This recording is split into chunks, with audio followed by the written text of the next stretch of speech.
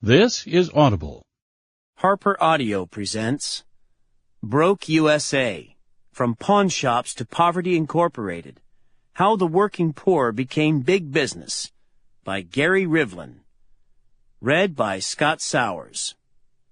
Copyright 2010 by Gary Rivlin. Production copyright 2010 by HarperCollins Publishers.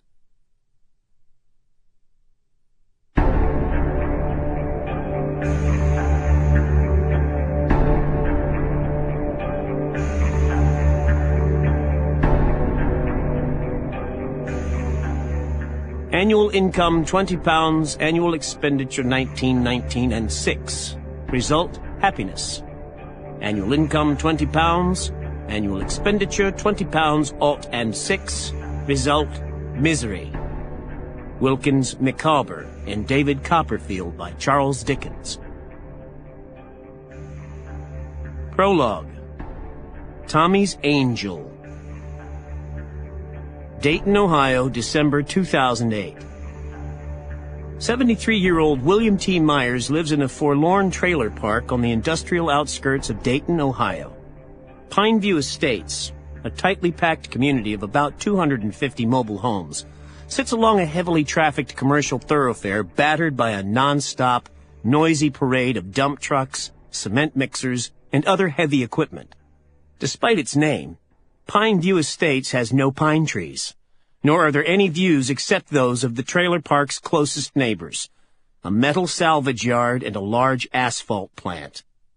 When giving directions to his home, Myers, who goes by the name Tommy, jokes about the railroad tracks a visitor must cross to reach the modest gray and white aluminum-sided trailer that he, his wife, a dog, and a cat have called home over the past few years. "I suppose you can say I live on the wrong side of them tracks," Myers said in a high, reedy voice. He punctuated his crack with a crazed, Walter Brennan-like cackle.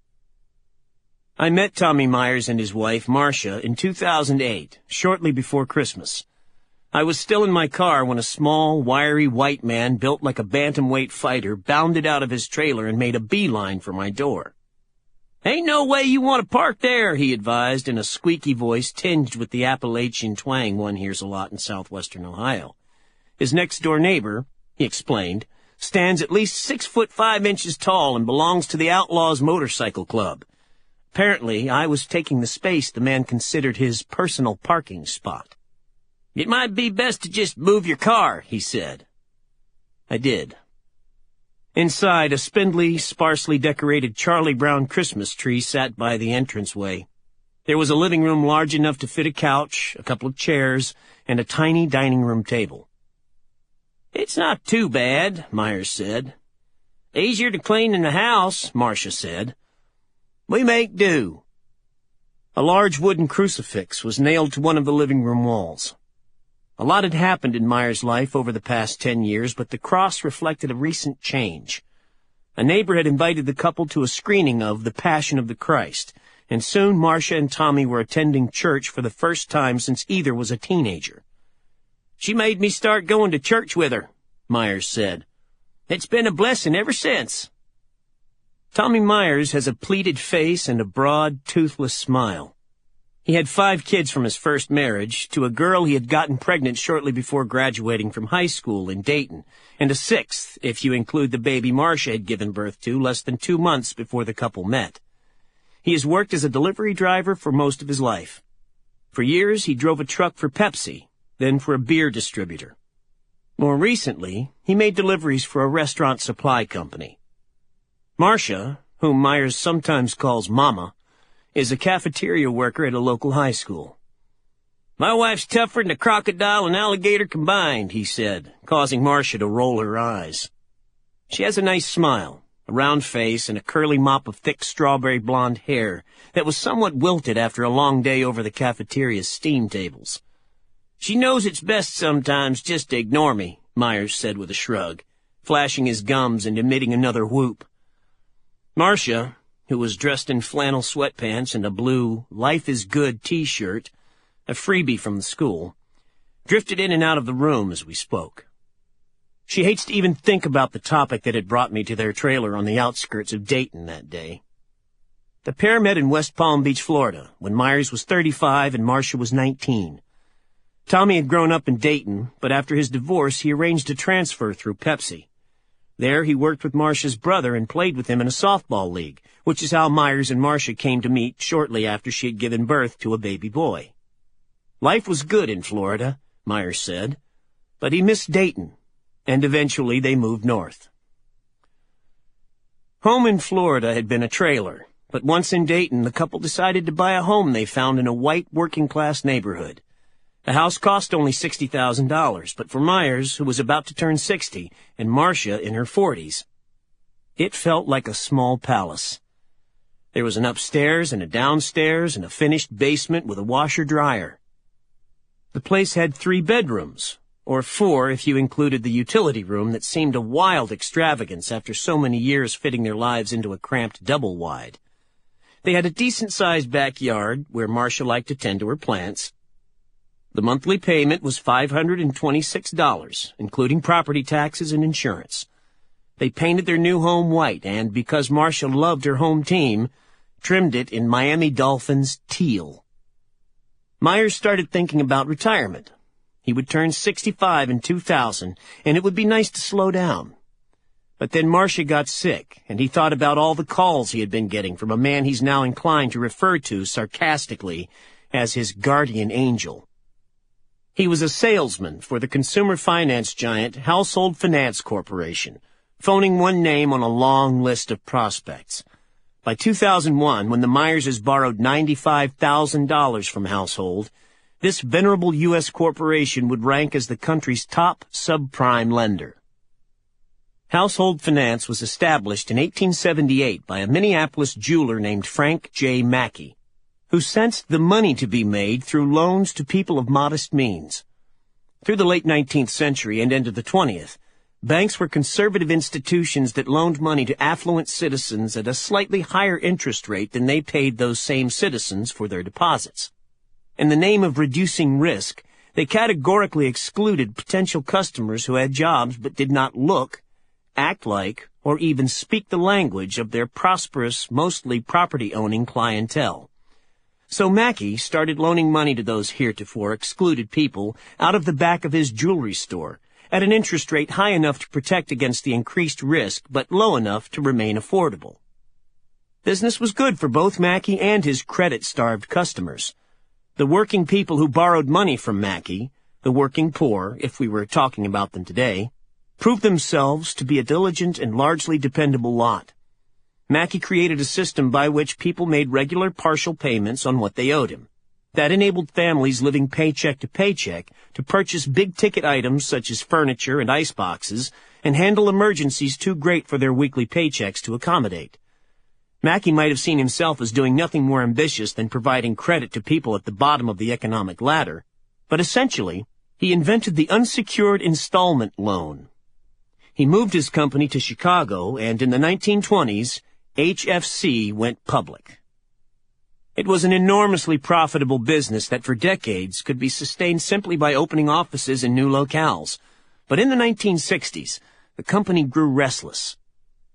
Flush with cash, HFC acquired an airline, a car rental company, and a supermarket chain, among other properties. None proved anywhere near as lucrative as the personal loan business, however, and in the second half of the 1970s, management decided that it would follow in the footsteps of giants such as Citibank and American Express and transform itself into a one-stop financial supermarket. It sold off most of its recent purchases, bought an insurance company, and moved into branch banking and even private wealth management. When this new strategy produced the same disappointing results as the previous one, the company decided to look for a new chief executive outside its senior ranks. Their savior was a Brooklyn-born dockworker's son named William Aldinger, who had been working as a top executive at Wells Fargo. Aldinger sold off the insurance company. He gave walking papers to those who had been hired to beef up its private banking business and fired the company's art curator. The people generating the real profits, he understood, weren't those in shiny shoes and sober dark suits looking to woo the business of the very wealthy. It was all those salespeople in their off-the-rack JCPenney specials manning the company's mini-empire of strip mall storefronts. Under Aldinger, the company's consumer finance division would no longer need to compete for the brass's attention. The turnaround reigns as one of the financial world's classic feel-good tales, and it fell on a Wall Street Journal reporter named Jeff Bailey to tell Household's story in 1996, 2 years after Aldinger's arrival. During that time, Household's share price had more than doubled. At Household, formerly a sprawling and ill-focused conglomerate, Bailey wrote, a single-minded devotion to consumer loans is leading a significant turnaround. Aldinger had refocused Household on what Bailey dubbed lunch pail lending, loaning money to the little guy, whether via a credit card, a used car loan, a home equity line, or a furniture store, was proving far more profitable than nearly any alternative banking activity. And Wall Street was beginning to notice. On one level, Aldinger, a man with humble beginnings, was returning household finance to its original roots. Yet it seemed the new Household and the company Frank Mackey had started more than a century earlier shared nothing aside from the same core customer base. Before Aldinger, Household had competed for consumers by offering lower interest rates. Under Aldinger, the company raised its rates but also intensified its marketing efforts. The gambit worked. Loan volume went up, not down, and profits soared. The company would deluge working-class neighborhoods with mailers and then follow up these come-ons with repeated phone calls. Nobody applies for a loan, a Household executive told Bailey. It's all push.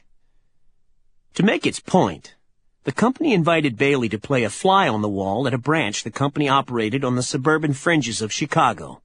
There, in an office next to a Jenny Craig weight loss center, he sat watching as local branch manager Bob Blazek and his staff trolled an internal database in search of customers deep in credit card debt who also owned a home. I love to see 5 to 10 credit cards, Blazek explained. We target them first. When Blazek reached a couple who owed $28,000 on 8 cards, he treated them like prime prospects rather than dangerous credit risks. He sold them a high-rate home equity loan sized to pay off their credit cards and up their credit by another $20,000, just in case the spending bug bites again. Later, Blazek confessed to Bailey that he had a second customer, a retiree, gone to a conventional bank instead of talking with him. He almost certainly could have gotten much more favorable terms than the 15.25% annual interest rate he would be paying to Household. The company made little effort to collect from borrowers who were falling behind on payments. Those customers, executives explained to Bailey, were instead treated as top prospects for a new loan, at a higher rate, of course, and with a new set of upfront fees tacked on. Many salespeople chose to leave the company, and Household fired another 300 during Aldinger's first 2 years for failing to meet company quotas. The company, Bailey found, experienced a 60 to 70% annual turnover rate among its salespeople. Those who could stand the pressure, though, were paid far more than they were likely to earn elsewhere. Branch managers were paid a salary of $40,000 a year plus performance-based bonuses that let top managers such as Blazek make as much as $100,000 a year. In 1998, a few years before Tommy Myers would become a Household customer, Aldinger made his boldest move yet. Household bought its best-known competitor, Beneficial Finance. So where once HFC could claim roughly 1,000 storefronts in working-class neighborhoods across the country, the company now operated nearly 2,000. The deal increased Household's debt, placing even more pressure on the sales staff to make loans. The Beneficial employees, who had been working on a straight salary, saw their wages slashed and replaced by the possibility of the rich commissions and sales bonuses they might earn peddling Household's high-priced products. Not everyone was as impressed as Wall Street by the creative means that businesses like HFC were devising to earn fat profits off those with thin wallets. They're sucker pricing, one critic, Kathleen Keast, a deputy in the Iowa Attorney General's office, told Bailey. Keist's quote high up in the Journal's story, and the presence of the phrase sucker pricing in the article's headline, showed that even the paper sometimes called Wall Street's Daily Bible was queasy about the changing nature of lunch pail lending. Unfortunately, Tommy Myers didn't read the Wall Street Journal. The calls started shortly after the Myerses moved into their home in 1995. Every month we were getting another letter from Household, Myers said. After a time, the phone started ringing as well. "Hello, Mr. Myers. How are you today?" It was the same man who was signing the letters from Household. "I was never so popular," Myers said, "as when I owned that house." Myers doesn't consider himself a sucker. The mortgage on his home was a standard A-grade loan obtained through a mainstream lender. He's never resorted to borrowing money from a pawn shop, and he never wasted a 2 or 3 or 4% share of his paycheck relying on a check casher. He can't imagine himself ever going to one of those rent-to-own stores that long ago figured out how to sell $500 television sets for $1,200. I asked if he'd ever gone to one of the thousands of shops around the country offering rapid refunds to people so desperate for quick cash that they'll give over a portion of their tax refund to save waiting a couple of weeks, and Myers looked at me as if I'd insulted him. "Never, never, never," he said. "I would never pay a third of my money for that." His reaction to a question about payday loans was even stronger. Stores offering a cash advance against a person's next paycheck were sprouting up all around Dayton starting in 1997, yet he had never been tempted to stop at one. The rates they charged, he said, $15 on every $100 borrowed, were too high. "I may just have me a kindergarten education," Myers said, "but they ain't never getting me with one of them things." At first, the salesman from Household was as easy to ignore as the rest of these peddlers of high-priced credit. He'd employ any number of gambits, Myers recalled, to convince him to start using his home as a kind of ATM machine. "You're building up equity in your home," he would counsel. "Make that equity work for you. Fix up your home, consolidate your bills. Take that pretty wife of yours on a trip," he'd cajole. Myers would always politely decline. But then, in 2001, Marcia started to have trouble breathing. Walking up a flight of stairs left her feeling as if she had just run a marathon. She couldn't go to work, and then the news got worse when the doctors discovered a congenital heart problem and told her she needed surgery. The long recovery meant the pair would be without her paycheck for the better part of a year. Myers puzzled over what to do about their new, more perilous financial situation. They were suddenly carrying more than $10,000 in credit card debt. They were paying a relatively low 7% on their mortgage, but getting hit by interest rates as high as 10% on their 3 credit cards. "My thinking there was, let's refinance a house, put everything in one bill, it'd be easier to handle," he said. Now, it was Myers who was calling Household. Turns out that the salesman who had been calling was also a household broker who could write loans. "He tells me, how about me taking your house, your credit card bills, everything, and we'll combine it into a single loan at 7.2%.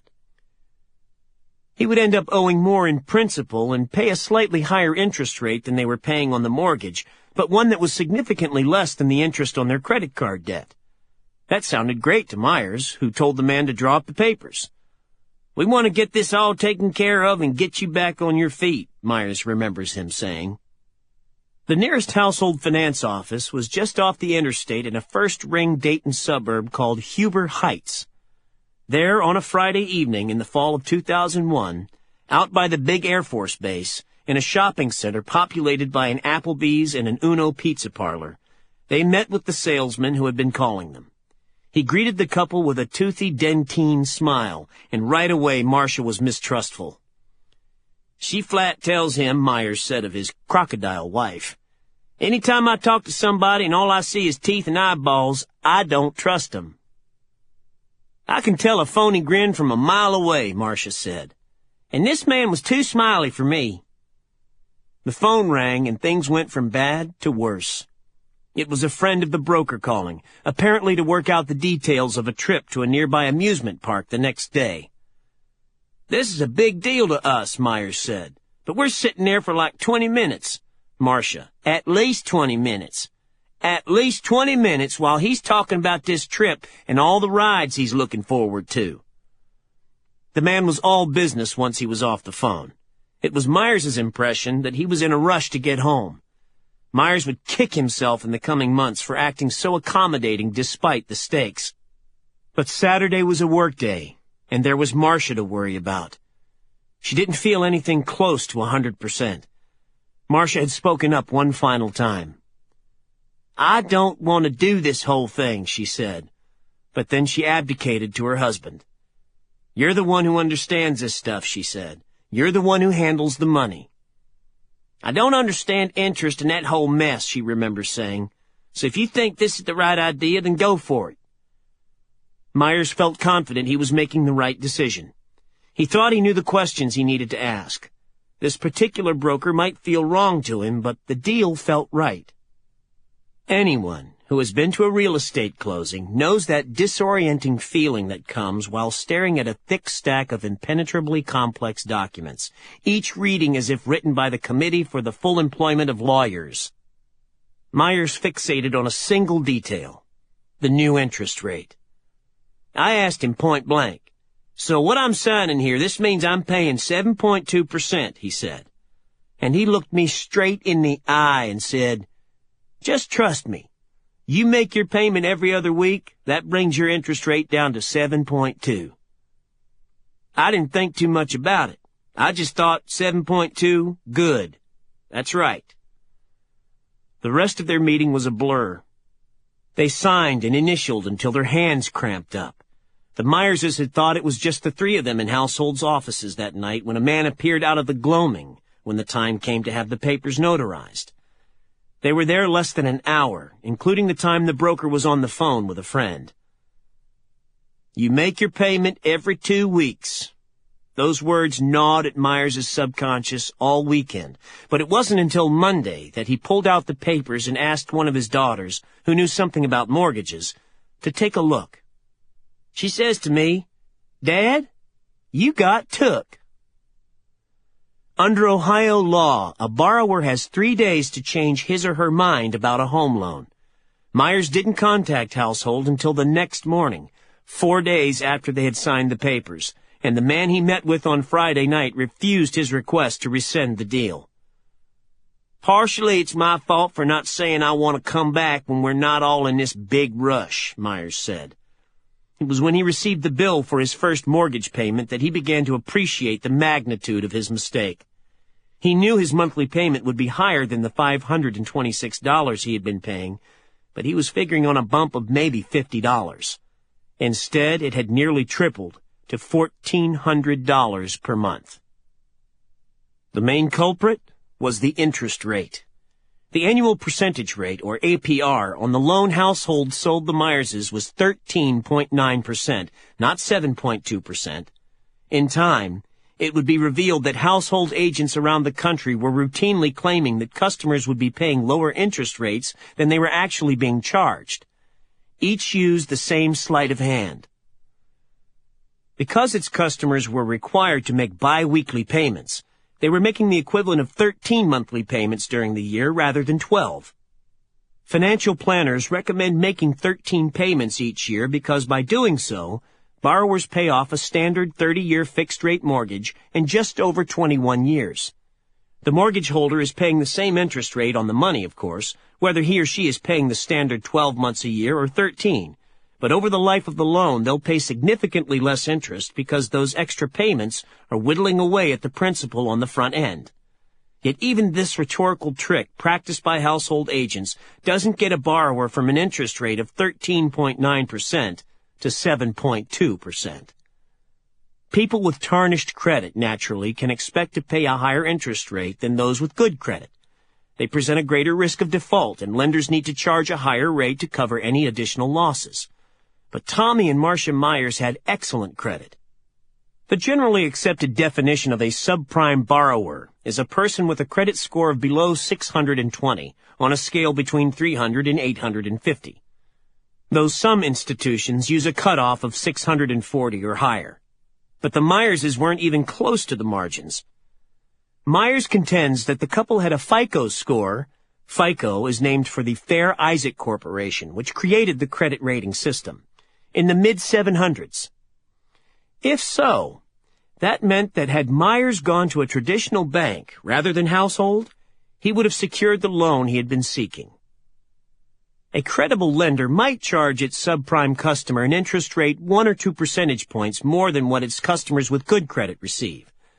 But in his interview with the Journal's Jeff Bailey, Household's William Aldinger dismissed this idea of competing on price. They would compete instead using aggressive marketing and sales techniques. The Myerses thought they were borrowing $80,000 at an interest rate of 7.2%. That would have meant a monthly household payment of $543. Instead, they were charged an APR roughly 7 percentage points higher than the rate a prime borrower could have secured in the fall of 2001. That translated to a monthly payment of $942. But the interest rate proved only one factor in the near tripling of the monthly payment. The Myerses ended up borrowing $95,000, not $80,000, because of a pair of extra charges Tommy learned about only after the fact. Everyone carps about closing costs, the fees that lenders invariably tack onto a mortgage, escrow fees, loan origination fees, attorney's charges, and the like. Commonly, those add a percentage point or two to the cost of a loan. Fannie Mae, the quasi-government mortgage finance company that sets the standards for the industry, won't approve a loan if the fees and points exceed 5% of the total cost of the loan. In the case of the Myerses, though, Household hit the couple with slightly over 8% in points and fees. That bumped the amount the couple needed to borrow by $7,700. Myers admits he didn't even notice that number on that Friday night they were in Household's offices signing papers. My mind was on two things, he said. One was that 7.2% interest rate. The other was his wife's health. She was fixing to have her operation, and I wanted to get these obligations out of the way so I could pay attention to her, he said. The other nasty surprise was an insurance policy he had unknowingly purchased. Myers acknowledges that the broker had brought up the issue of insurance during the closing, but he figured it was part of the deal, like a warranty automatically included as part of the purchase. He certainly didn't mention its cost, Myers said. He tells us, I had a couple of people had the loans for 2 or 3 months when they got injured. We paid the loans off and everything. He's telling me how this is this great thing, part of the loan we're getting. Well, I got to reading the fine print. $7,600 for insurance. Without quite realizing it, Myers had fallen into another costly and controversial financial trap, the so-called single premium credit insurance policy. For years, single premium policies were a staple of subprime loans. Those selling the policies argued that they protected borrowers in case of death or an accident, but banks and other lenders rarely even bothered to pitch the same product to those in the market for a conventional loan. That's because a middle-class borrower is more likely to buy a standard life insurance or disability policy to protect against disaster. People typically make monthly or annual payments when buying an insurance policy. Single premium policies, however, are paid off in one lump sum at the start of the contract. If that contract is financed, as it invariably is, that means interest accrues on the entire cost of the policy. That's what happened to the Myerses. The policy, as written, expired after 5 years, but Tommy and Marcia would be paying off its costs over the entire life of the mortgage. At 13.9% interest, that meant the actual cost of the policy would work out to around $32,000, not $7,557. Myers received the final shock a few weeks after signing the deal when the couple received a second bill from Household. At roughly $325 per month, this one was much smaller than the first bill, but it enraged Myers more than any other aspect of the loan. While working their way through a stack of papers at the closing, they had unknowingly signed the paperwork for 2 loans, the original home refinance and also a home equity loan. This was becoming a common tactic inside Household. agents would lend money through a home equity loan at the same time they were writing a refinance, even though that often meant, as in the case of the Myerses, that customers were left owing more than the actual value of their homes. Household charged the Myerses an interest rate of 19.9% on this second loan. "We knew nothing about a second bill coming in," Myers said. "A home equity loan? First we hear a thing about it is when this bill here comes in the mail." Myers would claim that later, when he had a chance to examine all the loan documents, he noticed initials that looked nothing like his or Marcia's. He rushed to the household office the first time he had a free moment to confront his broker. "You must think I'm awfully fucking dumb," he began. He laid out his case in one big emotional gush. But he casts the man as smug, rather than defensive. "You can't sue me. There's nothing you can do. You signed the papers," he remembers being told. "I said to him, you snookered me on that 7.2% interest, but you ain't snookered me on this line of credit at 19.9%. Myers was resigned to paying the monthly amount on the new mortgage. He felt he had no one to blame but himself for agreeing to a lousy deal. But he wouldn't pay a dime on the home equity loan. He tells me, you have to pay. And so I says, we'll see about that. Myers phoned his state senator, where an aide informed him that a lender can charge basically whatever he wants, so long as the terms are spelled out in the contract. He heard pretty much the same from an aide inside the governor's office, who told him that even if everything he said was true, it wasn't against the law. Myers phoned the White House. He tried reaching the Secretary of the U.S. Department of Housing and Urban Development, HUD, and the U.S. Attorney General. He ranted at random Beltway bureaucrats who seemed indifferent to what had happened to him. But mainly, he pestered the people at Household. Myers could have paid his bill by mail, but then he would have denied himself the pleasure of stopping by the Household office before work every other week. I enjoyed seeing him, Myers said of his broker. I enjoyed sticking it to him for the screwing they took me for. He'd park right out front and wait for them to open, and invariably be the first person in the door. I'd basically raise hell every time I'd go in there, he said. I'd razz him for being a crook. I'd talk about what a job they did on me. I didn't care who was in there. I'd just give him what for. I'll be honest with you, Myers said. I'm very, very stubborn. I try and be fair about things, but don't tick me off. Just don't tick me off. Among those Myers called to complain about Household was a local advocacy group called the Miami Valley Fair Housing Center. Dayton is located on the Great Miami River. Myers is white, and the Fair Housing Center was a group known for fighting the racial discrimination that denied homes to qualified black buyers in the Miami Valley. But he figured someone there would know something about abusive lending practices. Actually, the mission of the Fair Housing Center was already starting to change by the time of Myers's call. Just as strong currents of change were beginning to flow through a newly deregulated financial world, the strategies of housing activists were shifting with them. It was no longer a matter of lenders refusing to make loans in certain neighborhoods. Rather, it was now something like its opposite. Lenders were now targeting those same neighborhoods and aggressively peddling mortgages and home equity loans on terms that left borrowers worse off than if they had been denied a loan in the first place. This new scourge had first shown itself in the city's black precincts, but quickly spread to its white working-class neighborhoods and to the crumbling first-ring suburbs. Myers didn't realize it at the time, but his hometown had become a hotbed in the fight against predatory lending, and Fair Housing's executive director, Jim McCarthy, was one of the people pushing hardest for a confrontation with these lenders. The county had recently given McCarthy and his allies $600,000 to fund a public awareness campaign, to warn people about these abusive loans, and to create a group they were calling the Predatory Lending Solutions Project, to help people untangle themselves from situations like the one that had ensnared Tommy and Marcia Myers. Fair Housing opened more than 650 case files in 2001 and nearly 900 more the next year. McCarthy invited me to go through the center's files, where I found the names of more than 75 people who had contacted their organization about a household loan. Not every person who showed up in their offices was a victim, McCarthy said. but many shared tales not all that different from the one that Tommy Myers told. He remembered Myers, remembers liking him and feeling great sympathy for what had happened to him, but called up his file to refresh his memory.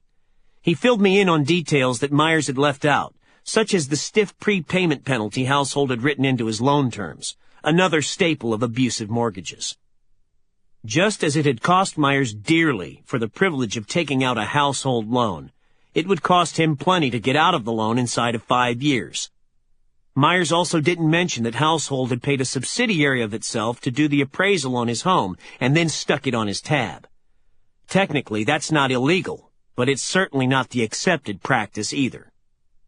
Phone logs for the organization showed that Myers had initially contacted the Fair Housing Center to ask whether it was true that there were no predatory lending laws in Ohio.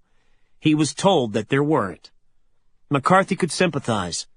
Since the late 1990s, he and his allies had been trying to alert people in the state capital, Columbus, about the destructive practices of seemingly legitimate subprime lenders like Household Finance.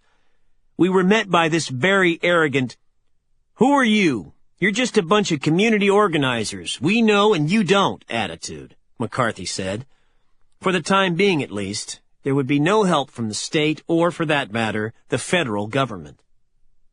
In the meantime, Fair Housing beat the hustings in search of local lawyers willing to take on the cases of those believing themselves to be victims of predatory loans.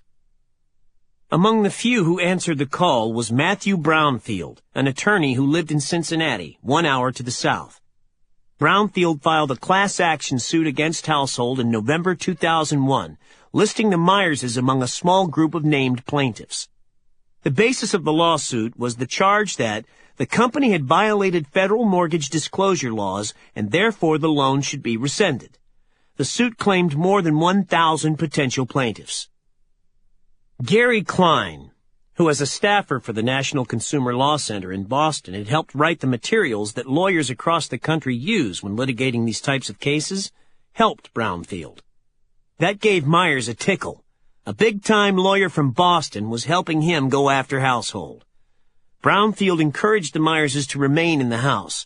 Household, perhaps because the Myerses had sought legal protection, had yet to take action against them over their failure to pay on the home equity loan. "Don't worry about the main loan either," he advised the couple. "Pay a set amount each month into an escrow account I'll help you set up. That way you can demonstrate good faith to a judge." Myers, however, was thinking about the aggravation this whole mess was causing Marcia, who was still recovering from open-heart surgery. So at the end of 2001, 6 years after they had bought their first home, but not 5 months after they walked into that Household Finance office in Huber Heights, the Myerses walked away from their house and mortgage and moved into a trailer park in a suburb south of Dayton.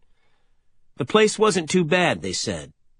Space was tight, but they had access to a community swimming pool. There were trees, the grounds were well maintained, the neighbors were nice. All in all, it didn't seem too terrible a place to recover while waiting for the courts to rule on their claim.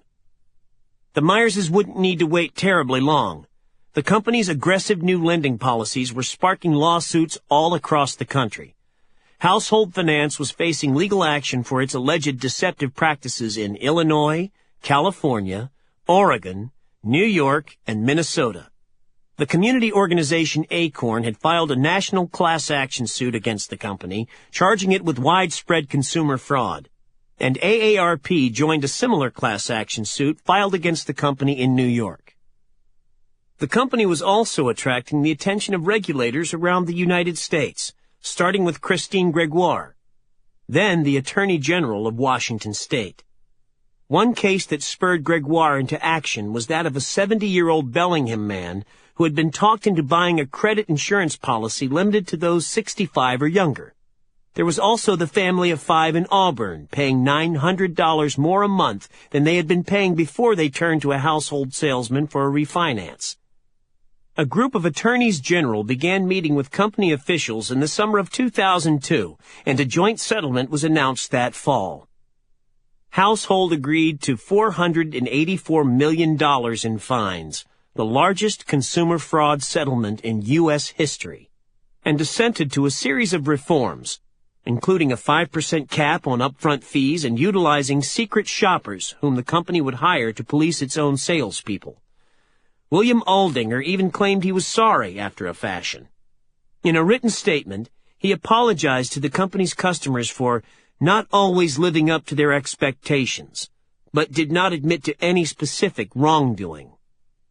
The $484 million settlement sounded enormous until one did the arithmetic.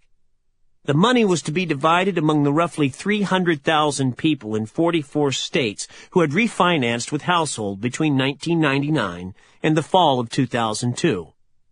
Even forgetting about legal fees and the money set aside for compliance, that worked out to an average of $1,600 per person. Household, by contrast, had logged 16 straight record quarters in a row. In 2001 alone, the year the Myerses signed their deal, Household reported $1.8 billion in profits. The company had made big promises, but its executives told analysts that they didn't expect its consent agreement to cost them more than 10 cents a share over the coming year. Household's share price spiked by 1/3 in the 48 hours after news of the settlement spread. Investors seemed relieved that the penalty hadn't been larger or the reforms more sweeping. The national settlement presented the Myerses with a difficult decision. The state attorney general had announced that Ohio residents who did business with Household could receive up to $5,200 per family. But agreeing to a settlement meant the Myerses would have to drop out of their lawsuit. They opted out of the negotiated deal so they could continue to press their specific case in court. In the end, it hardly made a difference what they chose. The confidentiality agreement Myers and Marcia signed with Household means they can't reveal the size of their cash settlement, but suffice it to say that in retrospect, the monetary difference between the two deals was minimal. They received a better payout than the state would have given them, but not so much more that it had been worth all their anguish. The bottom line is that it was a mere pittance compared to what Household had cost them. "It wasn't worth all the fuss, I'll tell you that much," Myers said. "I told my lawyers, the only ones making any money on this are you people." 1 month after settling with the attorneys general, William Aldinger stood before the cameras for one more blockbuster announcement. Household was being acquired by HSBC, the London-based financial giant, for $16.4 billion. Later, long after the financial crisis of 2008 had done so much damage, Floyd Norris, the New York Times columnist, would dub this acquisition, consummated in 2003, the deal that fueled subprime.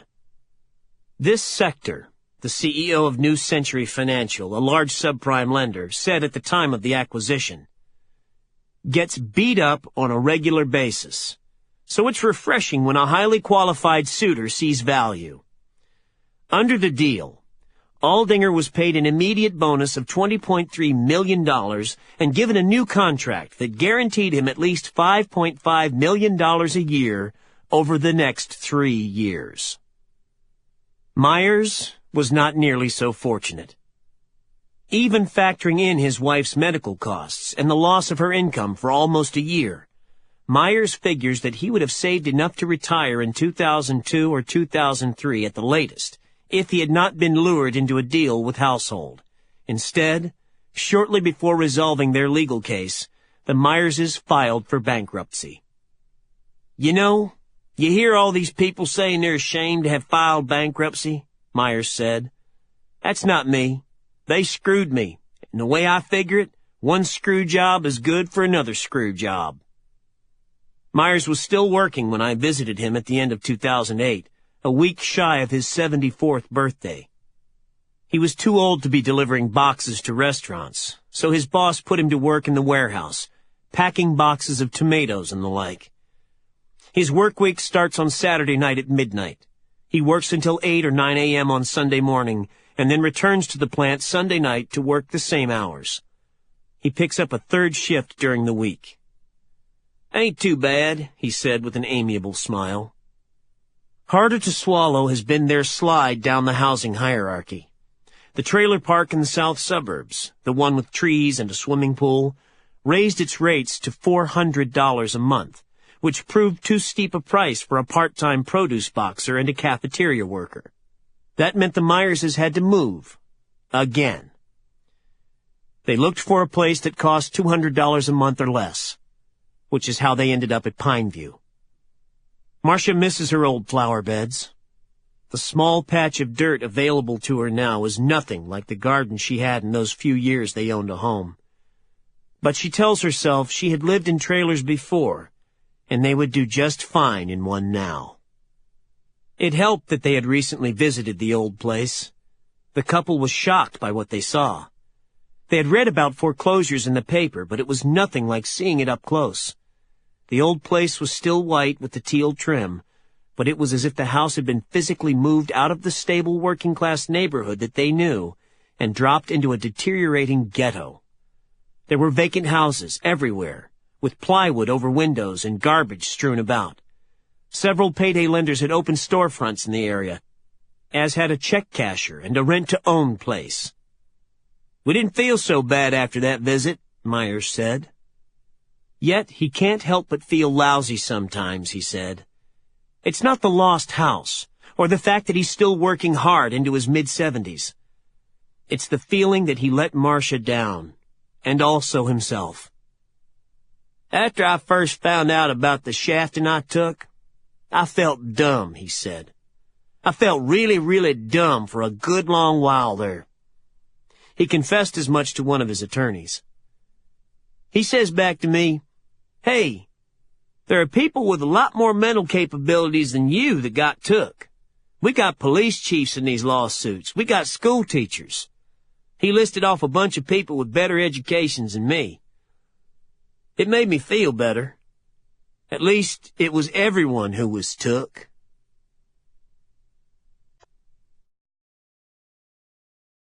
Chapter 1. Check Cashers of the World Unite. Las Vegas, 2008. The stomping piano chords and tambourine slaps blaring over the loudspeaker are at once familiar. They are the opening notes to the early Motown hit, "Money, That's What I Want." The nation's check cashers and payday lenders have a dangerously low sense of irony, I mused. "We are a respectable business," their leaders have been saying since the founding of the National Check Cashers Association in the late 1980s. "Sure, we cater to a hard-pressed, down-market clientele. But we are not the money grubbers the popular culture makes us out to be.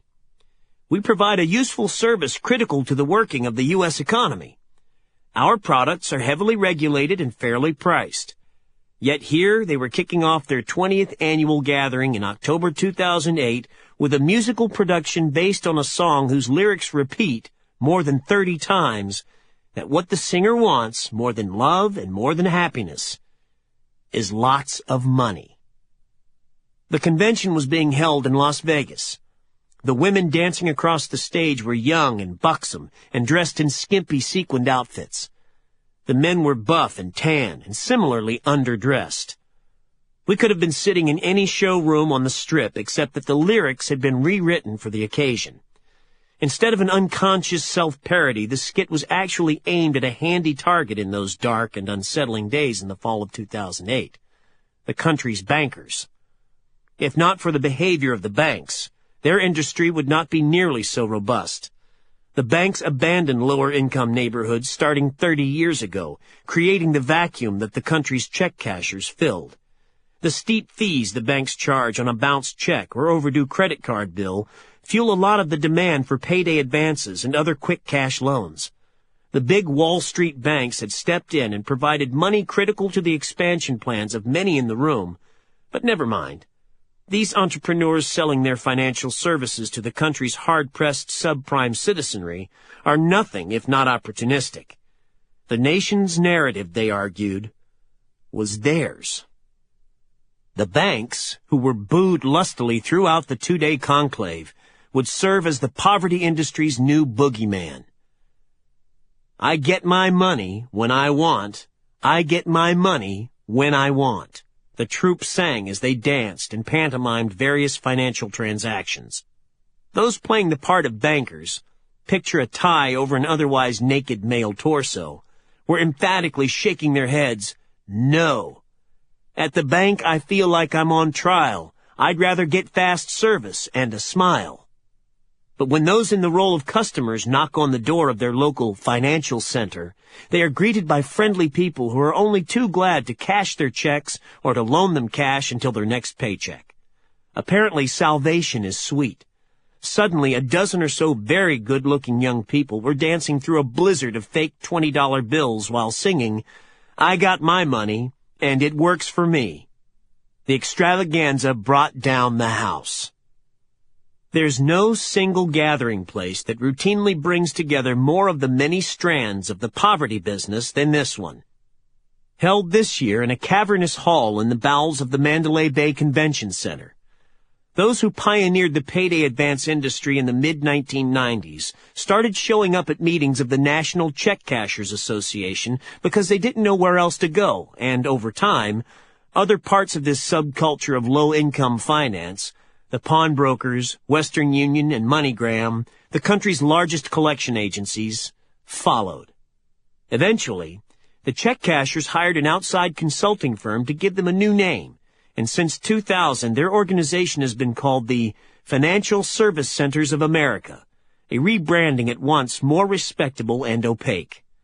When expressed as an acronym, FISCA, the name sounds quasi-official like Fannie Mae, Freddie Mac, or some other agency playing a mysterious but vital role in the U.S. economy. Business remained good in the poverty industry, despite hard economic times, and also because of them. People struggling to get by, after all, are often good news for those catering to the working poor and others at the bottom of the economic pyramid. Everywhere I looked, there were people flying their corporate colors. Competing battalions were dressed in look-alike pants and pullover shirts bearing company logos, each representing another big chain booking hundreds of millions of dollars in revenues each year, if not billions. Yet despite flush times, the weekend felt like one extended, oversized group therapy session for an industry suffering from esteem deficit disorder. The CEO of one of the industry's biggest chains, Ace Cash Express, even brought a video created for the occasion aimed at bucking everyone's spirits. A montage of warm black and white photographs flashed on a screen hovering above the stage as an ethereal cover of the song Over the Rainbow played, and a narrator intoned, "They need to pay their rent. They need to feed their family. They need someone who understands them." Joseph Coleman, the group's chairman, had offered similar self-affirmations in his welcoming remarks. Virtually every person in the room made his or her living catering to customers with tarnished credit. So Coleman opened by assuring them that they were not to blame for the financial hurricane that was leaving the global economy in tatters. "Feel proud of what you do," he told an audience of more than 1,000 people.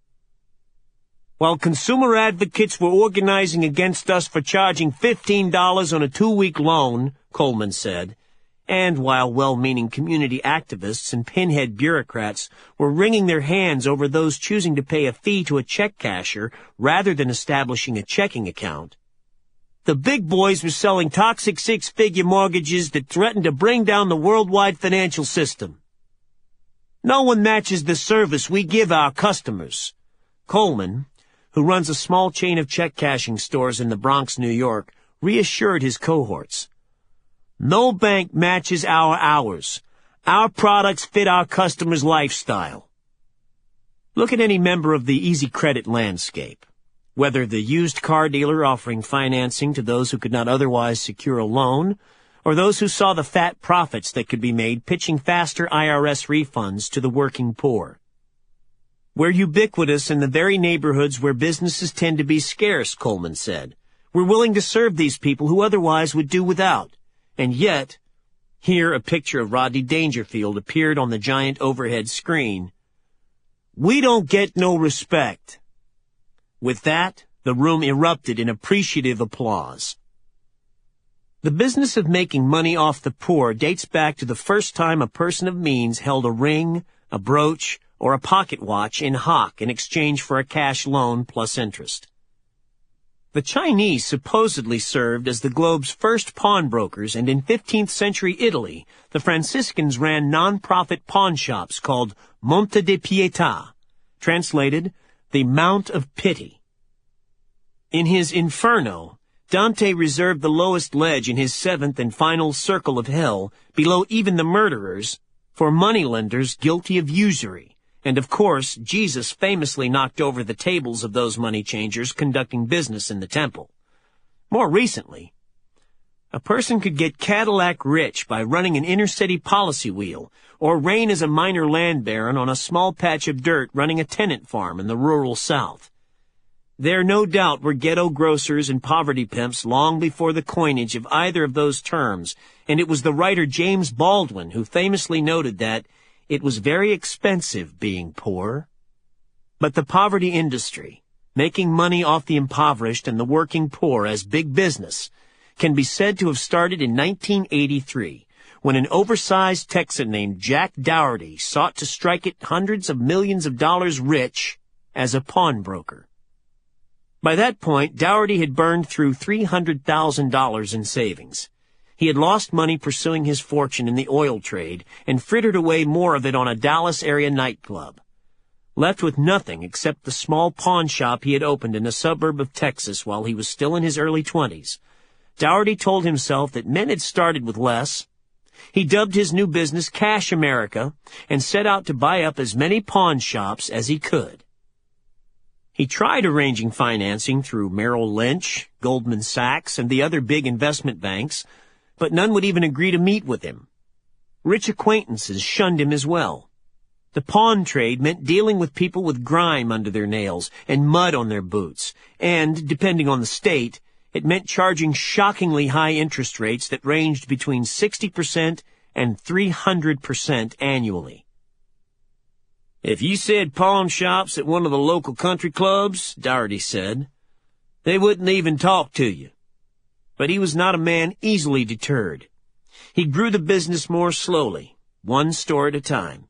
He focused on mom-and-pop pawn shops run by aging couples whose children wanted the cash more than the headaches of running the family business. Dougherty was up to 35 stores when he convinced an investment bank to take his company public. In 1987, Cash America began trading shares on the American Stock Exchange. The Amex lacked the cachet of the Big Board or NASDAQ, but Dougherty was able to raise $15 million and fund his first buying spree. By the end of 1988, Cash America, based in a suburb of Dallas, operated 100 pawn shops. By 1995, it was up to 350, including 33 in Great Britain and 10 in Sweden. The company changed its name to Cash America International and was invited to join the New York Stock Exchange. By 2009, Cash America was operating 500 pawn shops in the United States and another 100 in Mexico. By that time, Dougherty was doing business with many of the same brand-name lenders, Bank of America, Wells Fargo, and J.P. Morgan Chase, to name just a few, that had ignored him when he was just starting out. Competition was inevitable, and it's no wonder, given the numbers Cash America was reporting. In the early days, Dougherty's people were borrowing money at 9% and loaning it out at an average annual interest rate of 210%. Its profits grew by more than 20% a year, ranking Cash America among the country's hottest growth companies.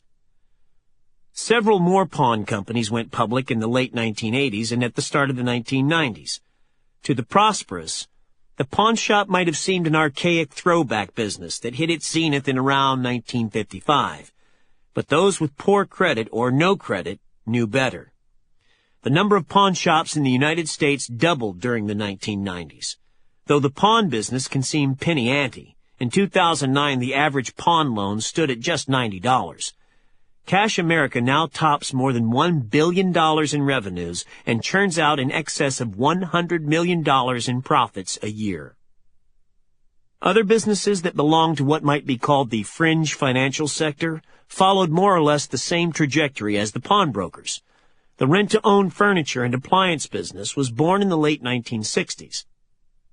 When the owner of Mr. T's Rental in Wichita, Kansas, a man named Ernie Talley, told a family that they had rented a washer-dryer for long enough to have paid for it in full.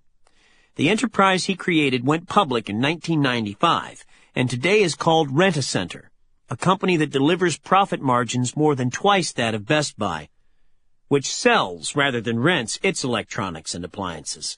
Rent-A-Center, based in Plano, Texas, another Dallas suburb, reported that its 3,000 stores booked just under $3 billion in revenues in 2008 and $220 million in pre-tax profits.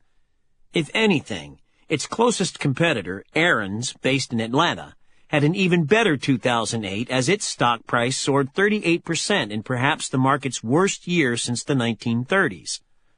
Wall Street money started washing through the check-cashing industry in the early 1990s when Ace Cash Express went public.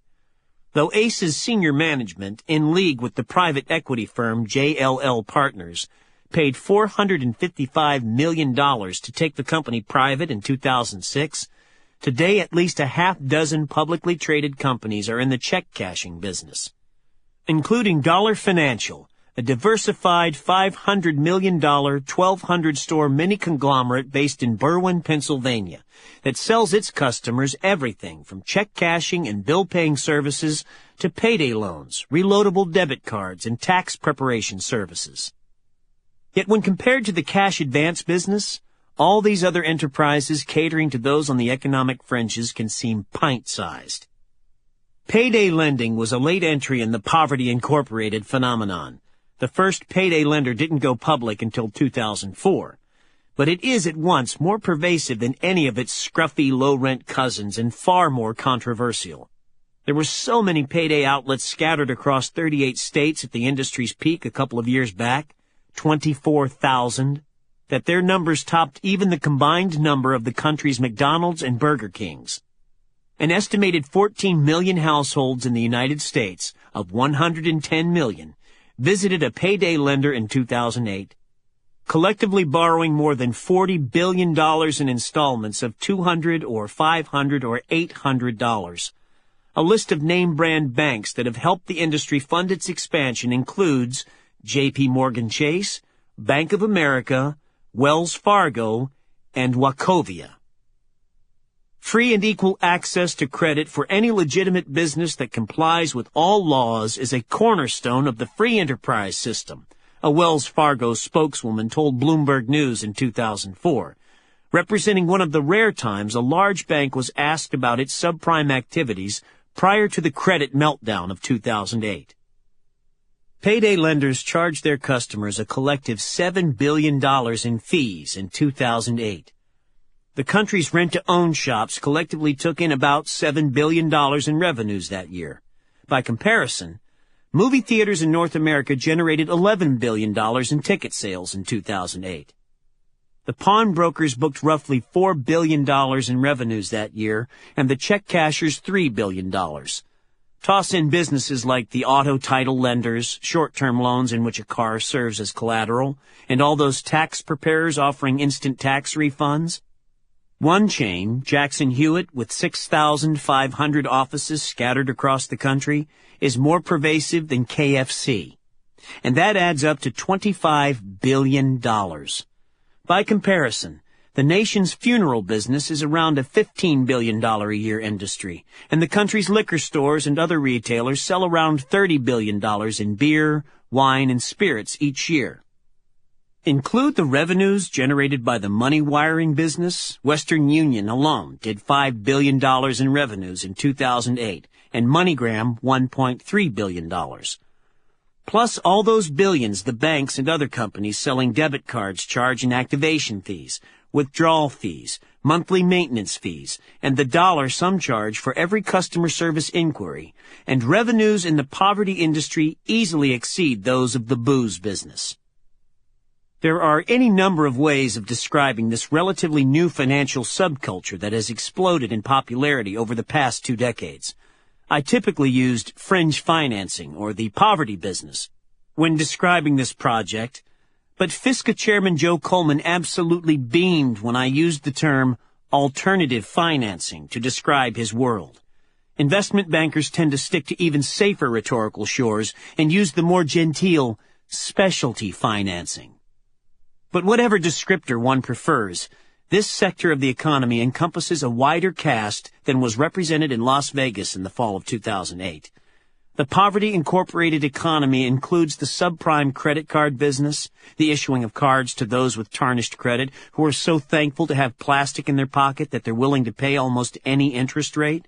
One lender, First Premier Bank, sent a mailer to prospective customers in the fall of 2009 offering an APR of 79.9%. And the used auto financing business. Regulators don't require banks to publicly disclose what portion of their revenues are derived from subprime borrowers versus those with higher credit scores. But the Wall Street financial analysts monitoring the publicly traded companies issuing subprime credit cards, a list that includes Capital One, American Express, and J.P. Morgan Chase, estimate that the banks and others in the business are making at least $50 billion a year off subprime credit card borrowers. A sampling of Wall Street analysts estimate the size of the subprime auto financing world at somewhere between $25 billion and $30 billion a year in revenues. And there's also those subprime mortgage lenders that had peddled products at once so destructive and so popular that they triggered the worst economic downturn since the Great Depression. In time, subprime lenders would target a demographic much broader than those who could reasonably be called the working poor or the lower middle class. CNBC's Rick Santelli would infamously rant on the floor of the Chicago Mercantile Exchange about being forced to bail out neighbors who borrowed to build new bathrooms they could not afford. Even Edmund Andrews, a New York Times economics reporter who earned a six-figure salary, he was responsible for covering the Federal Reserve Bank no less, would write a book about getting caught up in the subprime madness. Rather than rent or find a suitable place in a less expensive neighborhood, Andrews was able to buy a handsome brick home in Silver Spring, Maryland, using what people in the industry called a liar's loan, because they required so little in documentation that they practically begged an applicant to fib. Yet long before the subprime loan became an easy way for all those people desiring a $500,000 or $600,000 house on a salary good enough to buy a home for half that price, they targeted people who owned properties worth $100,000 or less. In that regard, the subprime industry serves as more than a unique lens for examining America's prolonged and unhealthy love affair with debt. It also offers a street-level narrative exposing the very roots of the subprime crisis. The poverty industry pioneered the noxious subprime mortgage loan during the 1980s, and it was the huge profits generated by companies like Household Finance that inspired the likes of Countrywide Financial and Ameriquest to get into the business and eventually expand their market to include the middle class. In the early days, there would be no debate about whether homeowners relying on a subprime loan were greedy or foolish or somehow had themselves to blame. There was something unmistakably predatory about this earliest iteration of the subprime story. Solicitations for easy money came in the mail and over the phone, and sometimes with a knock on the door by a home repair huckster working in tandem with a mortgage broker. As it played out in working-class enclaves through the 1990s and into the early 2000s, the subprime mortgage was often a scam, an easy way for many big banks to goose their profits. However, it was nearly always as toxic for a borrower as eventually it would be for the world economy. There were plenty of would-be heroes offering urgent warnings about the destructiveness of these loans, but they might as well have been wearing tinfoil hats and grousing about radio devices implanted in their teeth. Those in power failed to heed their cries. The contagion needed to enter the general population, or at least spread to neighborhoods where editors and reporters and the politicians and their friends live, before the rest of the populace could be warned of its dangers.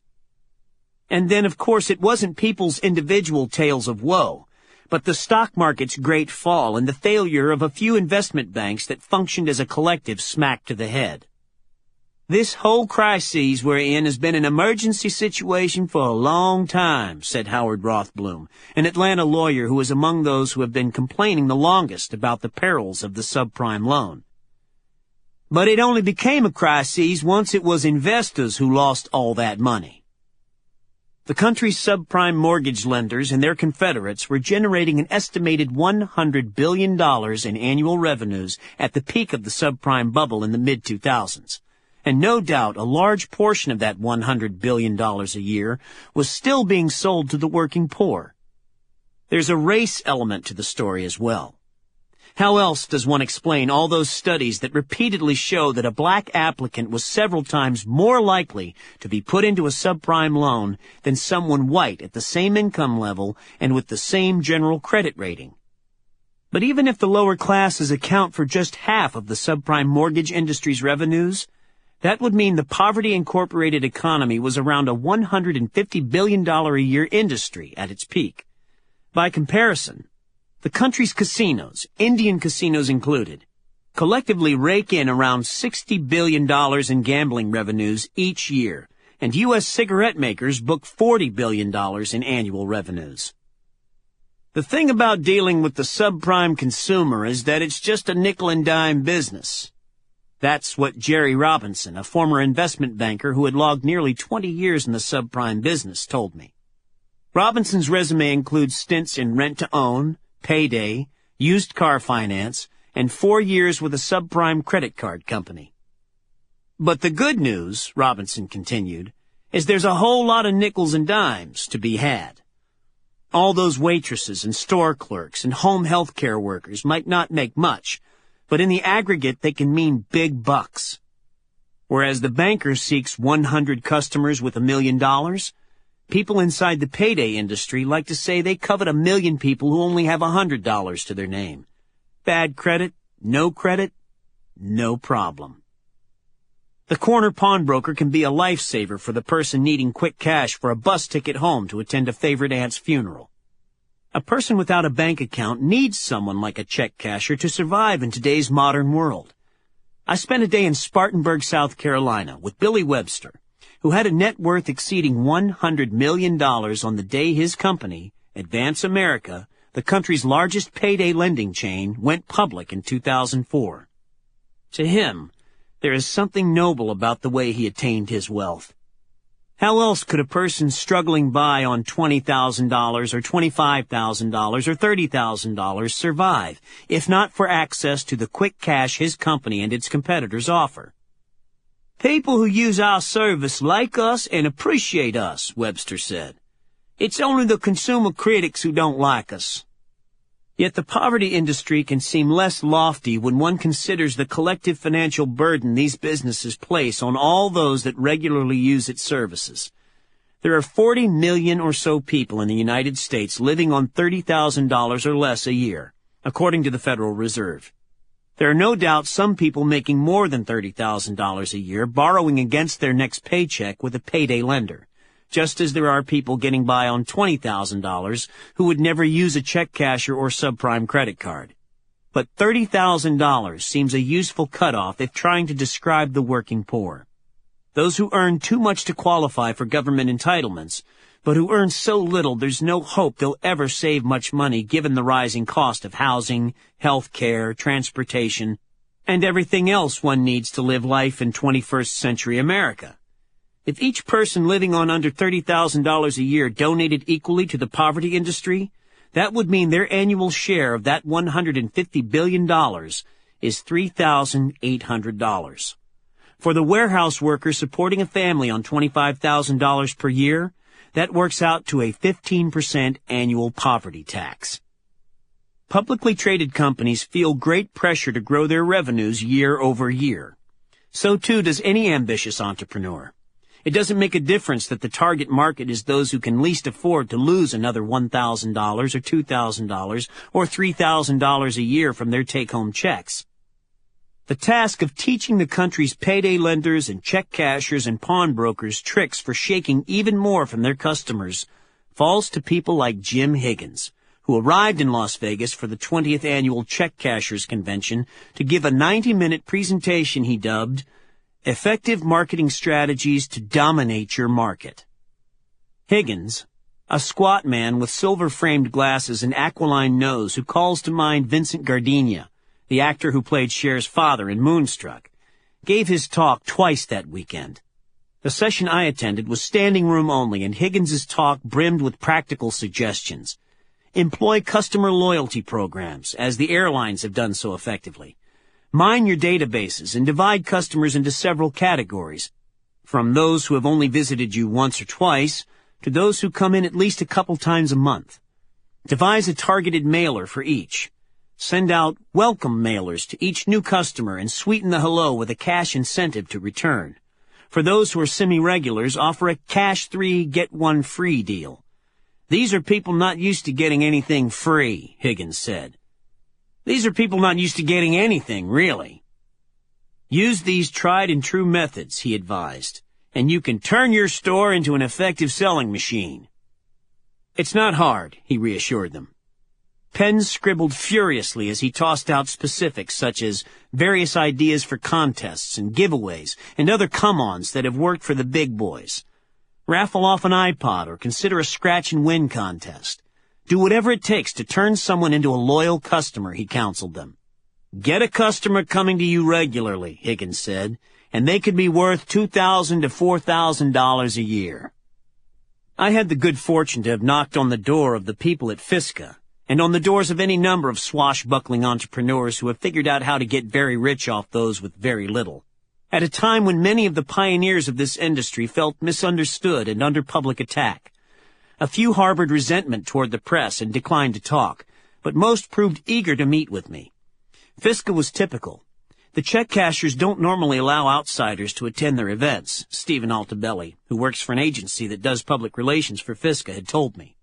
But I was granted an all-access pass that allowed me to roam the halls freely and chat with whoever was willing to talk with me. I had told Altabelli that I would be spending time with critics such as Martin Eakes, whose name had come up any number of times in Las Vegas as the crusader the people in the room most loved to hate. I told him, too, that I would be meeting with people such as Tommy Myers, who consider themselves victims of the poverty industry. He didn't care. Our people want to get their stories out there, Altabelli said.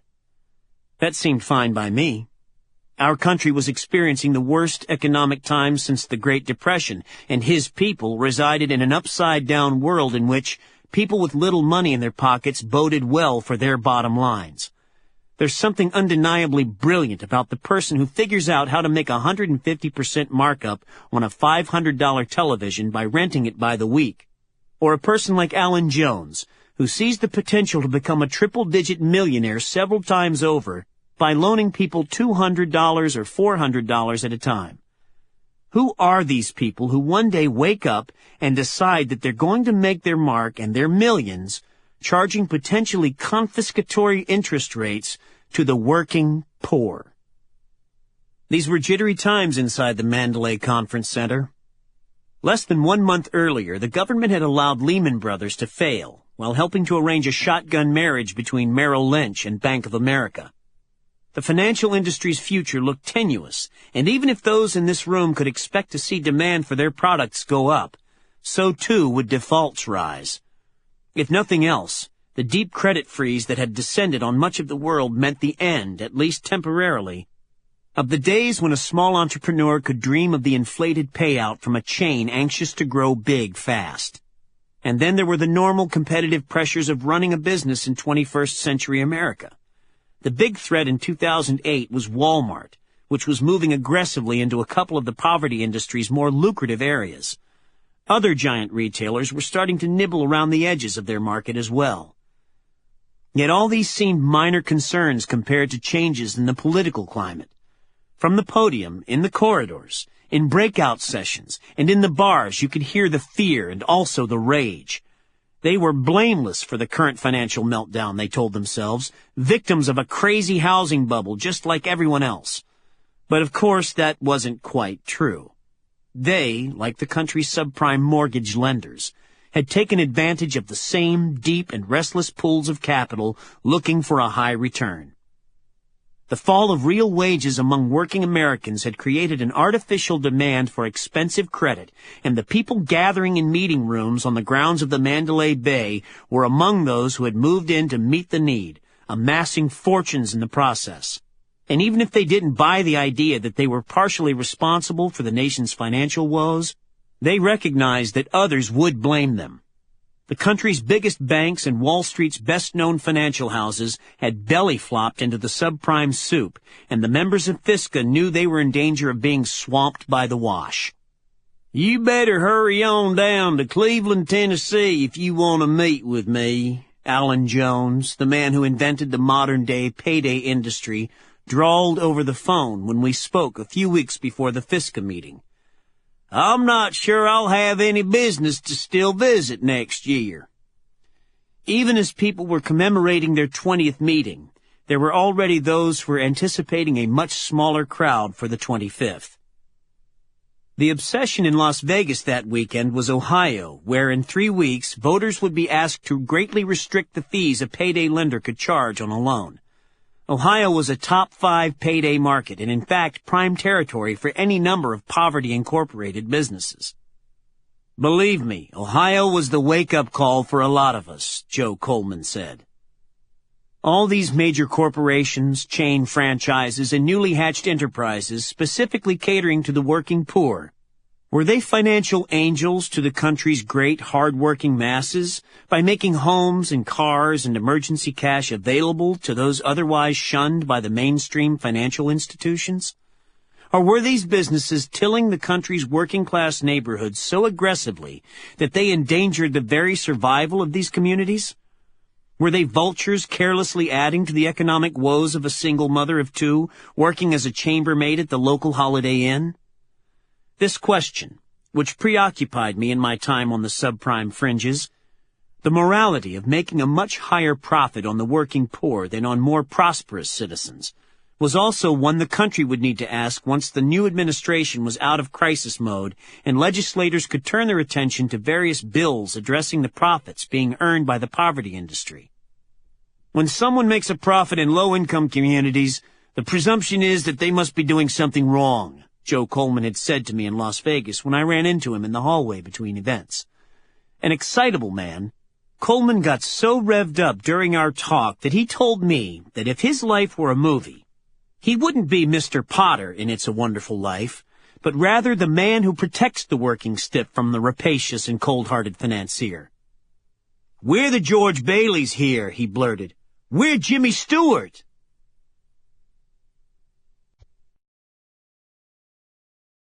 Chapter 2. The Birth of the Predatory Lender. Atlanta, 1991 to 1993. If you think that if only there had been some warnings, the subprime lenders could have been stopped before they practically destroyed the world economy, then you should avoid the office of the Atlanta public interest lawyer Bill Brennan. It would be too upsetting. Since that day in 1991 when 80-year-old Annie Lou Collier sat across from his desk because a bank was threatening to take her home of 38 years, William J. Brennan, Jr. has been talking about virtually nothing else but the need for people in power to impose some basic regulatory standards on the country's lenders. A staff attorney for the Atlanta Legal Aid Society, Brennan has paid his own way to Washington, D.C. numerous times to testify before Congress and the Fed. He has spent more than he wants to admit doing reconnaissance work at industry-sponsored subprime lending conferences. Over the years, he's put so many flights and hotel stays and subscriptions and overnight deliveries on credit cards that for a time he put himself and his spouse, Lynn Simmons, a schoolteacher, in debt. "My wife wasn't happy with me, but we don't need to get into that," he says sheepishly. His collection of subprime-related material began small. Some articles, a few key memos, a legal brief somebody had sent him. But when Brennan reached 20 or so cartons, Simmons put her foot down. She banished every last box from their home, so on top of everything else, Brennan now spends around $150 each month on a storage locker. 98% of everything good that's happened in the fight against predatory lending is because of Bill, his friend Howard Rothblum told me. Back in the early 1990s, Rothblum, then a young bankruptcy lawyer, called Brennan hoping to get up to speed on a new rash of predatory lending he was seeing in Atlanta. "Bill offers to send me a couple of articles he thought I'd find interesting," Rothblum said. and the next day a FedEx van was delivering a heavy box to his office. "Just quickly," Brennan will say when leaving a voicemail for his boss, Steve Gottlieb, the executive director of Atlanta Legal Aid. But it's never quick. The Legal Aid voicemail system gives callers 5 minutes to leave a message, but Brennan invariably needs to call again to finish a message, and sometimes he needs to call a third time. Gottlieb asked Brennan to stand at his wedding, but he has also banned his friend from using the office copier. Brennan has no tolerance for halfway measures. He became a regular reader of the New York Times business section, and he bought a subscription to the Wall Street Journal. And when he learned that the lenders he was following were reading something called Inside B&C Lending, its motto, everything you need to know about subprime mortgage lending, making loans with less than A credit. He decided he would read that as well, though an annual subscription cost $495. He has unusual dedication and focus. Brennan once spotted Steve Gottlieb walking down the street at 7 or 8 o'clock at night as Gottlieb and his wife were heading to a restaurant for dinner. "Steve? Steve!" Gottlieb heard, and he turned to see Brennan, tall and lanky, dashing toward him with a large packet of materials in his hand. He had stopped his car in the middle of the road and ran from it with the engine still running and a door wide open. Brennan has a kind, open face and a gentle disposition. He's bald, with a fringe of gray hair, a thin gray mustache, and gold-framed glasses. He has a courtly manner and dresses smartly at the office, preferring ties and blazers and trousers with sharp creases.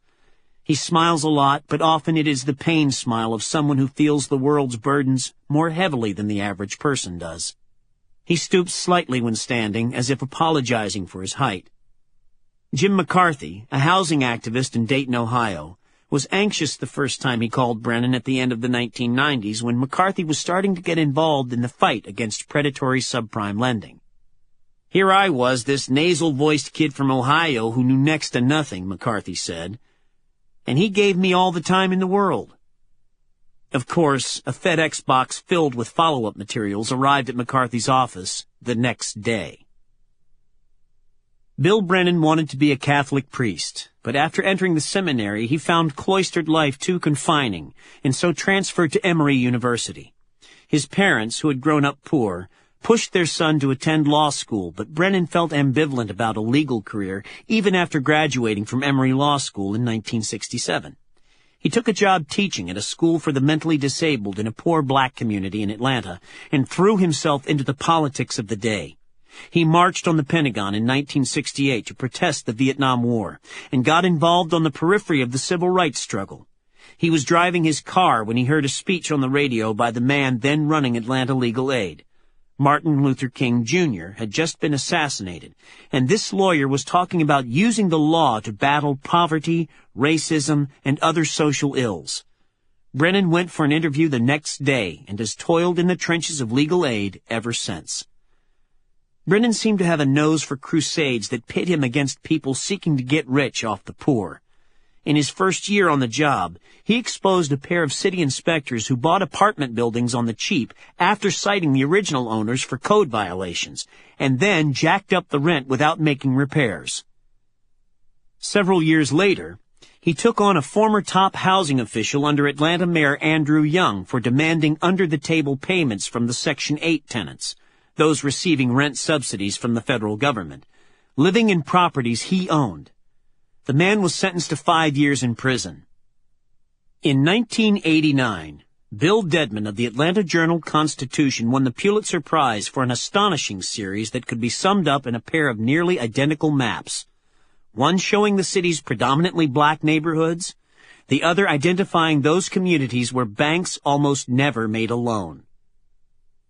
Brennan was a key member of the housing group that had first gone to the newspaper with the original idea of an investigative piece exposing the redlining policies of the city's largest banks.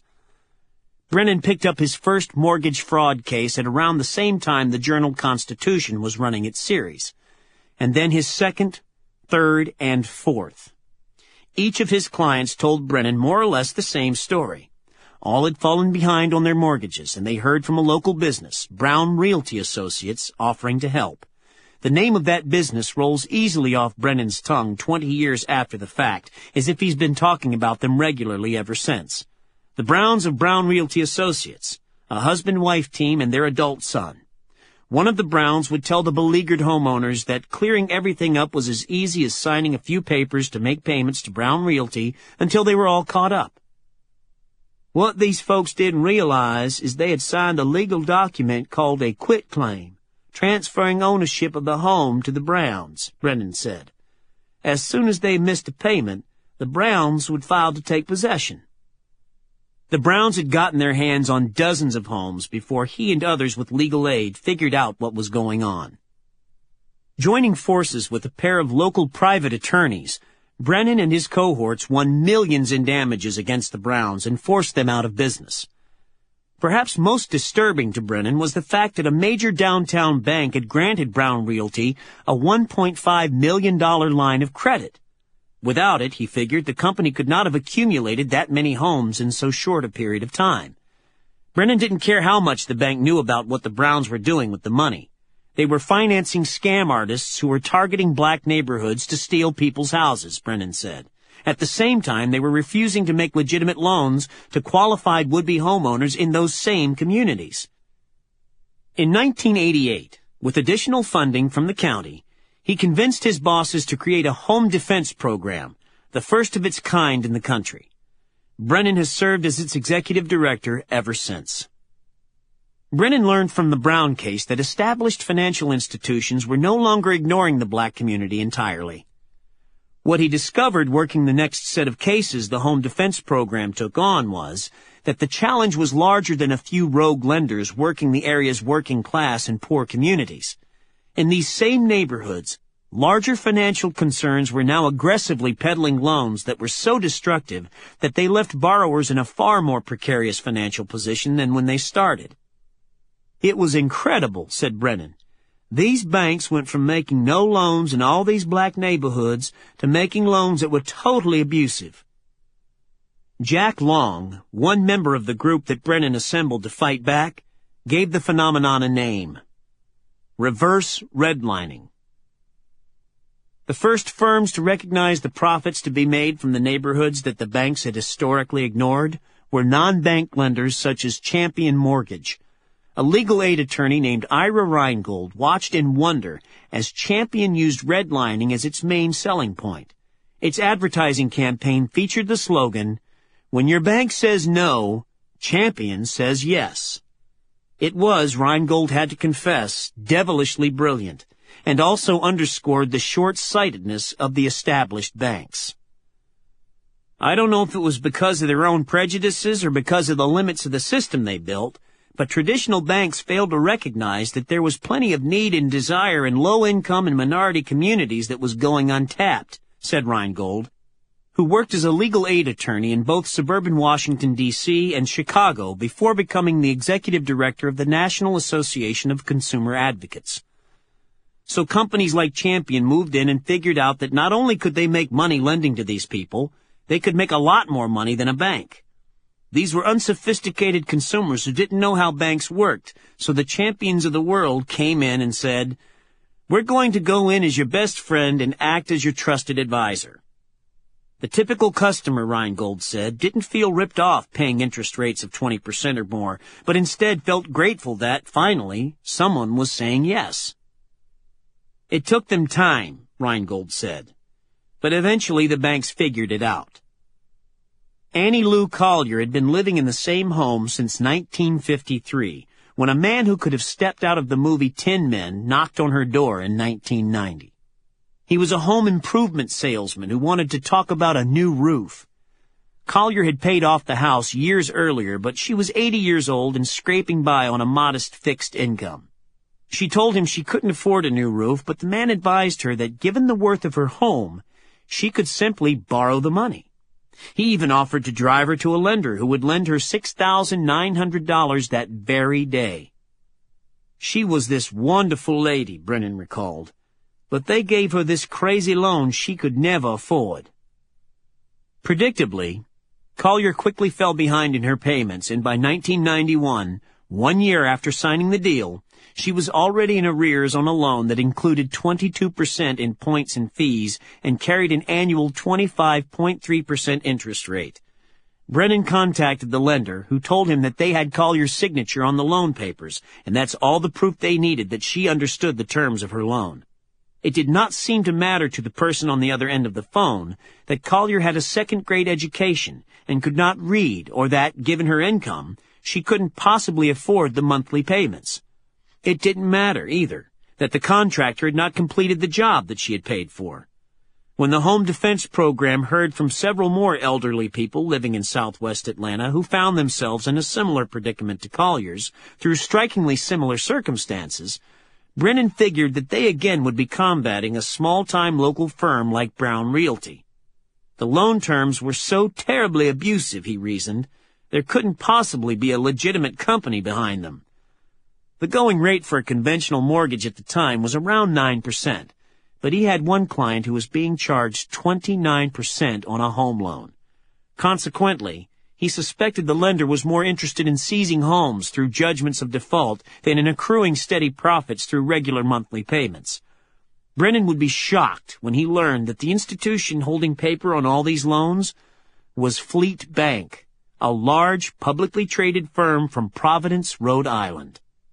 For years, activists had been lobbying the likes of Fleet to make more loans in the country's less affluent communities. But this was not what they had in mind. These were not loans to first-time home buyers. They were mortgage refinancings and home equity loans. They were also not conventional loans made through bank branches. They were deals arranged by a subsidiary called Fleet Finance. While the morality of what Fleet was doing might be questionable, there was no doubting its profitability. Through much of the 1980s, The Economist reported in March 1990, banks across the country were posting big losses. One exception was Fleet, which was posting a return on equity, a spanking 17%, the magazine wrote, that made it the envy of the industry. Its prize performer, The Economist wrote, the jewel in Fleet's crown, was its hugely profitable consumer finance subsidiary. Fleet Finance, with 150 offices in 27 states, produced $43 million in after-tax profits in 1989. Its portfolio would generate another $55 million in profits in 1990. By 1991, Fleet had surpassed the venerable Bank of Boston to reign as New England's largest bank. The financial press hailed Terrence Murray, the company's chief executive and chairman, for transforming a small Rhode Island bank into a regional powerhouse. Every year, Atlanta Legal Aid gets summer law interns whom the staff is never quite sure what to do with. Brennan sent several to the county deed room in search of any loan involving Fleet Finance. They found more than 60, and then contacted the borrowers in search of people who might talk. Brennan was not drumming up business so much as looking for a discernible pattern of abuse. All the borrowers contacted by the interns were black, and they tended to live in the same few neighborhoods. Their homes had been paid off, or they had lived in them so long that they had built up considerable equity. Most were older than 65 and had little in the way of available cash. Almost all had ended up signing a loan with Fleet because they had been enticed by a seemingly helpful contractor offering its services to fix a porch or a roof or some other part of the house in visible disrepair. Fleet never made the loans themselves, but used what Brennan called pass-through companies, local mortgage lenders that would sell the loans to Fleet, often on the same day the loan papers were signed. Typically, the repair work would be left unfinished, leaving borrowers with the same problem propelling them to sign the loan, though of course they now had a steep new monthly bill that put further repairs beyond their financial reach. Brennan knew it would be futile to sue the home improvement contractors. Annie Lou Collier's roof job might have been only half completed, but these were fly-by-night operators who would disappear before he could serve them with papers. Even if he gained a judgment against them, he could be reasonably certain their bank accounts would be empty. He would name 2 of the intermediary mortgage companies in the suit he filed, but he saw them as virtual shell companies that were hardly the main culprits.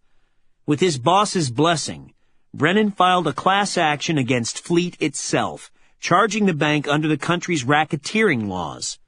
He called a press conference to announce his suit, his first in more than 20 years as a legal services attorney.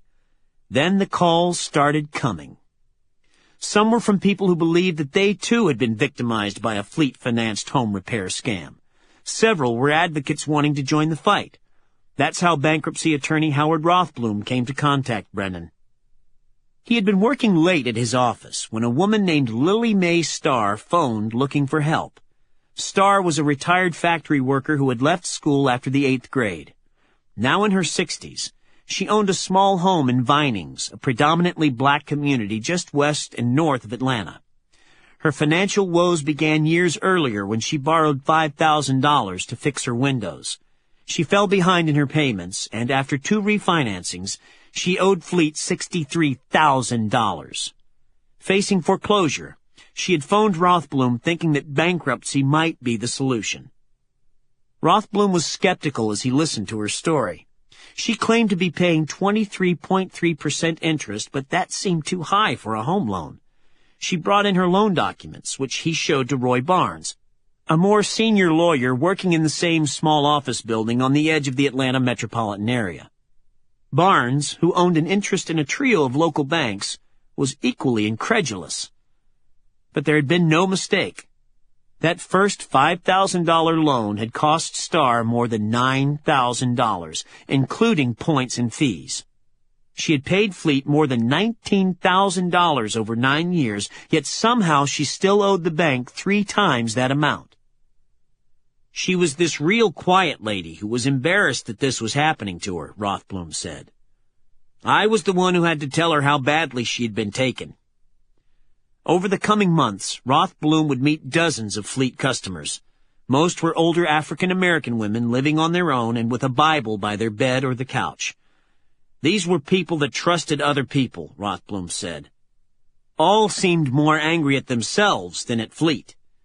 It struck Rothblum that just as he had been oblivious to abuses routinely occurring on the squalid edges of the financial system, the victims of this system had little idea of what is fair and what is not in the larger financial world. Starr had only asked Rothblum to help her figure out whether or not it made sense for her to declare bankruptcy. But Rothblum decided to enlist the help of Barnes, who after serving 15 years in the state Senate had recently lost his bid to be the Democratic nominee for governor. They do deed record searches looking for people with high equity, Barnes told me when I asked him why he took on the case. They had their bird dogs walk a block, writing down those homes in need of repair. These were bad people. Together, the two filed a class action suit against Fleet, claiming the bank was conspiring with a cabal of loan originators to defraud customers. Like Brennan, the two lawyers also accused Fleet of violating the country's racketeering laws. Jack Long, an attorney in Augusta, also sued Fleet. Long was the odd man out in this group, a lifelong Republican who had spent a good deal of his legal career representing corporate clients. I'm a fairly conservative guy, Long told me, but I got tired of being the guy who had to go out and screw somebody. Of Fleet, he would say, what those bastards were doing was abuse, plain and simple. They had to be stopped. Long sued Fleet, charging the bank with race discrimination. Another pair of lawyers in Augusta were also suing Fleet, charging that it was in violation of Georgia's usury laws. The group stayed in touch through Brennan and a second legal aid lawyer, Karen Brown, a staff attorney with the agency's Senior Citizens Law Project. They spent hours over the phone, sharing scraps of intelligence and batting around strategy. When the group met face-to-face for the first time, Howard Rothblum was shocked that Brennan was as old as he was.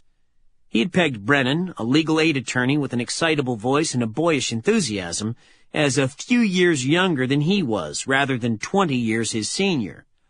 Yet perhaps the most valuable member of their team was the only non-lawyer among them, Bruce Marks, an activist who was fighting Fleet in Boston. I'm a real hardball player, and no attorney in Boston will work with me, Marks had warned Brennan the first time they spoke over the phone. Atlanta Legal Aid, however, had limited resources, and Fleet was the 14th largest bank holding company in the country, a public-traded adversary with deep pockets.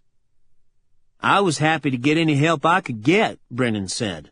Among other contributions, several people involved in the Fleet fight say, Marx popularized the term predatory lender.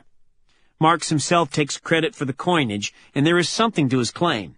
Except for a single use of predatory lender in an article in the Washington Post in 1983, every other early mention of that phrase, or its close cousin, predatory lending, appeared in either the Boston Globe or Atlanta Journal-Constitution at the start of the 1990s in articles quoting Marx fulminating about Fleet's lending practices. The problem we all faced is that much of the abuse we were seeing wasn't illegal. It was just immoral, Rothblum said. It was 7 local mortgage companies, Brennan took to calling them the 7 dwarfs, that actually wrote these loans and worked in tandem with the door-to-door contractors. To make their case against Fleet, each set of lawyers would need to demonstrate that the 7 companies were in effect acting as emissaries for Fleet. We knew that a rich corporation like Fleet could afford to litigate this forever in a court of law, which is why we focused a lot of our attention on public opinion, Rothblum said. In the court of public opinion, morality is more important than legality. Brennan would describe it as a multi-faced approach to advocacy. Spokespeople for Fleet would dub it a media mugging. The way you get their attention, Marx once explained in a newsletter for housing activists, is to be in their face all the time. Fleet would unwittingly offer Marx, executive director of the Union Neighborhood Assistance Corporation, a fat opportunity to put his philosophy into action when it announced it was buying the Bank of New England. Marx was a rich kid from Scarsdale, New York, with an MBA who in his previous career had worked for the Federal Reserve. Big mergers meant hearings and press attention and an opportunity to apply pressure on Fleet. Up until now, he reportedly said at a meeting with Fleet executives arranged by the Fed, "You have dealt with community activists. We are bank terrorists."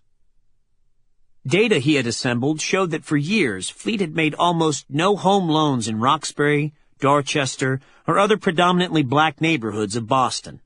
At the same time, Fleet was bankrolling smaller lenders hawking high-rate home loans in those same communities. To make his point, he picketed Fleet press conferences and disrupted public speeches by Fleet executives. He infiltrated the company's annual meetings and did what he could to educate those in attendance. Protesters dressed in bright yellow shark T-shirts that read, "Stop the Loan Sharks" on front and "Sink the Fleet" on back.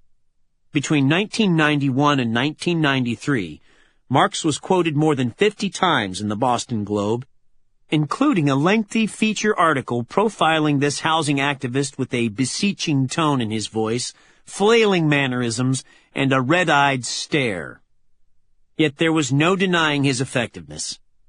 Fleet severed its relationship with some of the more unsavory lenders making loans in Boston's black neighborhoods and launched a local marketing campaign to defend itself against Marx's attacks. When that didn't work, Fleet capitulated. It created an $11 million pool to help minority homeowners in Boston receiving what Fleet acknowledged were burdensome mortgage loans and then, after more pressure, upped that figure to $23 million. Atlanta's turn to witness the Bruce Marx show came when his organization set up a satellite office there in September 1992. "It was Bruce who really stirred things up down here," Rothblum said, "and it was Bruce who kept things boiling." He dispatched protesters to demonstrate outside the offices of King and Spalding when the news leaked out that this venerable local law firm, whose roster of partners included a former U.S. Attorney General and former U.S. Senators, was representing Fleet. He set up a phone bank to make sure there would be a good crowd each time they had an appearance in court. One of Rothblum's more vivid memories from those years was the day at the end of 1992 when a judge agreed to certify Lily Mae Starr's case as a class action suit. A packed courtroom responded to the news with a loud burst of applause, and a fervent cry of "Thank you, Jesus" rang out. If ever he needed a reminder that he wasn't working on just any case, Rothblum said, that was it. The battle was fought largely by pulling the public's heartstrings. Annie Lou Collier was granted her 15 minutes of media fame, as were a number of Brennan's clients, including Frank Bennett, a retiree living on Social Security, and his wife Annie Ruth, who worked as a cafeteria worker for Delta Airlines. The Bennetts ended up owing Fleet $28,000 after paying a contractor $9,900 for a job that an inspector hired by legal aid said was worth barely half that amount.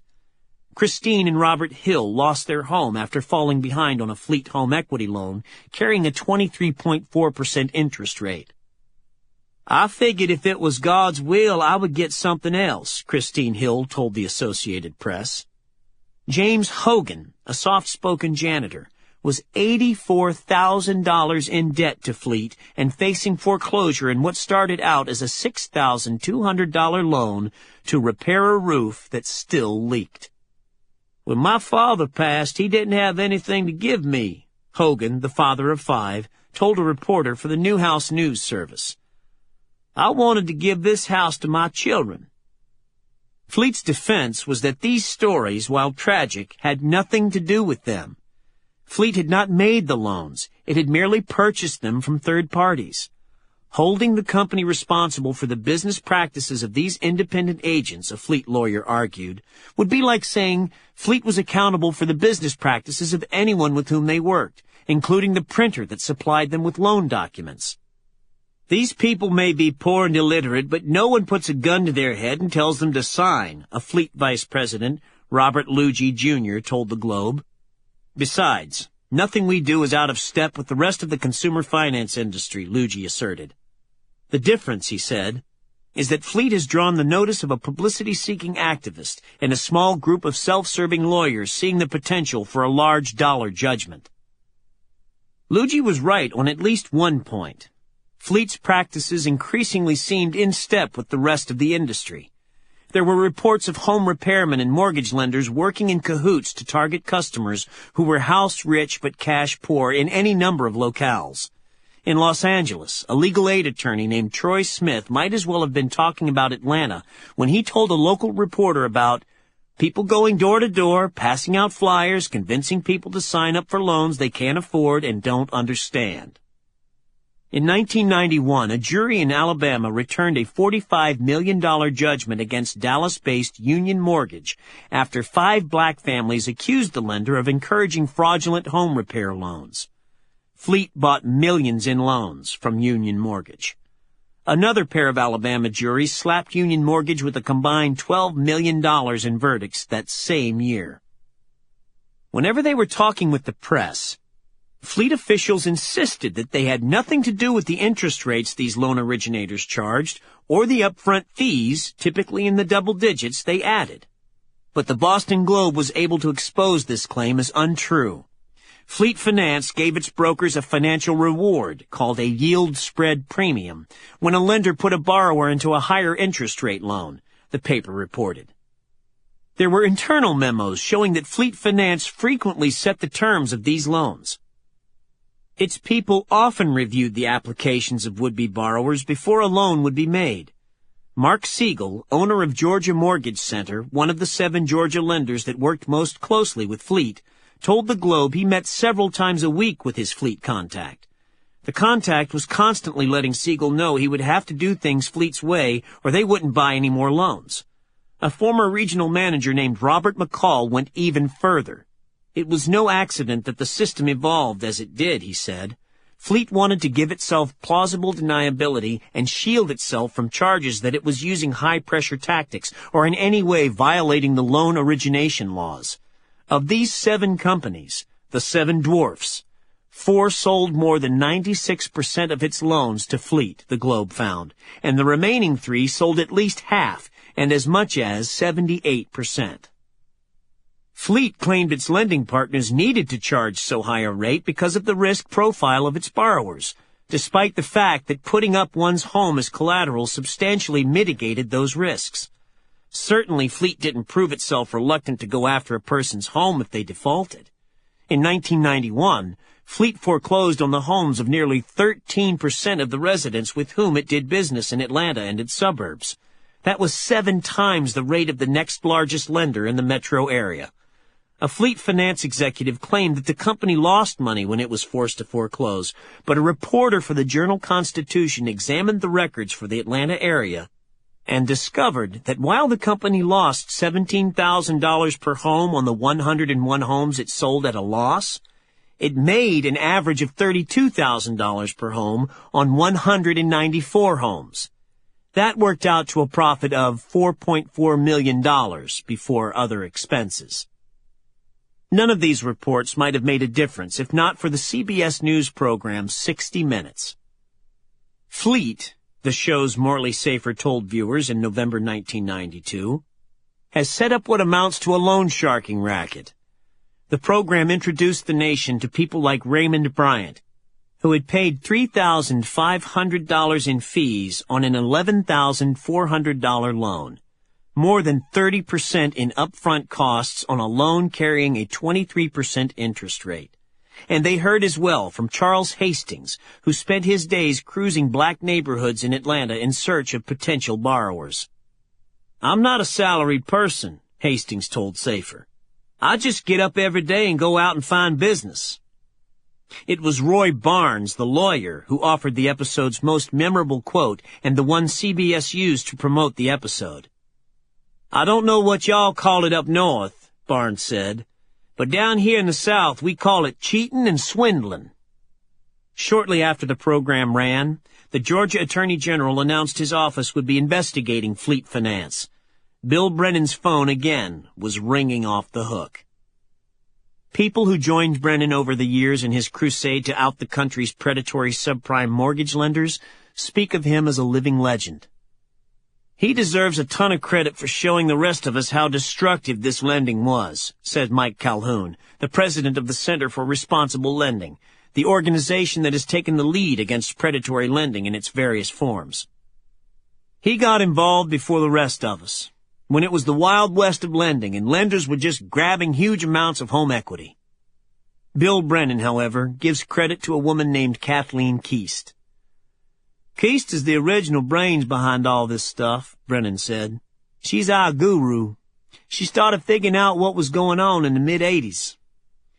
In 1985, Keast moved to Boston to take a job as a staff attorney at the National Consumer Law Center, monitoring the various vehicles that entrepreneurs and large corporations were concocting to get rich off warehouse workers, store clerks, and retirees struggling to make ends meet. "I've watched entire industries grow up," Keast said, "and I've seen a lot of people get hurt." In 1996, she took a posting as an assistant attorney general in Iowa, where she played a key role in exposing AmeriQuest Mortgage, one of the more reckless subprime lenders in the first half of the 2000s. In 2006, she moved to North Carolina to take a job as a senior policy counsel at the Center for Responsible Lending. Keast was running a regional legal aid office in Des Moines in 1984 when she picked up her first predatory mortgage case. This was early in what Keast dubs Wave 1 of the subprime debacle, when some of capitalism's scrappier practitioners took advantage of a seemingly sensible set of policy changes. For years, many states had a cap, typically around 10%, limiting the interest rates banks could charge on a mortgage. Those went by the wayside when the country experienced double-digit inflation through much of the 1970s, and the credit markets for people looking to buy a home froze. States were starting to lift those caps, and if some locales were foresighted enough to keep in place a floating ceiling on the amount a mortgage lender could charge, those would be wiped out when the federal government, in 1980, passed a law barring the states from imposing limits on the rates a lender could charge on a real estate transaction.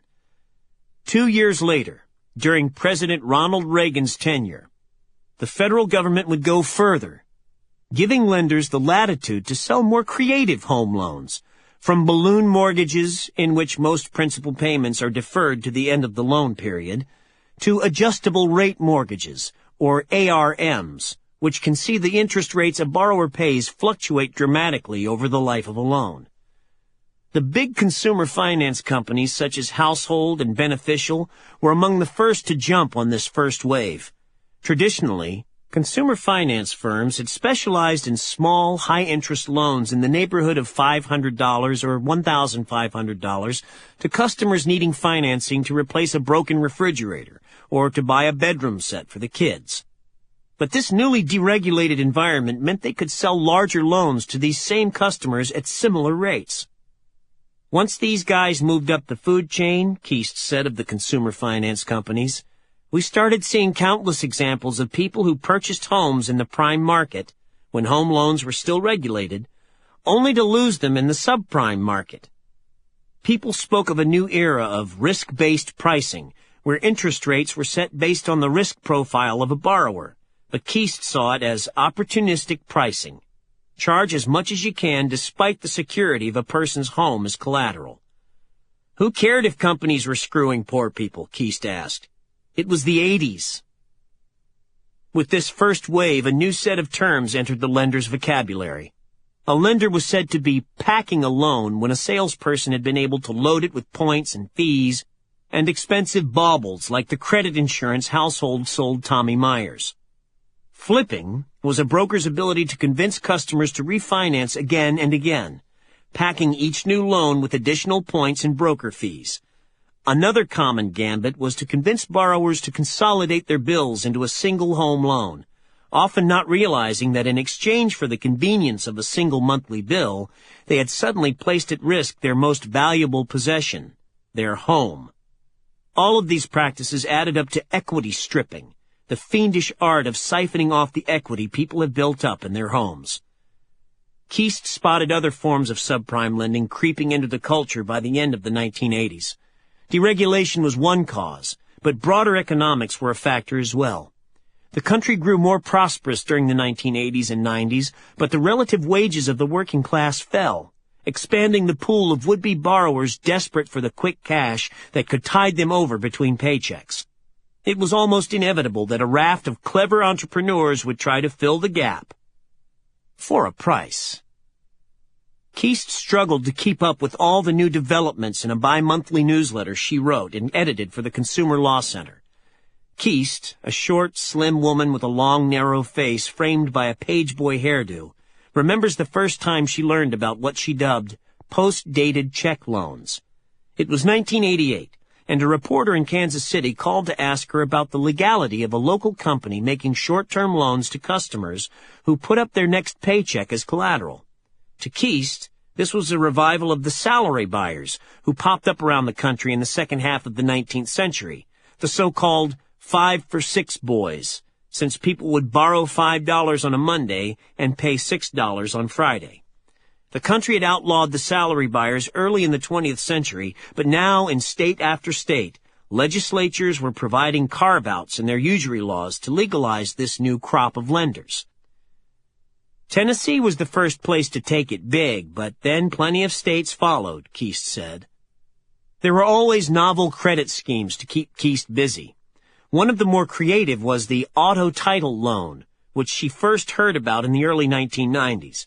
These were similar to loans made by the country's pawnbrokers, except that a lender would take possession of the title as collateral rather than the vehicle itself, allowing people to continue driving while a loan was outstanding.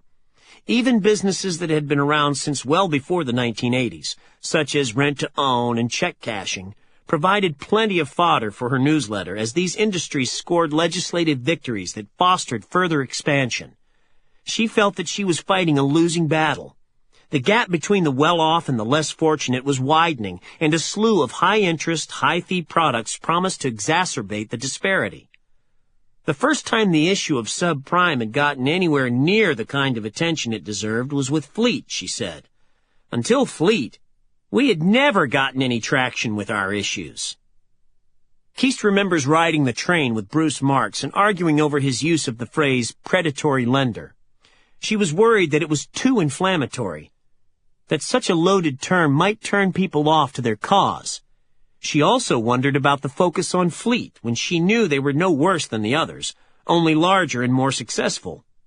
Years later, she laughed at how little she understood the workings of the media then. It had to be Fleet, precisely because it was so big. While its size gave it strength, it also made it vulnerable to public pressure and outrage. In the months following the CBS broadcast, both the U.S. House and Senate held committee hearings to probe Fleet Finance's lending practices. Bruce Marks did his part to ensure that the Senate Banking Committee hearing was especially memorable. "Ride an all-expense-paid chartered bus to Washington," read the flyers Marx's group passed around poor neighborhoods in Boston, Atlanta, and Augusta, Georgia, in the days leading up to the hearing. Roy Barnes picked up most of the tab for those willing to travel north from Atlanta, meals included, and Marx's organization footed the rest of the bill. So many people took them up on their offer. Press accounts put their numbers at between 300 and 400, while Marx claimed a crowd in excess of 500. That the hearings had to be moved to a larger room. The demonstrators, dressed in their bright yellow Lone Shark T-shirts, broke into chants and song. It was like a gospel revival meeting, Marx said in interviews afterward. Defending his bank before the committee, Fleet President John Hamill said that the average annual interest rate on a fleet finance loan was 15.9%, and not 20% or more, as some were claiming. "I've got to tell you," Committee Chairman Donald Regal, Jr. told Hamill, "that 15.9% bothers me, and it ought to bother you. It's very troubling to me, and frankly, I think it's hurting the country." The fight lasted several more months. Fleet thought it might outsmart Marx by having a lawyer issue a subpoena requiring him to testify in Boston on the day of its next annual shareholders meeting in Providence. They wanted it to be a celebratory day as the bank was about to announce a 113% jump in its first quarter profits in 1993. "We just assumed even an ego that size couldn't be in two places at one time," a bank spokesman told the Globe. Marx simply ignored the subpoena and marched along with the 24 people who showed up to picket its annual meeting. The final straw came in the fall of 1993, when Marx learned that Fleet's Terence Murray had been invited to speak at a breakfast for business leaders sponsored by the Harvard Business School. Marx had about 35 people planted around the room that morning. "We got the names of Harvard Business alum and started registering in their names," he said. "We just took their names. We didn't ask permission." Marx sidled up to Murray as people were gathering and told him matter-of-factly that they would make sure he wouldn't be speaking that morning. Murray was a working-class kid from Providence who had attended Harvard on scholarship. In front of everyone, Murray got up there and said he was going to resolve the troubles he was having with Fleet Finance, Marx said. A few days later, the two sat down for the first of a trio of long talks, each lasting 3 or 4 hours. "I'll get a call from Bruce saying he's meeting with Murray. What would it take to settle my suit?" Brennan said. When Marx phoned him back a few hours later to tell him that Fleet had capitulated and it was a done deal, Brennan wished he had asked for a larger number. Fleet paid $6 million to settle the separate class action suit that Howard Rothblum and Roy Barnes had filed on behalf of Lily Mae Starr and 20,000 other Georgians who had received home loans through Fleet Finance. That was very good news for Starr and the other named plaintiffs, and also Rothblum and Barnes, who, along with 2 other lawyers, split $2 million in fees and another $150,000 in expenses for their efforts. Jack Long in Augusta fared even better, negotiating a $16 million settlement for himself and his clients. Fleet pledged another $115 million to settle claims filed by the Attorney General, a portion of which would provide refunds and other relief to those who had done business with Fleet Finance in Georgia. Fleet set aside $800 million for programs aimed at helping low-income borrowers, $140 million of which would be distributed by Marx's organization. "I want to be the bank's worst nightmare," Marx told Businessweek in 1993, until they turned into his best friend with a big donation to his group. "What they have put together," Marx said of Fleet in an interview with the Wall Street Journal, "is a shining example for the entire industry." The hearings Congress held to look into Fleet's lending practices led to the passage of the Home Ownership and Equity Protection Act, or HOPA, which Bill Clinton signed into law in the fall of 1994. The law laid out a series of additional protections for anyone taking out a high-cost loan, defined by the new law as any mortgage carrying an annual interest rate more than 10 percentage points higher than the yield on a U.S. Treasury bill. The trigger point in 1994 would have been around 17.5%, or points and fees adding up to more than 8% of the loan amount. Among other things, The law banned prepayment penalties on high-cost loans, as well as balloon payments lasting less than 5 years, and mortgages that allowed the principal owed to grow rather than shrink. The law also granted new authority to Chairman Alan Greenspan and the rest of the Federal Reserve, deputizing them to serve as the regulatory authority charged with monitoring the practices of the subprime lenders. Bill Brennan felt ecstatic after their victory over Fleet.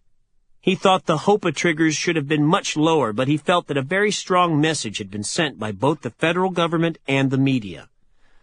I really thought after 60 Minutes no bank would dare to target black communities like Fleet did. That no bank would ever do these horrible things, Brennan said. The lending practices of its consumer finance subsidiary had cost Fleet nearly $150 million in fines, wiping out 2 or 3 years' worth of profits. The price tag had been almost $1 billion if the bank's other fair lending commitments were factored in. The bank had taken a huge public relations hit in the view of a banking analyst quoted in an article Brennan faxed to practically everyone he knew. Given the potential for negative publicity and expensive lawsuits, this analyst said, he imagined that other banks would be reluctant to move into subprime. He was wrong. Nations Bank had already plunged into the subprime pool when it spent more than $2 billion in the fall of 1992 to buy Chrysler First, a consumer finance and mortgage company, from the Chrysler Corporation. At the time, Nations Bank, based in Charlotte, North Carolina, was the country's 4th largest bank, but its people didn't seem spooked by the potential pitfalls of subprime lending. The potential for controversy might be great. Chrysler First had 200 consumer lawsuits pending when it was sold, but apparently so too were the profits, because several years later the Charlotte-based giant also bought Equicredit, then the country's 10th largest subprime lender. First Union, Bank of America, HSBC, and Citibank. These were among the name-brand banks that would buy a consumer finance company to cash in on subprime mortgage lending in those first few years after the passage of HOPA. The HOPA legislation wasn't without its influence. Kathleen Keast uses its passage to mark the start of subprime's second wave, or what she calls the HOPA evasion model. In Boston, Keast shook her head as she watched the big lenders react to HOPA. If a high-cost loan was one carrying an interest rate of 17.5%, they would loan money at a rate of 17.2% and charge 7.9% in upfront costs to avoid the 8% trigger. To the extent even these small concessions ate into profits, the lenders more than made up the difference, pushing overpriced products such as credit life insurance, which pays off a loan in the event of a death. Fleet exited the subprime mortgage business in Georgia, but the company sold its portfolio to a rival named Associates, so Brennan found himself doing combat with a giant based in Dallas and owned primarily by the Ford Motor Company rather than one based in Providence. If anything, Brennan and Keast said, Associates was more insidious than Fleet. They just packed loans with credit insurance and other junk and then flipped people over and over and over, Keast said. Brennan saw the same thing.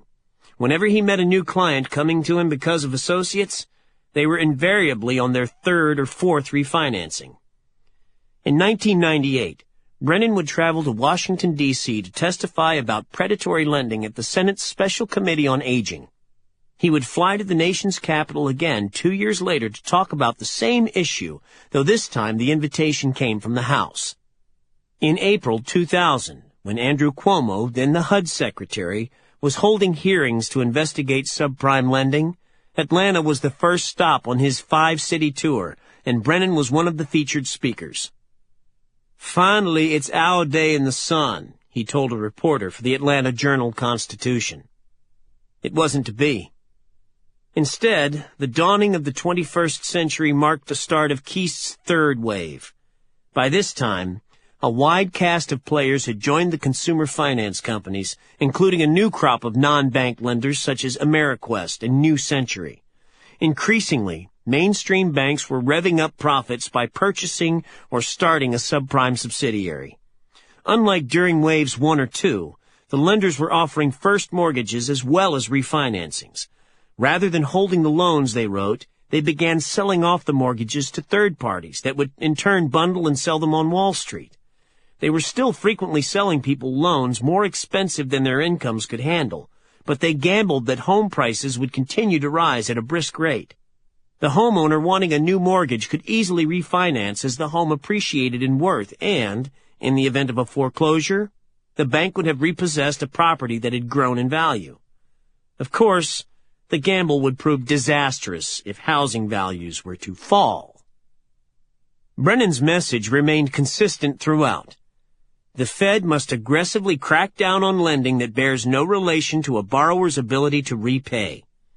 In particular, it galled him that Fannie Mae and Freddie Mac, both created by the government explicitly to foster home ownership by buying and selling home mortgages, acted as a guarantor of some of these alternative subprime products. These twin giants of the mortgage world lent credibility to the subprime field and could cost the government untold billions if everything came crashing down. Fannie and Freddie, as government-sponsored entities, might very well turn to Congress for a financial bailout similar to the bailout of the savings and loan industry in the 1980s, Brennan warned when he testified before Congress in 2000. His words were prophetic, but seemed to fall on deaf ears. Brennan works out of a satellite bureau that Atlanta Legal Aid maintains in Decatur, just east of Atlanta.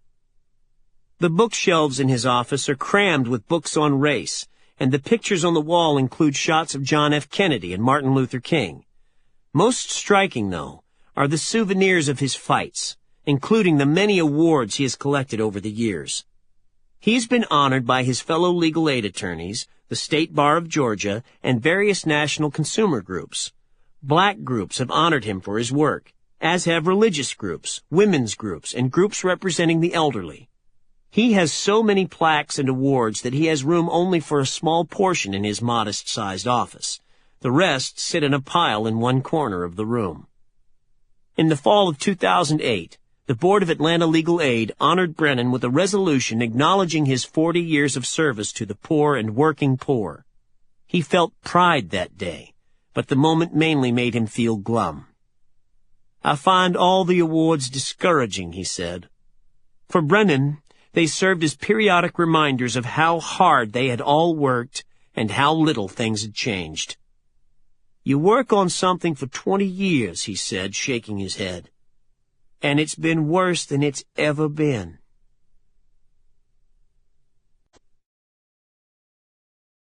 Chapter 3. Going Big. Cleveland, Tennessee, in the 1990s. Alan Jones wasn't seeking to launch an industry in the spring of 1993 as he sat in the cockpit of his single-engine Piper Saratoga on his way to Johnson City, Tennessee. He only wanted to convince a man to come to work for him.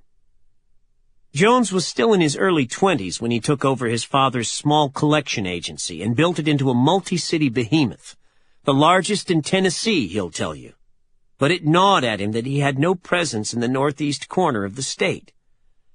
"My final plug on the map," Jones recalled in a marbly Tennessee drawl. So when he heard that an old friend of his father's who lived up that way had been let go after years in the business, Jones jumped on the opportunity. He lives in Cleveland, Tennessee, a rural outpost 30 miles north of Chattanooga. He told Steve Hickson, a childhood friend whom he calls Doughball, to meet him at the small airport where he kept his plane. "We're going to see old James Eaton and see if we can't get him to come work for us," he told Hickson. Hickson and Jones told me the story after work one day. We were at the bar of the Bald-Headed Bistro, a restaurant that Jones opened a 1-minute walk from his office. Jones, who has made a couple $100 million from the payday business, was sipping what he calls a Scotch slushy, the single malt he drinks over crushed ice in a red plastic cup his bartender stocks especially for the boss. And Hickson was on his feet next to Jones, the better to narrate the story. A small crew of regulars, Jones' underlings who seem only too happy to drink his alcohol, laugh at his jokes, and listen attentively as the boss runs through a familiar repertoire of old tales, had joined us. The James Eaton story is apparently a favorite for no other reason than that it offers a chance to showcase the imitations of Eaton that Jones and Hickson have lovingly honed over the years. One or the other will raise his voice 1 or 2 octaves and then, adopting a kind of mezzo-soprano hillbilly twang, proceed to make the other laugh. Alan, I sure do appreciate y'all coming on up here. Jones had always admired James Eaton. He was a real stately fellow, he said, a bespectacled man who smoked a pipe. He looked to me kind of like Sherlock Holmes, Jones said. That made it all the sadder when they found Eaton working in a shack so shabby the paint was peeling off the walls. It was the office of a dilapidated gas station where Eaton had set up a business he called Check Cashing Incorporated. I guess I found myself my man in Northeast Tennessee, Jones told himself. Jones was not deep into his pitch that day when Eaton excused himself to deal with a customer. A baffled Jones asked Eaton what he was up to, and he explained, Alan, I'll tell you what. It turned out he was loaning cash to people who needed a bridge loan until the next payday. The school janitor who needed $100 today would pay him back $120 when he received his next paycheck. At that point, Jones was a successful businessman with around 250 employees. He was wealthy enough to own his own plane, but he was also in the debt collection business, which meant he spent his days dealing with unhappy people. The people behind the businesses who paid his bills were constantly bellyaching that his collection agents weren't aggressive enough, and he was forever hearing complaints from the debtors that they were too gung-ho. After an hour or so of watching Eaton deal with his customers, he was struck by how friendly it all was. People would thank him, Jones recalled. They would thank him, and thank him, and thank him. The other thing that stuck in his mind was that these were working folk, not poor people. They drove decent cars. They dressed in good clothes. Jones wondered about the fee Eaton was charging. Wasn't 20% too steep for a short-term loan of maybe a week or two? Alan, Eaton drawled, and then pointed out that his customers' banks would charge them at least that much on a bounced check. That's when the light bulb went off in my head, Jones said. Eaton, of course, said no to Jones's job offer. I sure do appreciate you coming on up here, Eaton told him. But this is the happiest business I ever been in. I'm happy. My clients are happy. They just love me. On the plane ride home, Hickson recalled, Jones was there, but not there. I couldn't hardly say a word to him, Hickson said. They're happy. I'm happy. Collections is a tough business. All those hospitals and department stores and credit card companies always on your back. They just love me. All those deadbeats demanding to talk with him because his people were rough with him over the phone. Cheaper than a bounced check. Jones thought of the grateful look on people's faces when Eaton handed over the money. And Eaton? How could he help feeling anything but ecstatic, making 20% on his money? He kept thinking about that steep fee and how his customers saw it as a bargain. Jones sat on the board of a local bank. He saw the money they were making on bounced checks. Collections is a low-overhead business, but Eaton was essentially running his operation out of a shack. Jones was pushing 40 at the time. He would be getting in on the ground floor of a potential new business. He would be siphoning off money from the banks and make a tidy profit in the process. What was there not to like? He went over the numbers in his mind. 10 grand, he concluded. He would set aside $10,000 and give it a shot. The early evening gathering at the Bald-Headed Bistro was actually the second time I heard the story of Jones's trip to Johnson City.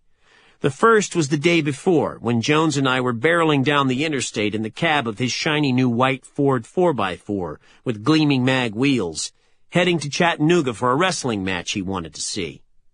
I think about that day and all I've accomplished, he said somberly, shaking his head. This version Jones delivered in almost hushed tones, as if sharing something precious, and it ended up making him feel nostalgic and sad. You work so hard to build something from out of nothing, and then watch a bunch of people who don't know anything about business try and take it apart, he said. Payday may have rendered him a very wealthy man, but it has also made Jones, the industry's most prominent pioneer and its most outspoken defender, a favorite punching bag of consumer advocates around the United States. 16 years, and all of a sudden what I do has become evil, he says. I don't know what's changed that suddenly I'm evil. And not for the first time, and also not for the last. He launched into a small tirade about a man named Martin Eakes, the founder of the Center for Responsible Lending.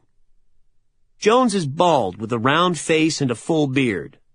Rob Reiner, but more dyspeptic and bulkier and without the liberal politics.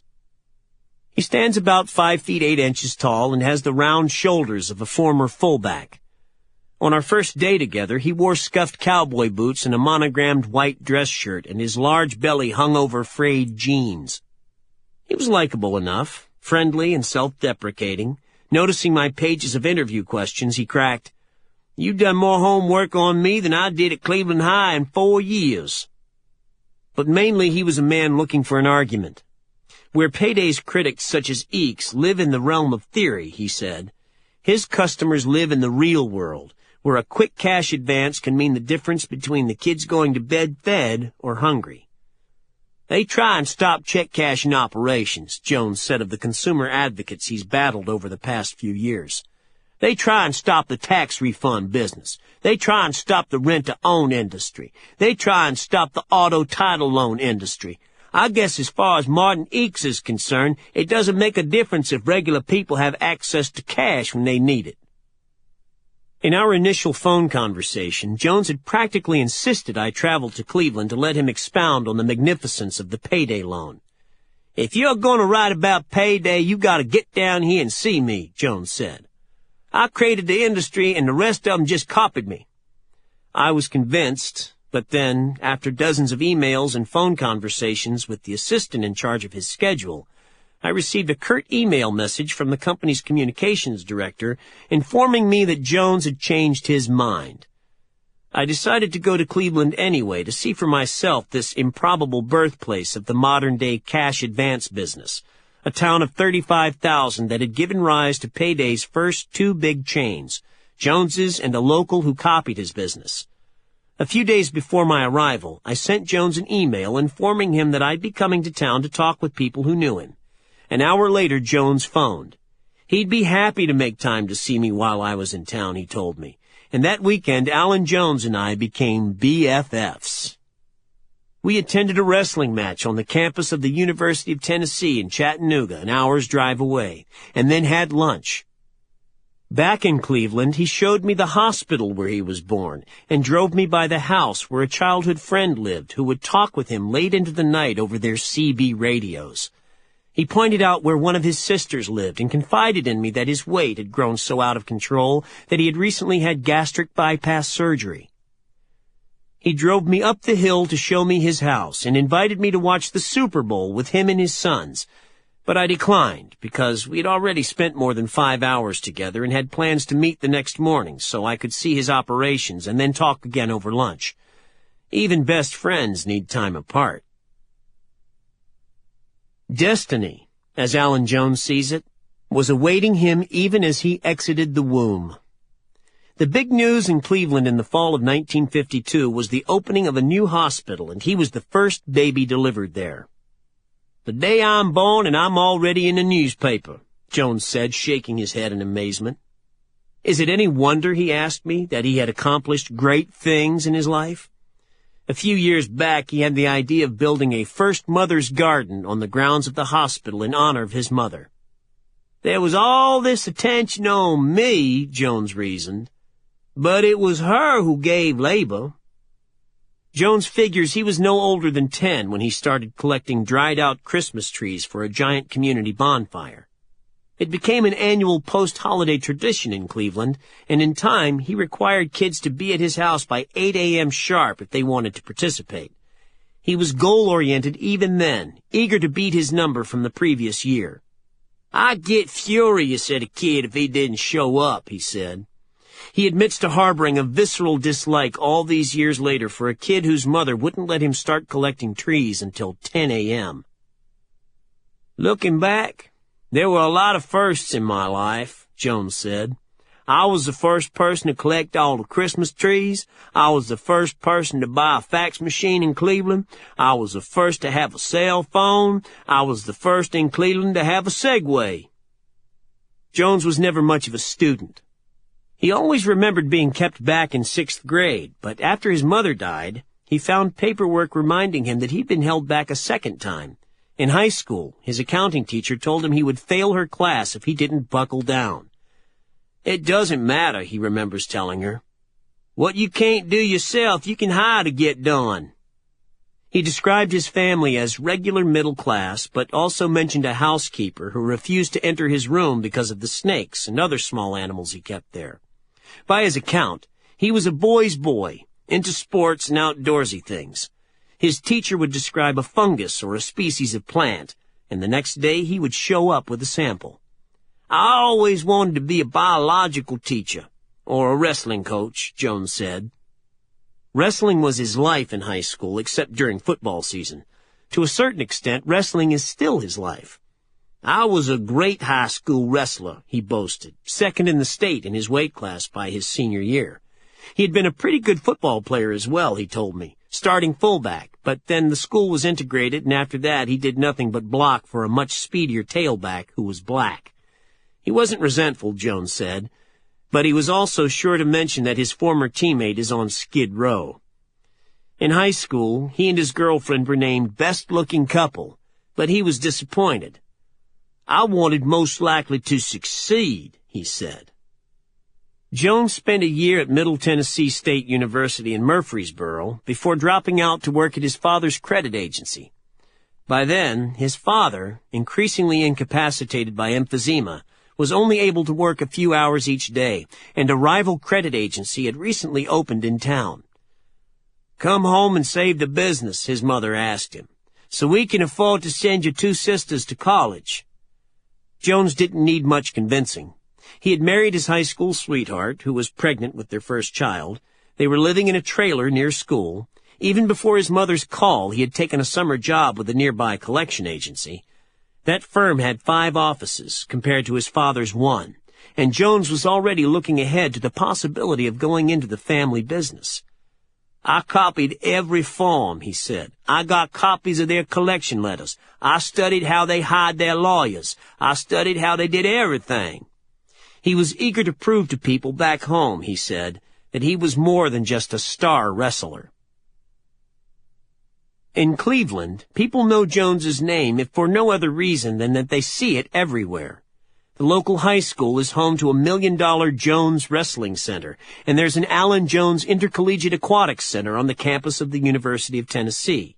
He seems to own half of downtown, and when one is driving the main highway that cuts through town, it's hard to miss the giant department store-sized lettering spelling out Jones Management on the side of his headquarters. Then there are all the smaller reminders, such as the granite marker that stands prominently in the plaza in the center of Cleveland with an inscription, "These courthouse trees are planted in memory of W.A. Bill Jones by his son, W.A. Allen Jones, Jr., and dedicated to all citizens of Bradley County." The joke in Cleveland is that W. Allen Jones, Jr. has never planted so much as a tree in town without simultaneously issuing a press release and striking a bronze commemorative. Jones doesn't seem very well liked in his hometown, at least if the sampling of people I met with is any indication. In recent years, Jones has donated property to the city for the expansion of the local public library, and he built an attractive white bandstand on the town square to replace the old one. But the city councilman I spoke with didn't seem to care for Jones, nor did the retired publisher with whom I met while in town. Even Jones's generosity served as a target of their derision. Sure, he rebuilt the old bandstand, but then he seems to have spent nearly as much money throwing a big party in his honor, flying in Tony Dow, Ken Osmond, and Jerry Mathers. Wally, Eddie Haskell, and the Beeve, for the occasion. A woman who has known Jones since grade school brought up that same party when describing Jones as a man who lives totally and completely in the past. My companions for lunch my first day in town included a teacher, a local businessman, and a corporate attorney. All of them had been raised in the area and all seemed to share a distaste for Jones. For the teacher, it was the second-hand stories she's heard about what it's like to work with Jones and the strings he's attached to the money he's given to the schools. "He's not one to just make a donation," she said. "He puts on all these restrictions." Most of the money has gone to the school's wrestling program. The lawyer was from a money background and seemed to look down on Jones as a man who did not know how to handle his wealth. The businessman offered perhaps the most interesting perspective. Early in our meal, he took a call on his cell phone that he took care of in a rapid, mumbly code like a bookie or a stock trader. After a couple more of these staccato conversations, he explained that while he owns a legitimate business, he earns extra money providing cash advances to those who don't have the checking account or regular paycheck a person needs to take out a payday loan from a firm like Jones's. For years, he's been watching Jones. He was impressed by what he's accomplished, he said, but not the way he's handled success. It offends him that Jones is not a man capable of doing anything quietly. When I told my luncheon companions that I was scheduled to have dinner that night at the home of a local attorney named Jimmy Logan, it provoked laughter. Alan Jones might want to be known around town for his philanthropy and his business accomplishments, but he seems most famous for an incident that occurred shortly after he dropped out of college and moved home to Cleveland.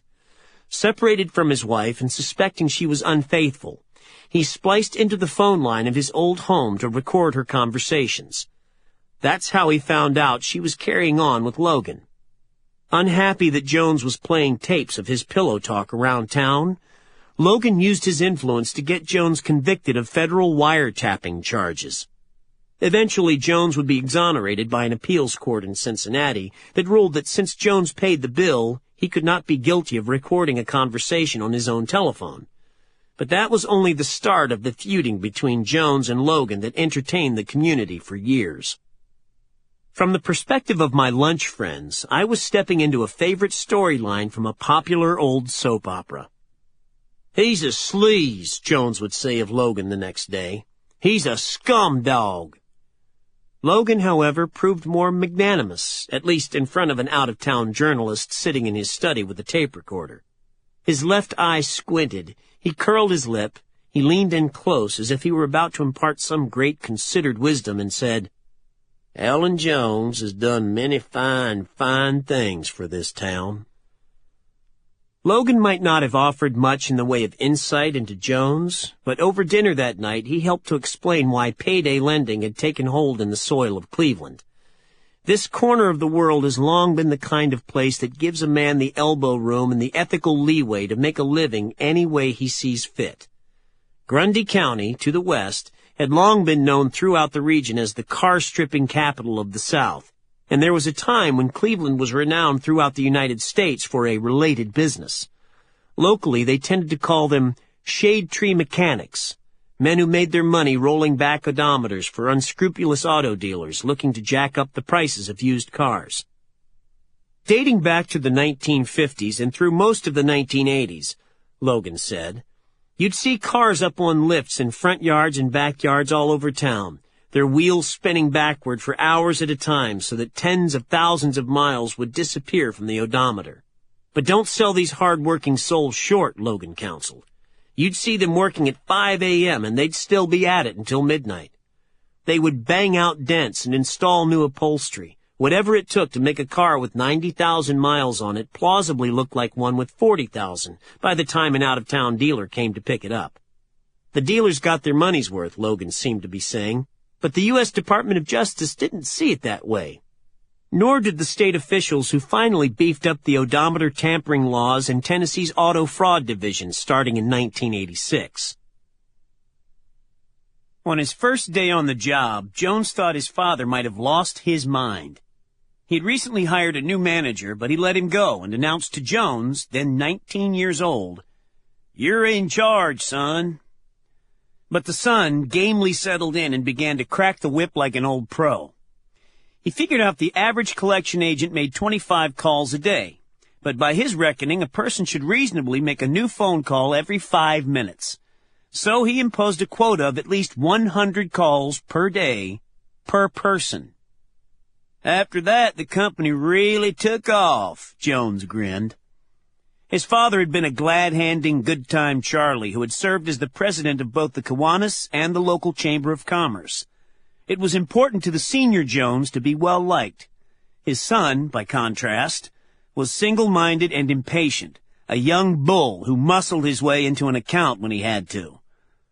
He was averse to controversy, Jones said of his father. I wasn't. Angry that they had no share of the collections business at the local hospital where he had been born, Jones, still in his early 20s, demanded a meeting with the hospital's board of directors. He wanted his father to join him to lend his support and the weight of his name, but the old man wouldn't do it, Jones said. Dad was nervous. He went home. Jones drove by the family house on his way to the hospital. His father was sitting out front in a lawn chair reading the paper. Jones was 24 when he bought out his father for $100,000 and named himself the chairman, president, and chief executive officer of Credit Bureau Services Incorporated, a company that in time he would sell for more than $10 million. Success prompted Jones to start dreaming big. At the start of 1993, shortly before visiting James Eaton in Johnson City, he began accumulating land in the hills just north of Cleveland. After work, he would drive to his property, light a cigar, sip a Scotch slushie, and dream about the grand home he would someday build on his hill. I was always fascinated with the Beverly Hillbillies house, he told me. He wanted to build an equally impressive home so that people would remember him long after he had passed. Most homes were designed to last 100 years, maybe, he said. Mine, I wanted to design to last 1,000.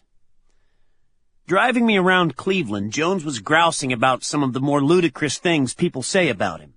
At the Home Depot, he overheard two men talking about him.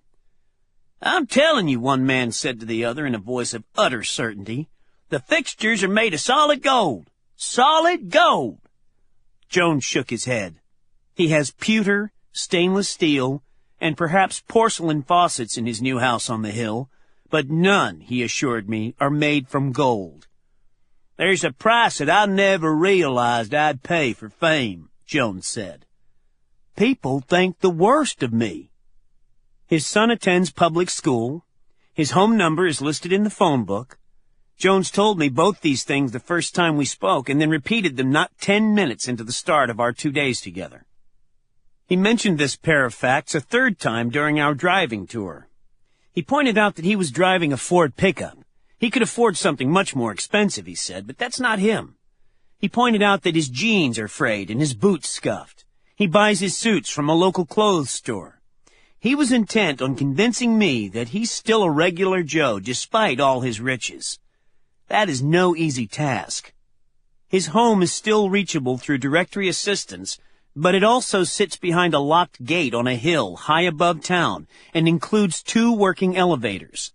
His youngest child does attend Cleveland High School, but while I was there, he was driving a $300,000 Maybach, a loaner from his father while his car was in the shop. Jones, a self-described car nut, had an air-conditioned garage built on his property to house a collection that includes both a vintage Rolls and a vintage Bentley. And then there are the planes and yachts he owns, and the $12.3 million he spent in 2002 buying a dude ranch in Jackson Hole, Wyoming, because, he explained, we really enjoy being out in nature in my household. People talk about his jets as if they are proof that he's just another nouveau riche entrepreneur who indulges every whim despite the cost. But that's only because the common person, Jones said, just doesn't understand business. The 3 big jets he's bought over the years have been purchased through an airplane leasing company he calls Jones Airways. His payday company leases the jets from Jones Airways. In 1999, Jones was charging himself $360,000 a month for the jets, plus extra for flying time. which has allowed him to claim the jets as a business expense. Jones Airways was briefly a 3-jet airline, but he tells me, "I sold the big one. Had it 8 months, but sold it for a $10 million profit." Jones only wishes he could say the same about the 157-foot yacht he bought a few years back after the previous one, a 136-footer originally owned by Spain's King Juan Carlos, was destroyed in a fire. "In the last 2 years I owned it, I was on it maybe 14 days, he said. It was a gem, he said, a vessel with an abundance of exquisite and highly detailed woodwork, marble tiling, and 10 big-screen TVs, according to Yachting Magazine, but also a royal headache given that it required a staff of 9. To pick up extra cash, he would rent it for $200,000 per week, but then he sold it in March 2008. I was lucky, he said. A guy called me and offered me what I paid for it." Now, when he feels like getting out on the water, he uses the 44-footer he still owns. "People say I'm making all this money off of payday," Jones said. "But even I'm cutting back." Jones didn't waste any time once he had decided to jump into the cash advance business. He leased an empty storefront on a busy corner and spent 2 days fixing it up before he opened its doors. Let MBAs with their fancy degrees waste months writing business plans and modeling alternative scenarios. 3 weeks after visiting James Eaton in Johnson City, on the first day of summer 1993, Jones opened a store he called Check into Cash. His first customer, he said, was a military man who needed $100 to buy a bicycle for his daughter's birthday. Not long after opening that first store, he opened a second one in a town 30 miles away. As a sort of experiment, he put a childhood chum he was inclined to describe as a lump on the log in charge of that operation. It didn't seem to make a difference. That store made money just as rapidly as the first. He consulted with a big firm in Chattanooga, whose lawyers advised him that there was nothing in Tennessee law expressly forbidding him from making these high-rate short-term loans, and he opened another 7 stores around the state in 1994. He collected nearly $1 million in fees that year, and yet the stores, including salaries and bad debt, cost him only $486,000. That left him with $500,000 in profits. He was preoccupied running a statewide collection agency, so he hired Steve Scoggins, a man he had known since they were both kids, to help him oversee the payday portion of his business. He gave Scoggins a budget of $1 million and told him to scout for new locations. After doing some research, Scoggins asked him, "Do you want 20 good-looking stores or 60 that don't look so nice?" Jones chose the 60. In 1995, Check into Cash generated nearly $1 million in pre-tax profits on $3.7 million in fees, operating stores in Tennessee, Kentucky, and Indiana, where a quirk in the law exempted small loans from the state's usury provisions. Neither James Eaton or Alan Jones invented the payday loan. Moneytree, a check-cashing firm on the West Coast, had been offering cash advances to its customers since the late 1980s, as had QC Holdings, a check casher that started in Kansas City, Missouri. But Jones was the first to pursue the cash advance as a stand-alone business with blue sky potential. "It was like we was filling this giant void out there," Jones said. Jones wouldn't have to look far to find his first big competitor. It was a local man named Steve McKenzie, who was a few years ahead of Jones in high school. McKenzie, who everyone called Toby, had grown up poor in a family whose woes were serious enough to draw the attention of the local authorities. He cut a high profile in town even as a teenager when, to help support his family, he took a job delivering newspapers in a smashed-up Volvo he had bought for $150. A social worker named Joe Kirkpatrick used to look in on the family, and especially Mackenzie's younger brother, who had a penchant for getting into scrapes. Kirkpatrick had a theory that people in public housing have no dreams unless they invent a different dream every week. Mackenzie was different. "Toby was rough around the edges," Kirkpatrick said, "but likable and also a hard worker. Kirkpatrick made sure to keep an eye out for Mackenzie because he struck him as one kid whose dreams seemed attainable. Jones and Mackenzie first met in the late 1970s when both were still in their 20s, and Mackenzie was looking to rent space for a new business he had recently gotten into called rent-to-own. "You know how stores rent TVs to people?" Mackenzie said in explaining the business to Jones. "I'm going to rent them everything. Living room sets, bedroom sets, TVs, everything." "Nobody's going to rent their bed," a skeptical Jones responded. "Man, you don't know. You just don't know." But even if Jones doubted the business, he recognized Mackenzie as his kind of businessman. "Buy a television in a store," Jones remembered him explaining, "and you might pay a 20 or 30% markup over the proprietor's price. But rent out that same TV by the week, and you make several times what you paid for it." Competition was inevitable in a business that lucrative, and down the interstate just south of Cleveland, a rival had seemingly opened directly across the street from one of Mackenzie's stores. The warring between them seemed particularly fierce, with banners that said things like, "Don't be ripped off across the street." Joe Kirkpatrick remembers expressing his sympathies to Mackenzie when they ran into one another in town. "He looks at me with this big old grin on his face," Kirkpatrick remembered, "and he says, 'Joe, I own 'em both.' The type of person who goes to a store like mine, they get all pissed off because you repossess. They get back at you by crossing the street. I'm just giving 'em a place to go."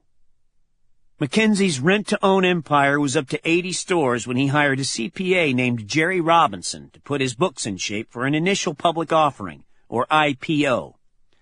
Robinson worked in what he describes as the bare-knuckle side of banking, lending money to businesses like Mackenzie's while working for a subsidiary of Transamerica, the San Francisco insurance giant, called Transamerica Commercial Finance, which specialized in businesses catering to the subprime market. Robinson, who had grown up poor, thought he had found his meal ticket when Mackenzie asked him to join him in Cleveland. There was the potential to make a lot of money doing this, Robinson said of rent-to-own. There were millions of people without a checking account and without any kind of credit who needed some way of financing these small transactions. The only hitch, he discovered, but only once he had moved to Tennessee, was his new boss. Robinson's eyes began to open during a trip the two made to Chicago to meet with a banker Robinson knew there. The banker made a seemingly reasonable recommendation when he suggested that Mackenzie consider slowing down his expansion plans, at least until he got some of his numbers in order. Toby says to the guy, "You're a fucking order taker. You're lucky I don't beat the shit out of you right here," Robinson said. Maybe more frightening was the question Mackenzie asked him after the meeting. "How do you think it went?" "I worked for Toby for 2 years, 4 months, 9 days, Robinson said. In the end, though, the problem wasn't Mackenzie, but bad timing. Robinson still remembers the exact day in September 1993 that he and Mackenzie were staying in a hotel outside Nashville to meet with the people from J.C. Bradford & Company, the middle-market investment banking firm they were hoping would take the company public. Robinson was reasonably certain Bradford would greenlight the offering until he took a glance at that morning's Wall Street Journal. Left-hand column above the fold. A page 1 article casting the industry as one ripe for reform, if not legal sanctions. With Jones, Mackenzie had used the example of a television set. The Journal focused on the Sanyo VCR that would cost $289.98 if a customer bought it at a retail outlet, or $1,003.56 over 18 months if it were purchased through weekly installments at Rent-A-Center, the industry's leading company. That worked out to an annual rate of 220%.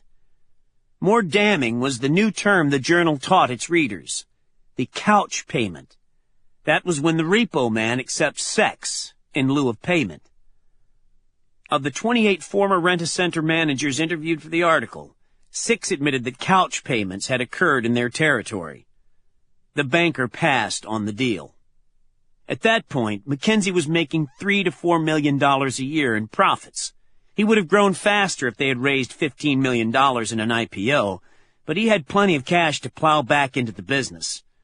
Yet once his boss had been denied the glamour of a public offering, Robinson saw that Mackenzie's interest in the rent-to-own business was fading.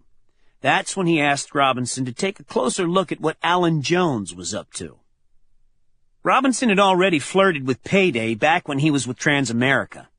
On the lookout for entrepreneurs seeking to strike it rich operating on the fringes of the economy, Robinson and his colleagues had flown to Kansas City to talk with the people at QC Holdings, a check-cashing company experimenting with payday loans.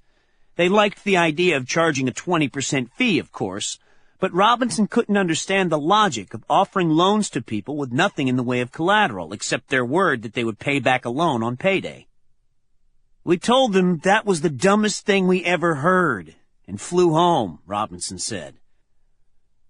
Robinson's mind began to change after he spent a few hours doing reconnaissance work outside one of Alan Jones's check-and-to-cash stores. He was still nervous even when they opened their first payday lending store. They handed out $10,000 in 48 hours, and he wondered if he and Mackenzie weren't the two stupidest people on the planet. An ad of theirs would run on the radio station, and he would watch the phones light up. But were they simply reaching a whole new set of people who might be happy to take their money but less eager to pay it back? Mackenzie, however, harbored no doubts. He sold his rent-to-own chain for $15 million and, like Jones, hired people to scour the country looking for fresh business locations. For the two local Cleveland boys, the race was on. Jones and I were heading up the hill to his home when we passed through a new development of pricey homes and high hedges on the northern edge of town where some of Cleveland's wealthiest residents live. Many of the homes had been built in a style a writer for Harper's would memorably describe as plantation revival, columned white monstrosities like something out of Gone with the Wind. Jones pointed out one such monstrosity in the making, a half-built multi-story brick edifice. That was to be Toby Mackenzie's new place, Jones said.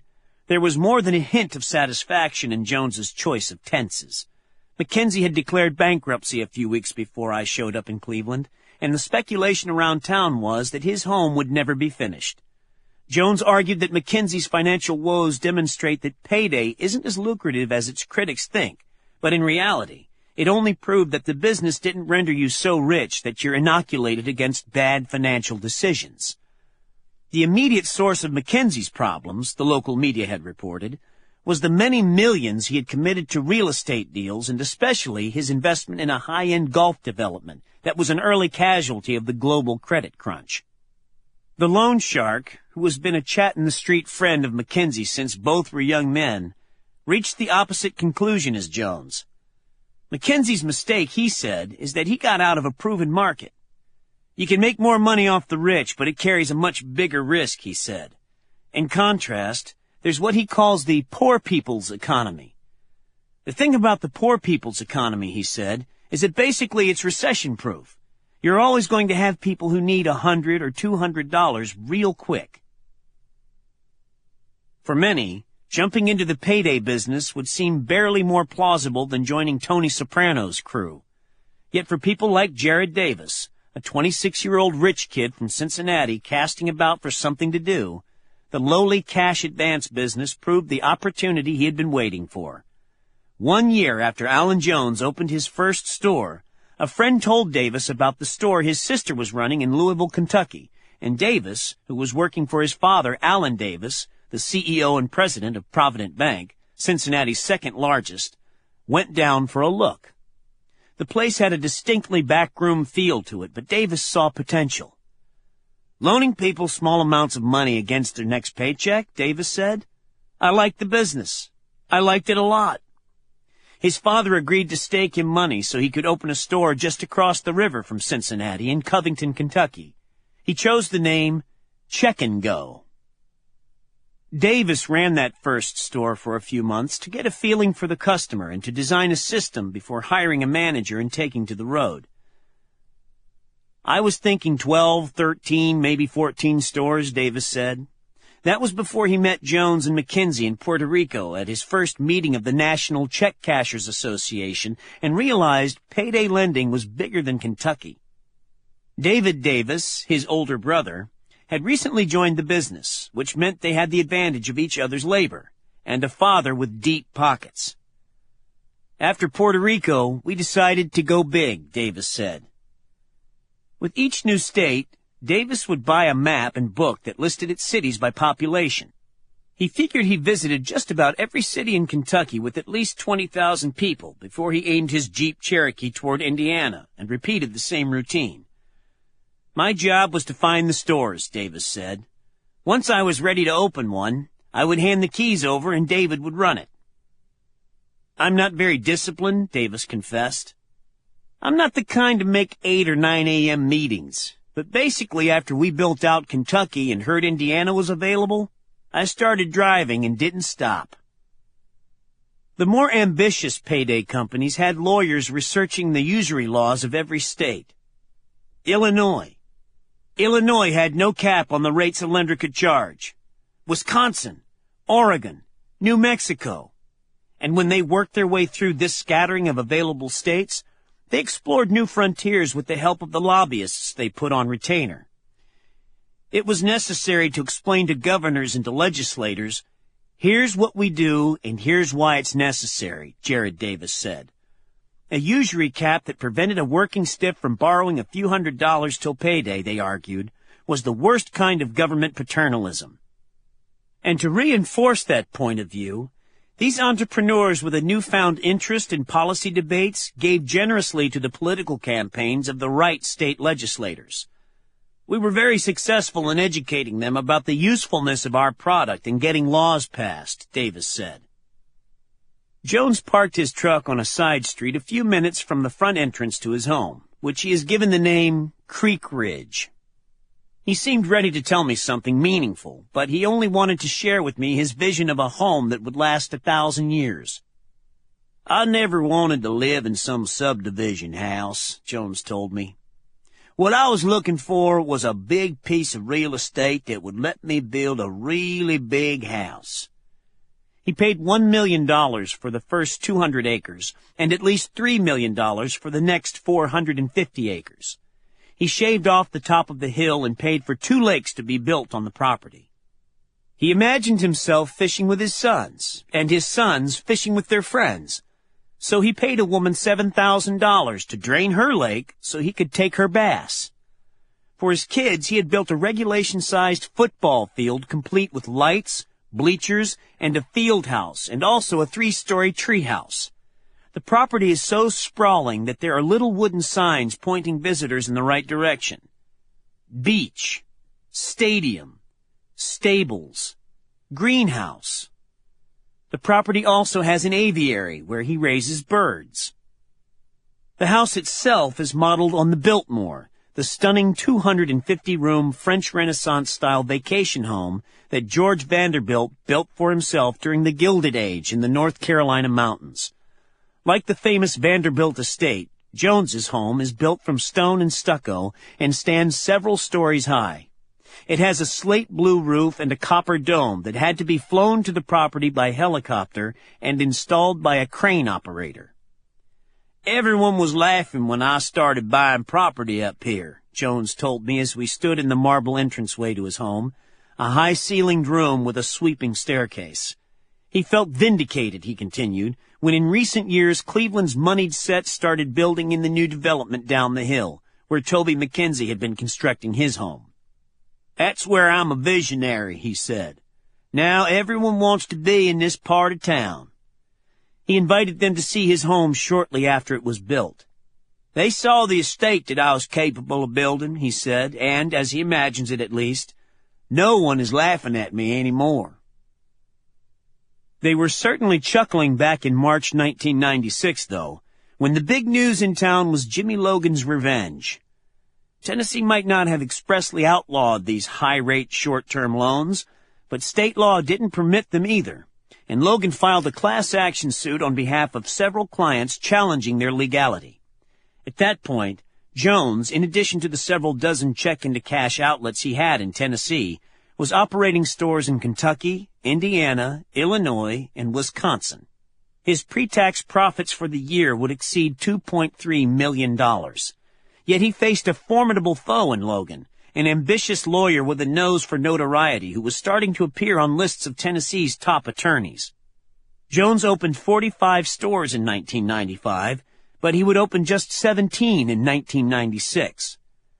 "Here's this lawyer everyone is telling me is so powerful," Jones said, "telling me he's going to put me out of business." I was scared. Jones saw the suit as an act of revenge.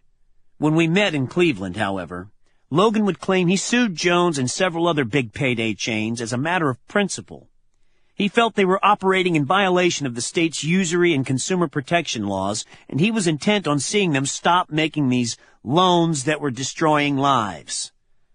Jones, the former wrestler, wanted to drive Logan into the ground, he said, to prove to him that I wasn't as dumb as he thought. But after months of distractions, Jones agreed to a $2.2 million settlement that included a $600,000 payout to Logan and the lawyers he had enlisted to work with him. That was on top of the $500,000 Jones had already squandered fighting the claim and the untold sum he then had to spend convincing the Tennessee legislature to explicitly legalize payday lending, which it did in 1997. "They hired a Noah's Ark of lobbyists," a state senator told a reporter for the Associated Press.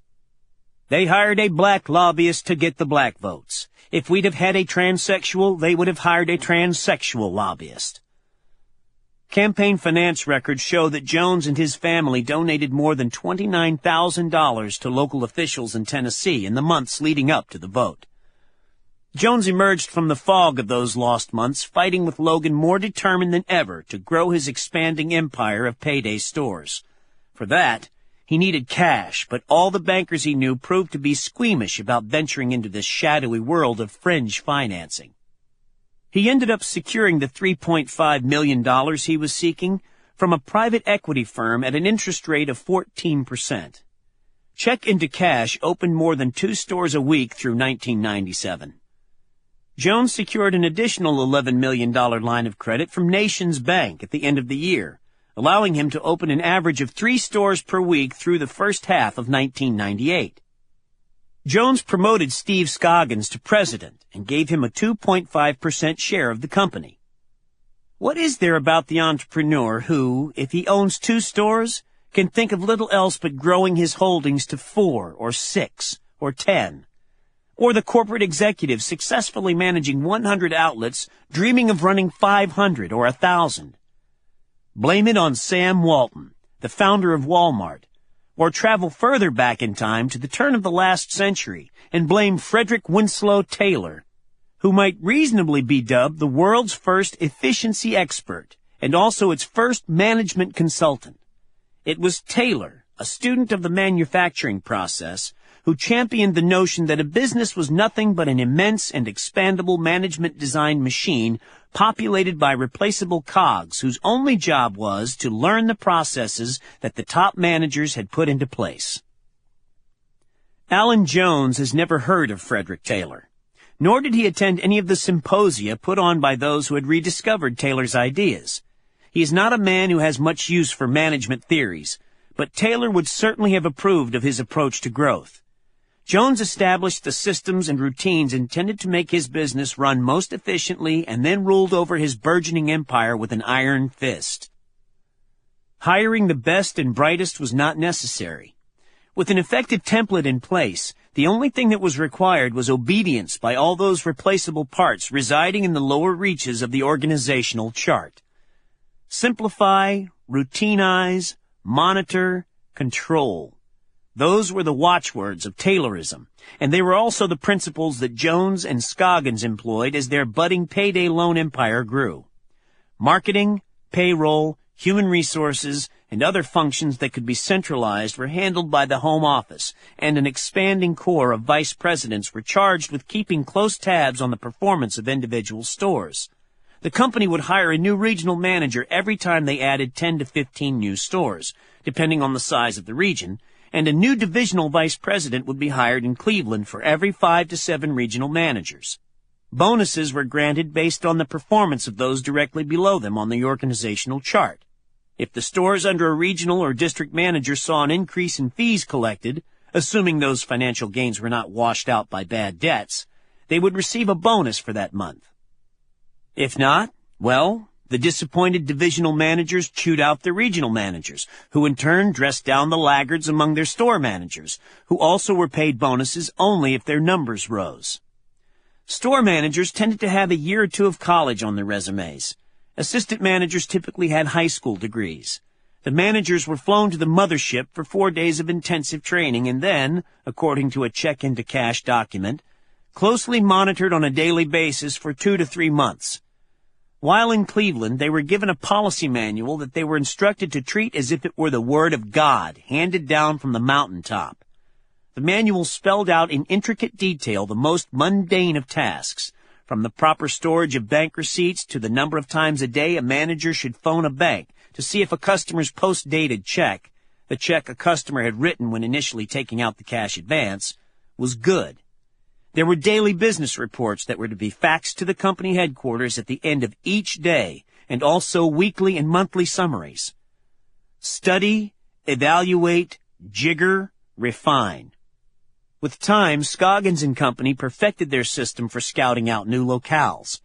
First, they would seek out a town's name-brand grocery stores and discount retailers. The Holy Grail was a shopping center anchored by a Walmart, but a shop close to a Kmart or a Kroger was also pretty much a guaranteed winner. The next choice was typically a strip mall because it tended to offer cheap rents and ample parking. Trial and error taught the check-into-cash brain trust that they should cluster stores rather than renting wherever a scout happened to find a good spot. Clustering meant better oversight and a more efficient use of marketing dollars.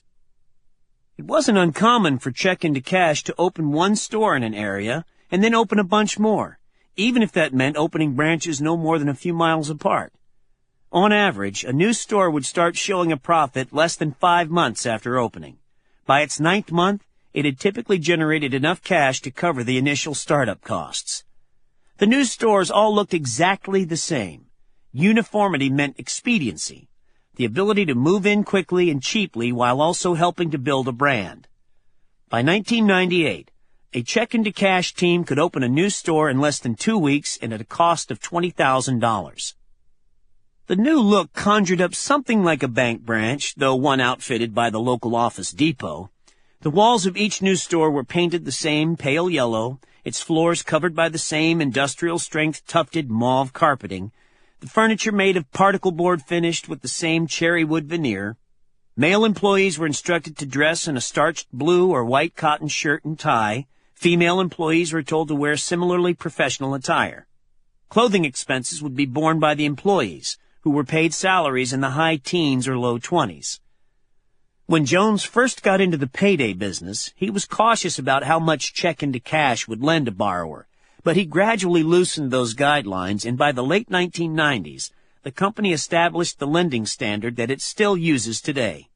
A person can borrow as much as 1/4 of his or her monthly paycheck. Predictably, that increased the proportion of people unable to pay back the money they had borrowed. The percentage of loans the company wrote off doubled from 2% in 1993 to 4% in 1998. But the company's financial statements from that period show that the change made economic sense. The increased revenues more than made up for the jump in people who failed to pay back a loan.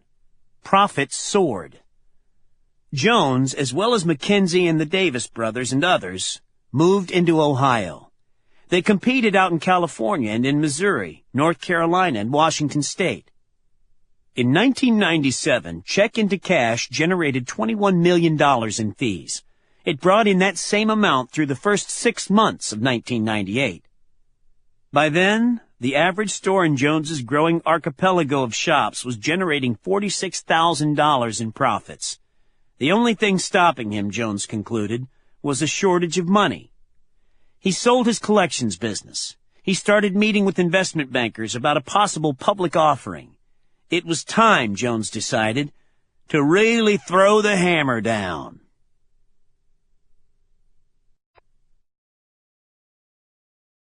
Chapter 4. Confessions of a Subprime Lender.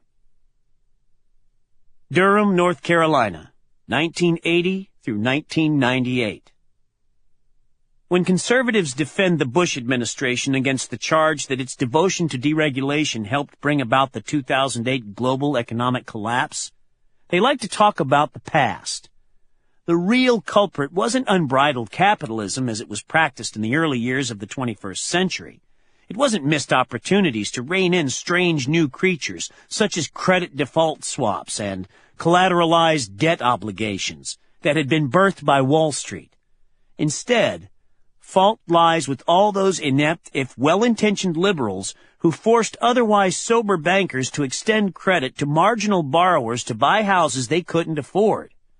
They blame legislation like the Community Reinvestment Act, or CRA, a Jimmy Carter-era law that forced banks to make loans in every neighborhood in which they had branches. Alan Jones, though, is more specific. He blames the evaporation of trillions of dollars of global wealth in only a few months' time on just one man, Martin Eakes.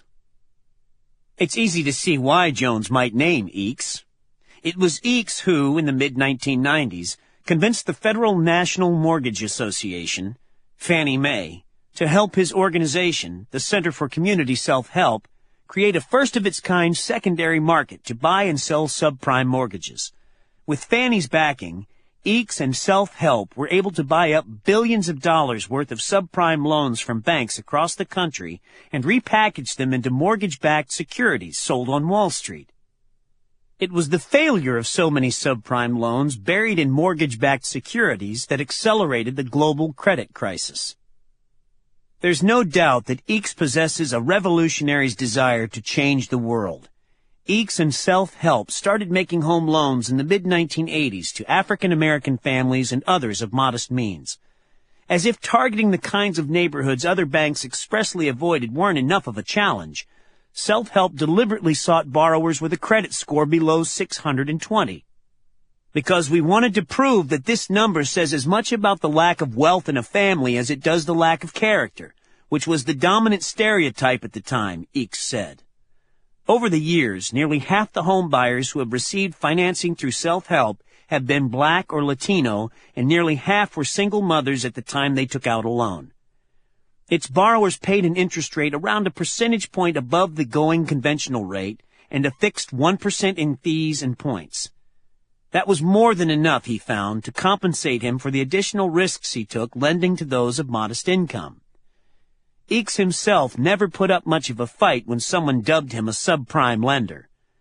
It used to be we were happy to describe ourselves as subprime lenders, said Eric Stein, a top Eakes aide until taking a post inside the Obama administration as Deputy Assistant Treasury Secretary for Consumer Protection. We would say, we've been subprime lenders since 1984. Or whatever. Self-Help has dropped that sobriquet, but Eakes is unapologetic about making loans to all those single mothers with tarnished credit and meager savings. If he harbors any disappointment about his years as a subprime lender, it's that Self-Help never made nearly enough loans and that the secondary market didn't grow larger than it did. I'd rather put my faith and my money in a person who knows what it means to work hard, Eakes told me when I visited him, more than a year after the start of the subprime meltdown, than someone who has paper credentials. In person, Eakes seems an unlikely candidate for bringing the worldwide capitalist system to its knees. He's on the short side, about 5 feet 5 inches tall, a wiry and good-natured man in his 50s who seems more jokester than master of the universe. He has an old woman's cackly laugh and a tendency to playfully propel his eyebrows into a dance to punctuate a point. He certainly hasn't grown rich off subprime mortgage lending. When I visited with him, he was driving a 16-year-old Chevy Corsica with a moldy back seat that for years had a crack that ran the length of the back window. Eakes's foes, and they are many. Half the people I know would take a bullet for me, he likes to joke, and the other half want to fire the gun. Work hard to blacken Eakes's name, so I feel obliged to check.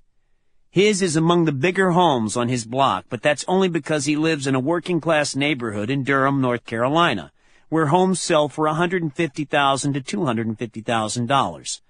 He meets frequently with bankers, politicians, and regulators, yet owns a single suit, and his wife, Bonnie Wright, still cuts his hair to save money. He claims, and Wright confirms, that he has never had so much as a sip of alcohol in his life.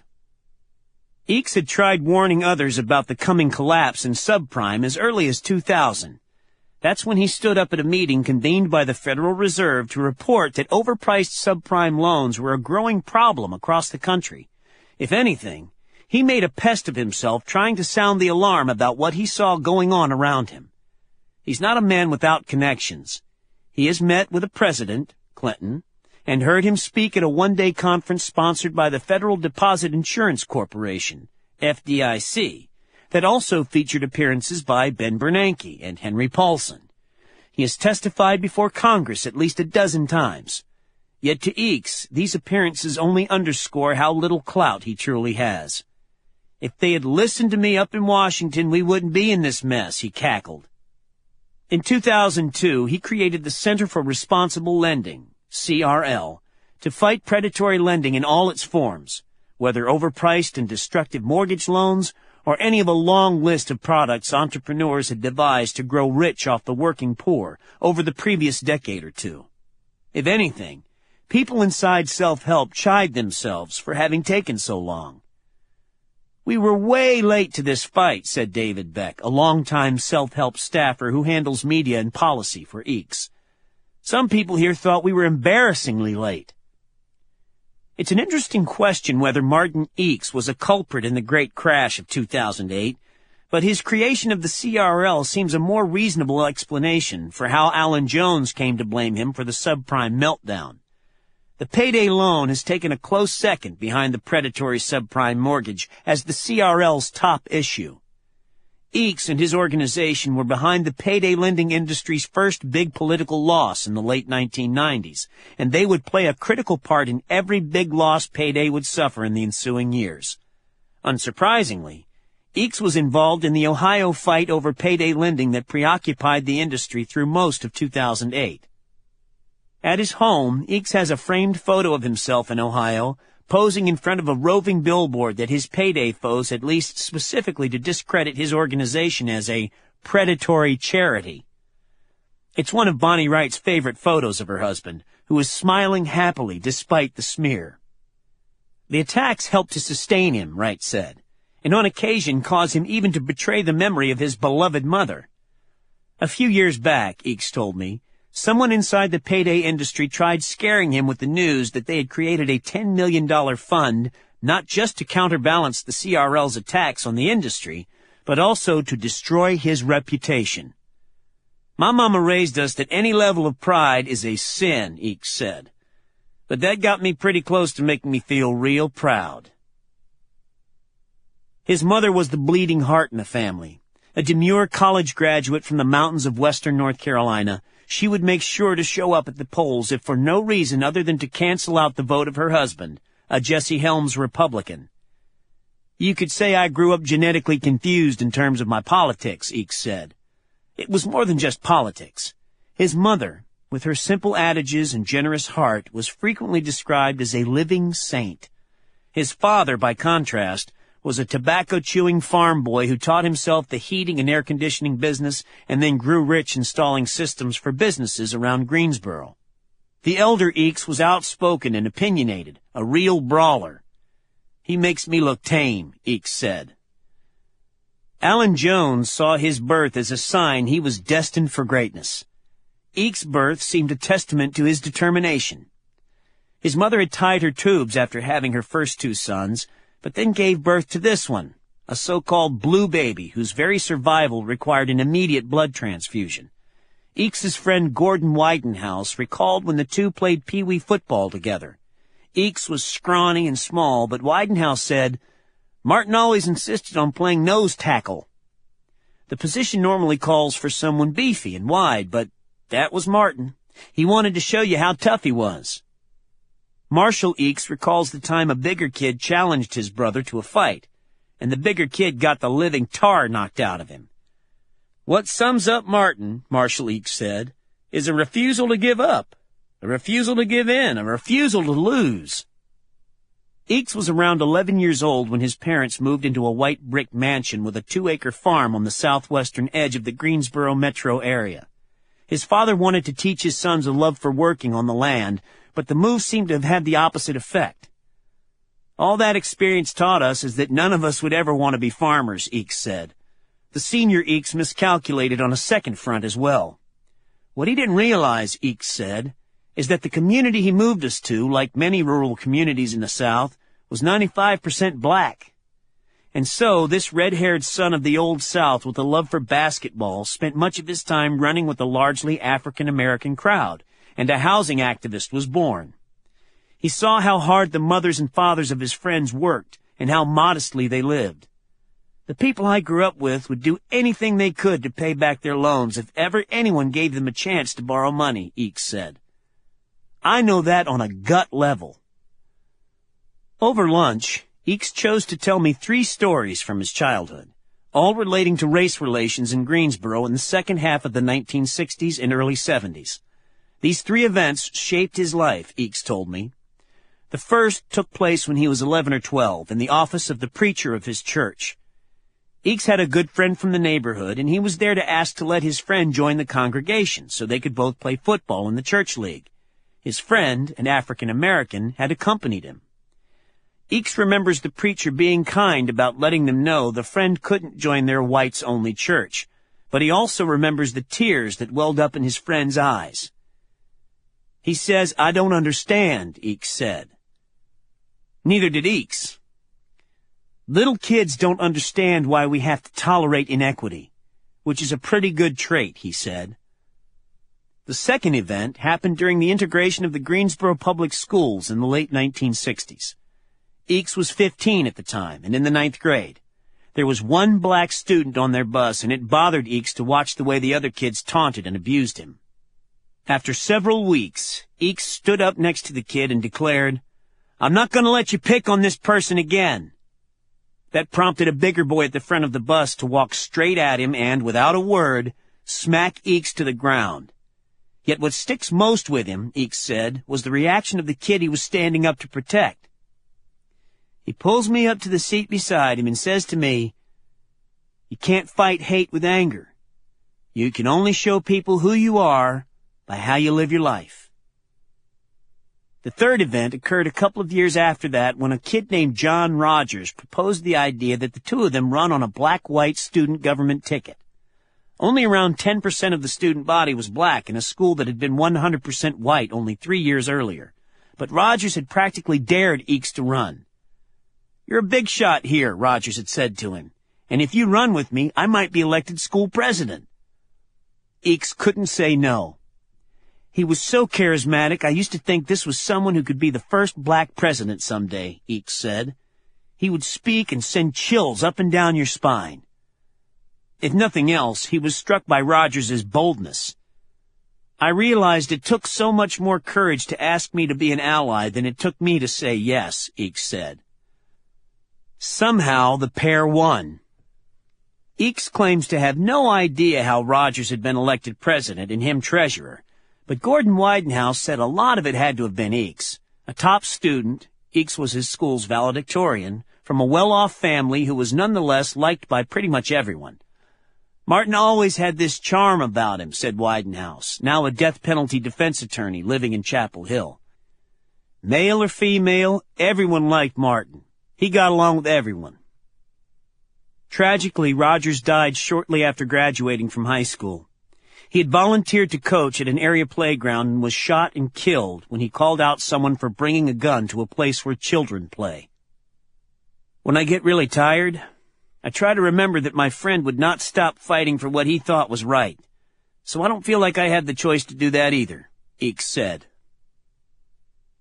Eakes was attending Davidson College, a small elite liberal arts school just north of Charlotte, when he learned that his friend had been murdered. At Davidson, an oasis for idealists and big thinkers, Eakes fell in with a brainy, eclectic crowd that included Tony Snow, who would go on to be a conservative commentator and regular on Fox News, and served briefly as press secretary to President George W. Bush. Eakes drove a beat-up bread van that he had fixed up after buying it for next to nothing, and said his friend Gordon Widenhouse, who went to Davidson and roomed with Eakes, The two spent the bulk of their free time either trying to meet co-eds or debating solutions to the big social ills of the day. Martin and his friends were different than anyone else I'd ever met, said Bonnie Wright, who was a freshman when Eakes was a senior at Davidson. They could be a lot of fun, but they were already interested in poverty and housing and all these other big issues. Wright met Eakes while he was wrapped in a blanket and tied to a flagpole in the center of campus. Retaliation for the elaborate pranks he had been pulling on his friends. The pair started dating shortly thereafter. Eakes would move to New Haven, Connecticut to attend Yale Law School and then Princeton, where he earned a master's in public policy, studying economics at the Woodrow Wilson School, before the couple settled, after much debate, in Durham in 1980.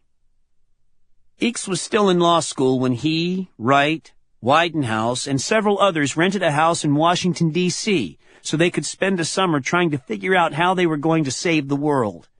The goal was to pick a single locale where they would all live after graduation, so they could collectively have an impact on the life of the dispossessed and downtrodden of that community. The idea was that it'd be unanimous, whatever we decided, and so basically you had to beat everyone into consensus, Bonnie Wright said.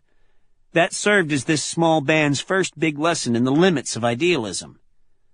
By the end of the summer, Eakes said, we were spending less time talking about revolution and more time arguing over the schedule for washing the dishes. Eakes and Wright ended up choosing Durham because it was only an hour's drive away from Greensboro and his parents, but far enough away so that if I fell flat on my face, Eakes said, I wouldn't embarrass them. They would move there alone.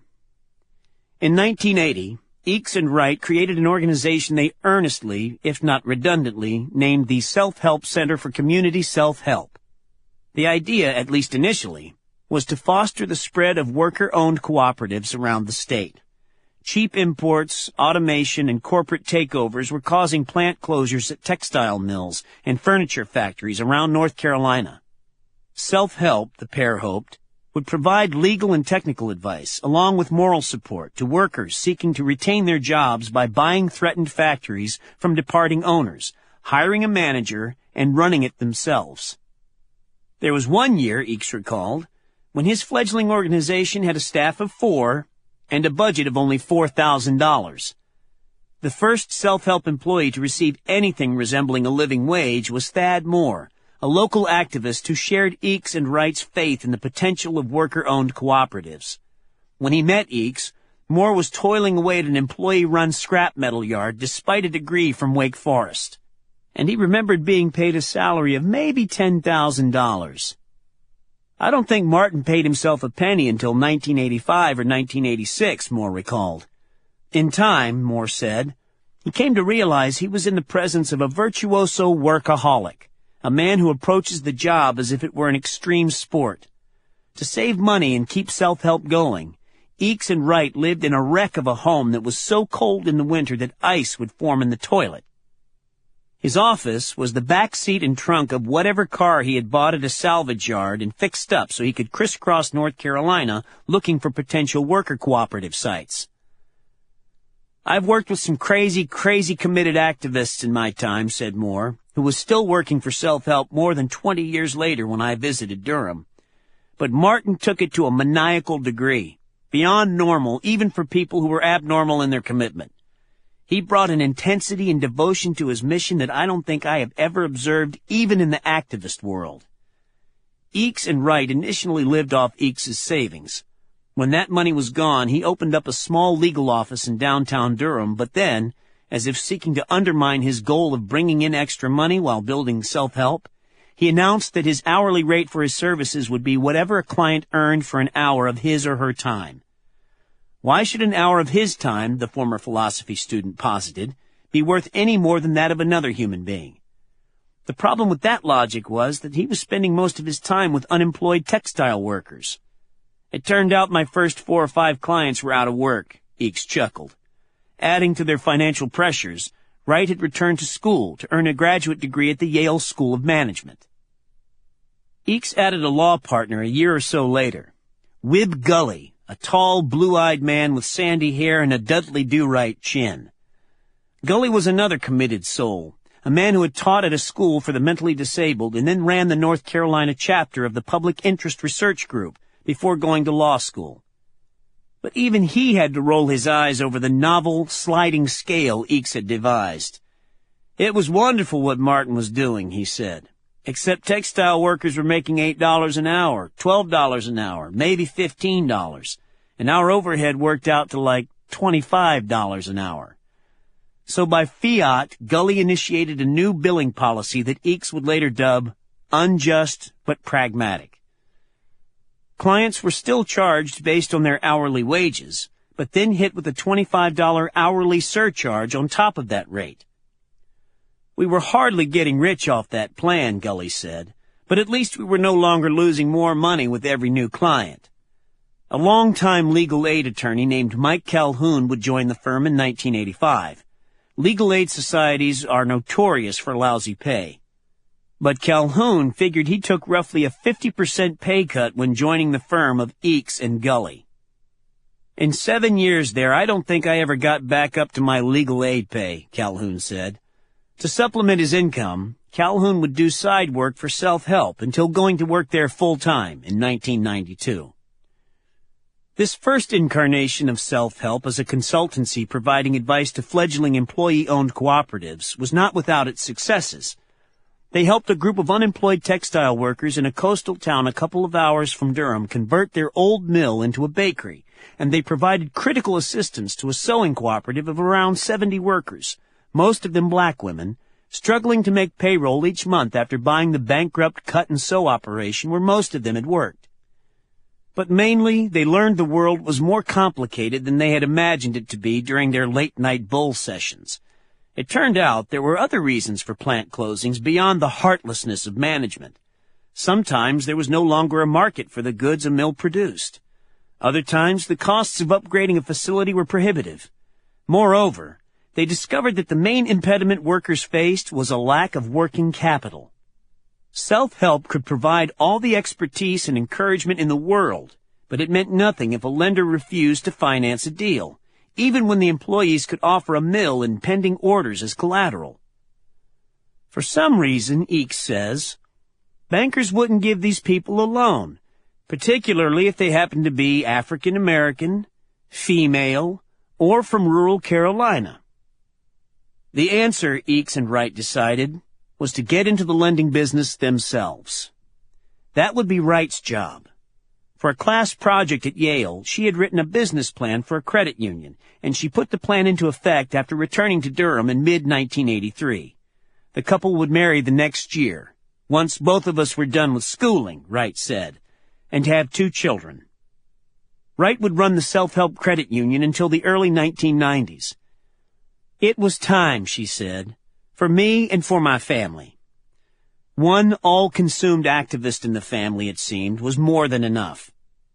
Raising money so they could start making loans proved easier than they thought. Their first benefactors were several Catholic orders that together put up well over $1 million in working capital during that first year. We were paying them better than 0 interest, but not by much, Eakes said. But they wanted to put their money to use to help working people. Eakes was so touched by their generosity that he vowed that, if necessary, he would work the rest of his adult life to pay back the Catholic orders should self-help lose any of their money. He would strike a lighter note when around that time he joked in an interview with the local Durham Daily, "We make money the old-fashioned way. We beg for it."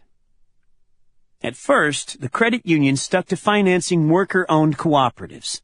When, for instance, an out-of-state owner shut down a mill in the center of the state, laying off more than 100 people, Self-Help loaned money to 13 former employees so they could reopen the plant and get back into the business of making men's and women's socks.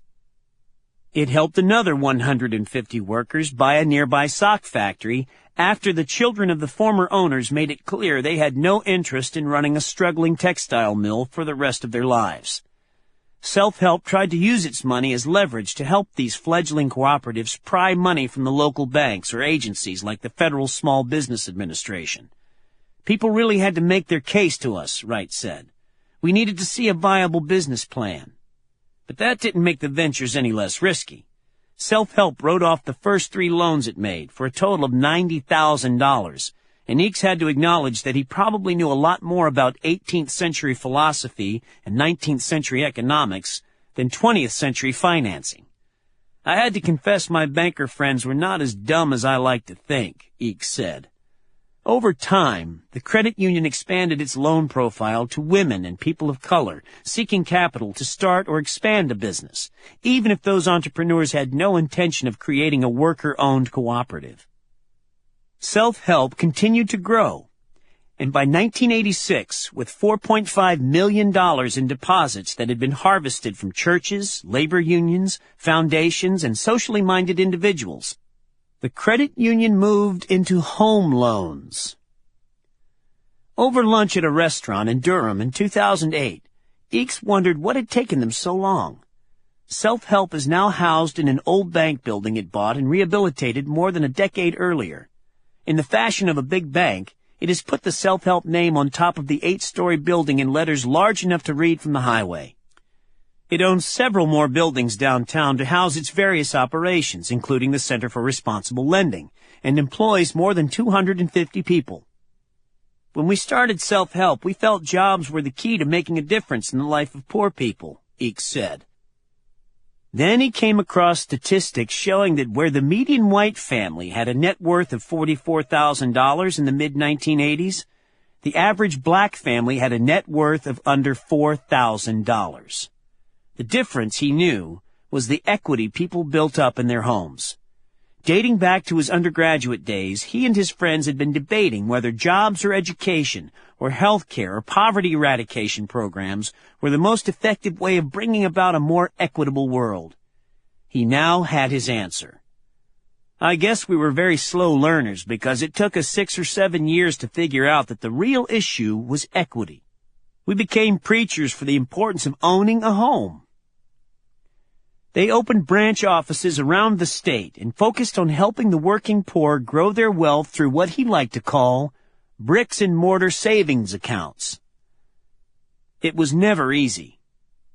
If we had known what kinds of loans you intended to make, Eakes quotes an early regulator as saying, we'd have never let you get started. Self-Help was deliberately seeking out those with the poorest credit rankings getting by on meager wages. Its typical borrower in the early 1990s had a family income of $22,000. A household wasn't eligible for a Self-Help loan if its occupants earned more than the area's median income. But Self-Help's borrowers were purchasing $30,000 or $50,000 homes and receiving loans almost as favorable as their prime counterparts. The key, Eakes said, was to find people who had proven themselves to be hard workers and then make sure they weren't buying a home beyond their means. In a 1993 interview with a publication called Business North Carolina, H. Allen Carver, who ran the Atlanta office for the National Credit Union Administration, declared himself a convert. His agency, he said, watched Self-Help like a hawk, but Eakes' organization had proven they've got their act together. The local media seemed equally impressed. The editorial board at the Raleigh News and Observer dubbed Self-Help Heroes of High Finance, and the Winston-Salem Journal heralded the organization as the bank of last resort. All around the state, newspapers were running Self-Help profiles, featuring single mothers and people who had known mostly bad luck and misfortune until Self-Help boosted them out of a trailer park or public housing and into a modest home of their own. President George H.W. Bush designated Self-Help one of his 1,000 points of light. And in 1993, President Clinton singled out Self-Help as a model when announcing a $382 million revolving loan fund to help bring economic opportunity to neglected communities. By that time, the Self-Help Credit Union had 35 full-time employees and $40 million under management. Over the next few years, the United Nations would honor Self-Help as one of the United States' 20 most successful economic development projects, and the MacArthur Foundation would bestow on Eakes a $260,000 Genius Grant for helping the rural poor, women, and minorities obtain $90 million in loans to start businesses and buy homes. His shoes were a pair of scuffed, dirt-smeared Reeboks that might raise an eyebrow at a backyard barbecue. They looked even more out of place given the rest of Martin Eakes's ensemble. He wore a pair of pinstriped gray dress slacks that matched the suit jacket draped atop a box in the corner, and a wrinkled white dress shirt that was frayed at the cuffs and collar. Later that day, he explained after shaking my hand to welcome me to his office, he would be flying to New York. So he put on the pants this morning and wore the sport coat to the office so he wouldn't have to carry a garment bag on the plane.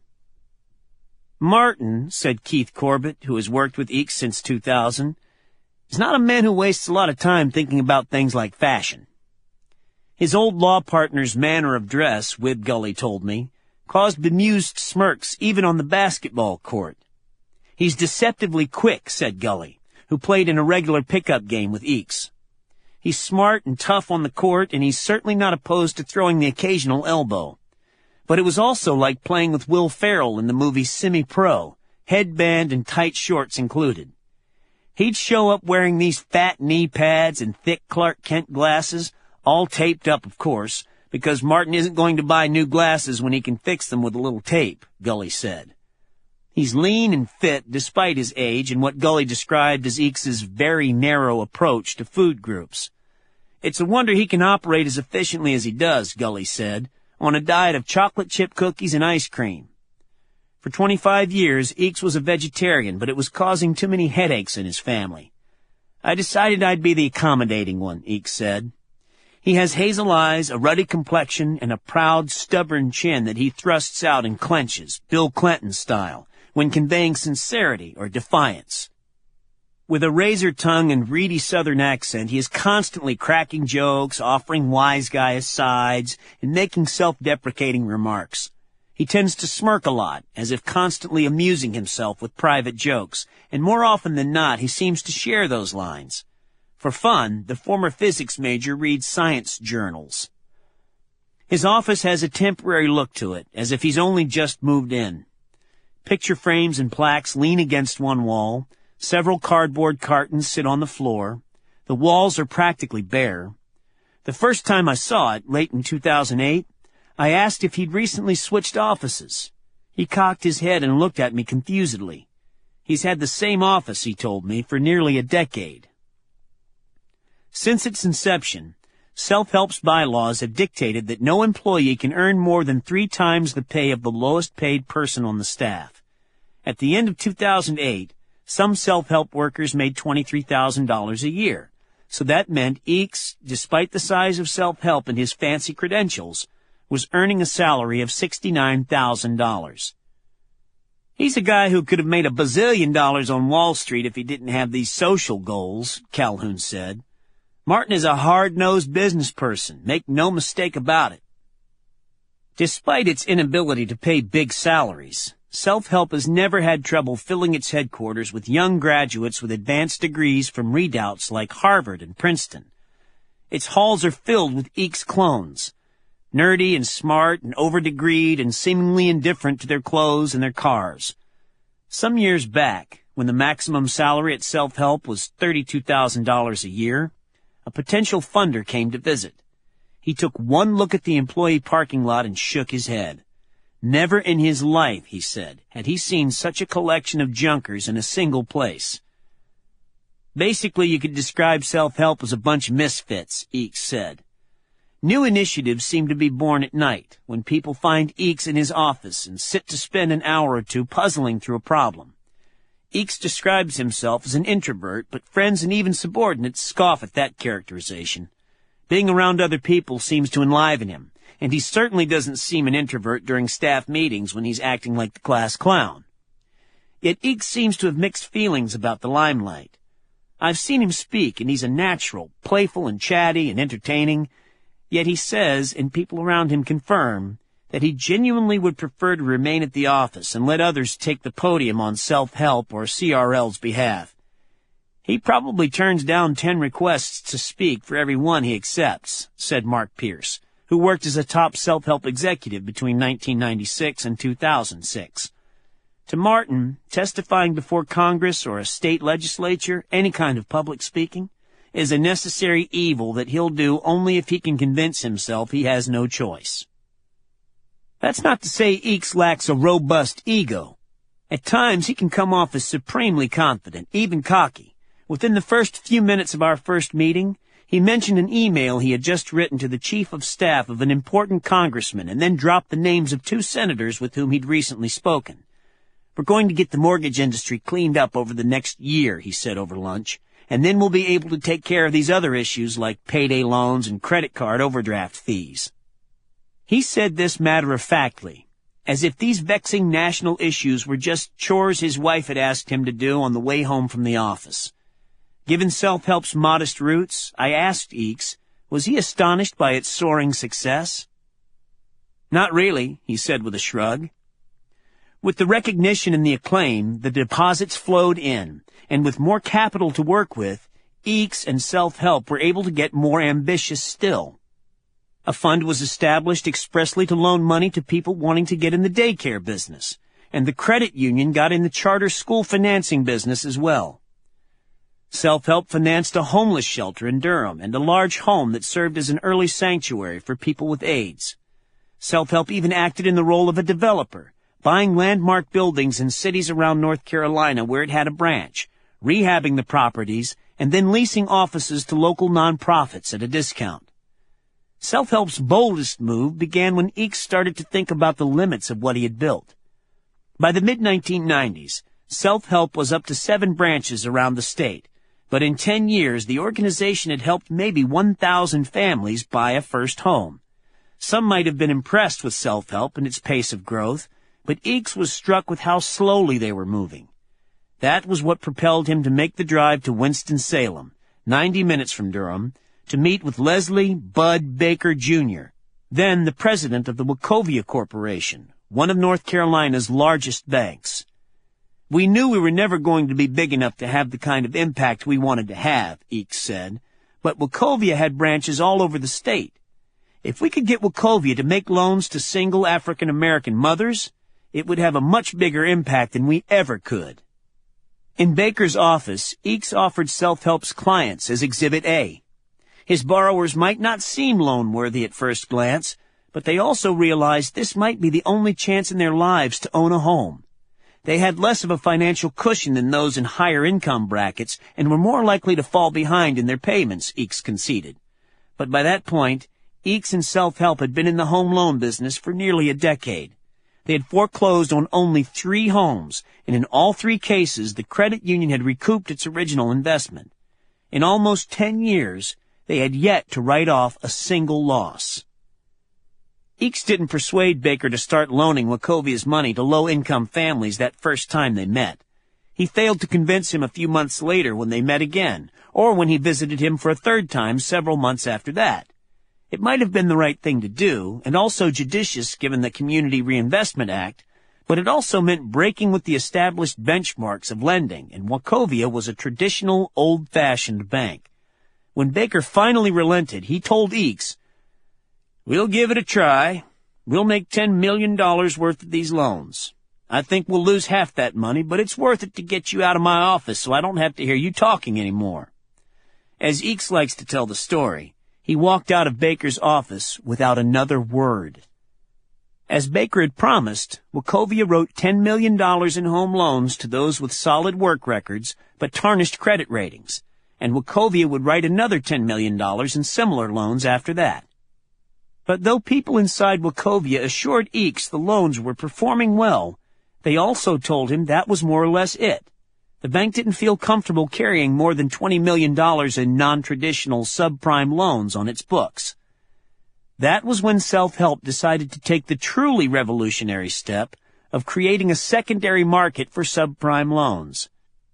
As Eakes saw it, Self-help could help so many more people if they had more than just a dozen or so loan officers scattered around a single mid-sized state. That was Eakes's pitch to Bud Baker and the other bank presidents with whom he would meet. "I said to them, most people covet your money, but I covet your delivery mechanism. You have branches all over the state. You have 20,000 loan officers all over Kingdom Come. You can reach every little neighborhood we can't. And if joining in his cause wasn't reason enough to play in the secondary market he was creating, there were more concrete advantages as well. I would tell them, Eakes said, "We'll pay you a fee, you'll make your money, and you get to be the hero and get your CRA credits." Again, Eakes started with Wachovia, whom he approached with a unique offer. "We'll buy all the $20 million in loans you've made to low-income clients," he told Baker, "if you promise to use the proceeds to make more loans to people of modest means." The catch was that Self-Help was going to borrow most of that $20 million from Wachovia itself. They'd put up $2 million as a down payment, and the $20 million loan portfolio would serve as the collateral for the loan. "We were taking all the credit risk," said Mike Calhoun. "If the mortgages went bad, we were out our reserves and the entire portfolio with a book value of $20 million reverted to them." They would pay market rate on the loan to Wachovia, but Calhoun and others had done the math. Self-Help would still come out ahead if all went as planned. Wachovia said yes, and Calhoun said, "We knew we were in business." Eakes was anxious to approach other banks with what he called his Godfather proposition, a deal too good to refuse. Holding him back was a lack of cash. To make that first $20 million deal work, Self-Help needed to make a $2 million down payment. And it wasn't as if the organization had that kind of money lying around to write more checks of that size. As luck would have it, one of Self-Help's biggest financial backers, the Ford Foundation, which had aided Self-Help dating back to its worker-owned cooperative days, was confronting a unique challenge: the need to spend a lot of money and spend it fast. By law, a foundation must pay out at least 5% of the total worth of its holdings each year, and in 1998, with dot-com fever fueling the stock market, the Ford Foundation's portfolio ballooned. "I have a really big idea," Eakes began when contacting his liaison at the foundation. And his timing couldn't have been better. Ford gave Self-Help $50 million to help underwrite this new secondary market for subprime real estate loans, and with the commitment from Ford, Self-Help was able to convince Fannie Mae to guarantee the loans. Self-Help's money would still be on the line. The company had to indemnify Fannie for 100% of any losses. But the mortgage giant's imprimatur meant that this relatively anonymous, relatively small, Durham-based nonprofit could package and resell mortgages to Wall Street. The process was called mortgage securitization.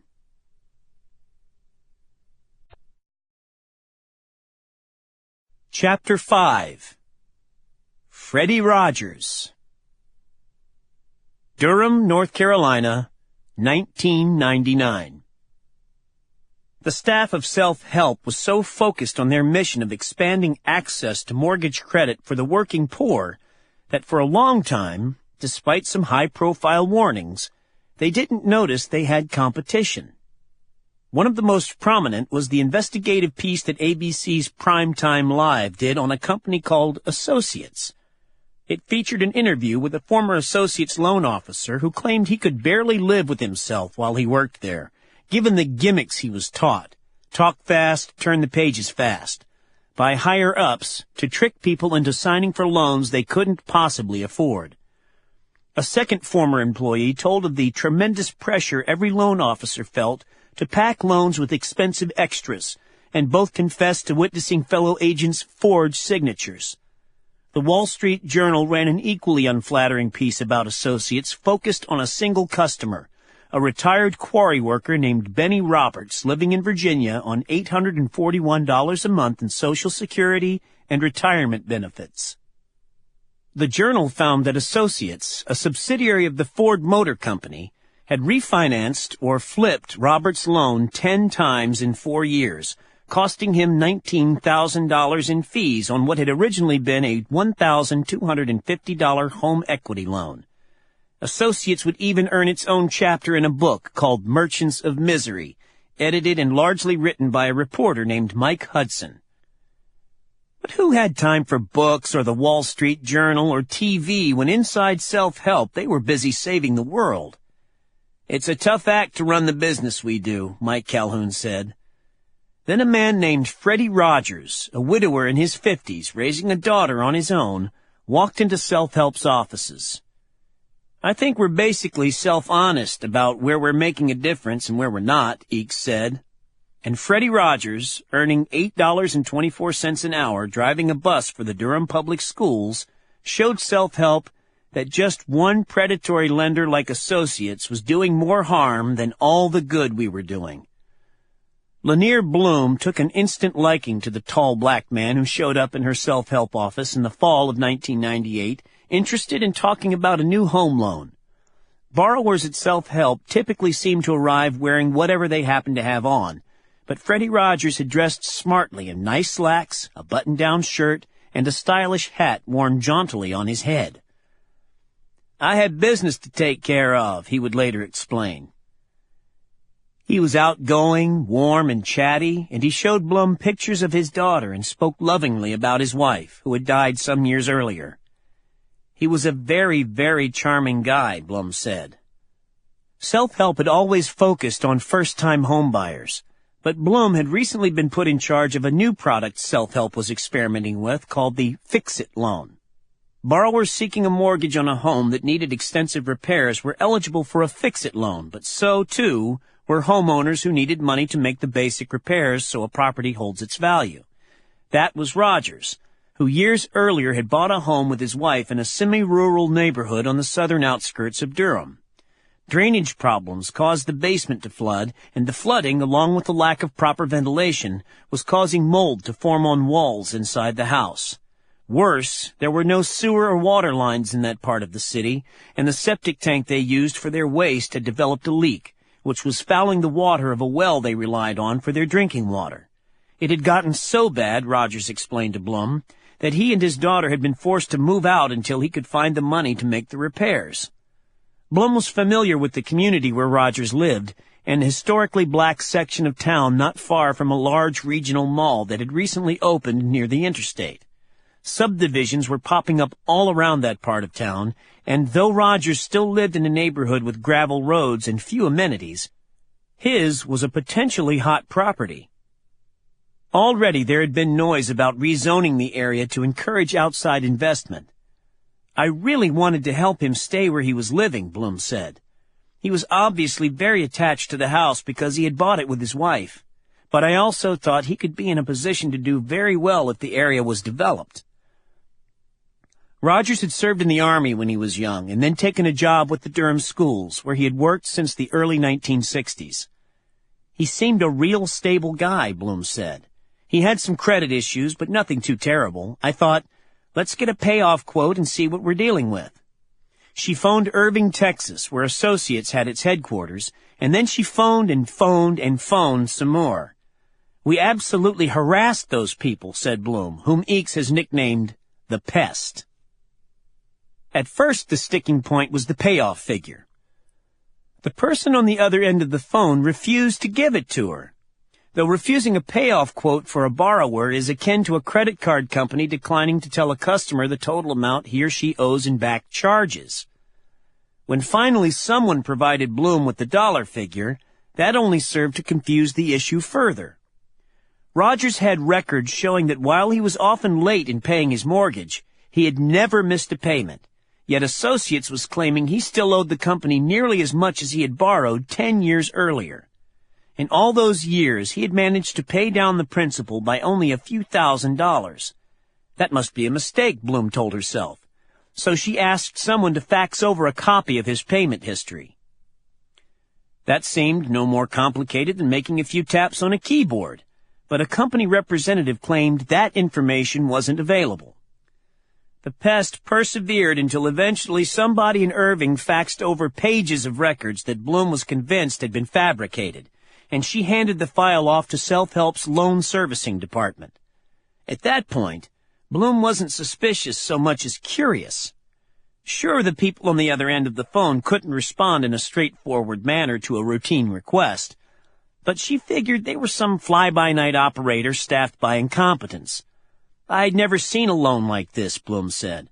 "I really wanted to know what these other lenders knew that we didn't know." More borrowers came in seeking a fix-it loan, and they too had loan terms similar to Rogers's. At Self-Help, they required down payments of at least 5 to 10%, yet associates and other lenders proved willing to write loans valued at 100% of the assessed worth of the property. I was thinking, why are we being so conservative? What have these banks figured out that we haven't, said Bloom. These other lenders were charging interest rates 4, 5, or 6 percentage points higher than Self-Help's, if not more. That struck Bloom as a steep premium, but she also had to ask herself if Self-Help was taking more risk than people inside the organization realized. We always saw ourselves as the high-risk lender of last resort, said Bloom, who had a degree in city planning, not finance.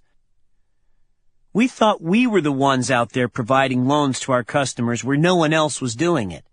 It came as a surprise that there were even these other players in the communities we were serving. The truth would emerge once Bloom, with the help of others inside Self-Help, was able to piece together the details of Rogers's loan. Years earlier, he and his wife had borrowed $29,000 through the Veterans Administration to buy their home, but then they had allowed themselves to be talked into refinancing with associates. Under the new loan terms, they were paying 13.7% in interest and now owed $47,500, including thousands in fees and thousands more for a credit insurance policy. Associates hit Rogers with a penalty fee every time he was late with a payment, as any lender would. But the company would also tack on extra interest charges, treating his account as if it were perpetually in arrears. The bottom line was that Rogers was stuck.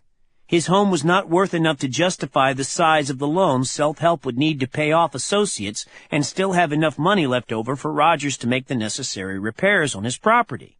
And even if Self-Help were inclined to take the risk, Rogers, with a salary of around $17,000 a year, didn't make enough to reliably cover the monthly payments. It took us some time, Bloom confessed, but we eventually realized this wasn't just an issue of one guy. This was a big company out there, and they were lending a lot of money to a lot of people. Bloom stopped by Eakes's office one night when both were working late. She told him about Rogers's predicament, and Eakes pulled out his calculator. Had Rogers refinanced his loan through Self-Help and made the same monthly payments he had been making to associates, Eakes found, he would have paid off his loan in full and even built up a modest-sized savings account. Instead, he still owed associates nearly as much as he had borrowed. Freddie Rogers's only crime was that he, like much of the populace, wasn't financially sophisticated. It had ended up costing him tens of thousands of dollars, and it might well cost him his house. "This is scandalous," he declared. He promised Bloom he would call Irving, Texas, the next day. Pretty much any housing activist or consumer advocate who has heard Martin Eakes speak in public in recent years has heard the story of the phone call Eakes made to Texas on behalf of Freddie Rogers. The woman on the other end of the line accused Eakes of being a competitor out to steal a loan away from her company. She was evasive and dodged basic questions that a lender was legally obligated to answer. "I just snapped," Eakes said. "I just started making a lot of threats." "We're going to get this borrower out from under your thumb," he told the woman. "We're going to drive your company out of our state." "You picked a fight with the wrong guy at the wrong time," he told her. It was only after he hung up the phone that, with the help of his staff, Eakes realized he had threatened to boot from North Carolina one of the 2 or 3 largest consumer finance companies in the world. Eakes is intense when he's angry, but he's not the demonstrative kind. The signs that he is stealing for a fight are more subtle.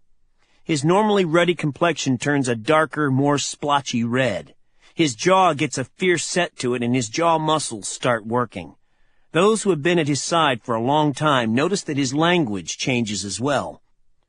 The more pragmatic Eakes, the physics major turned lawyer and banker, is replaced by the philosophy major who orates about right and wrong and the moral imperative everyone at Self-Help should feel to confront injustice when they see it.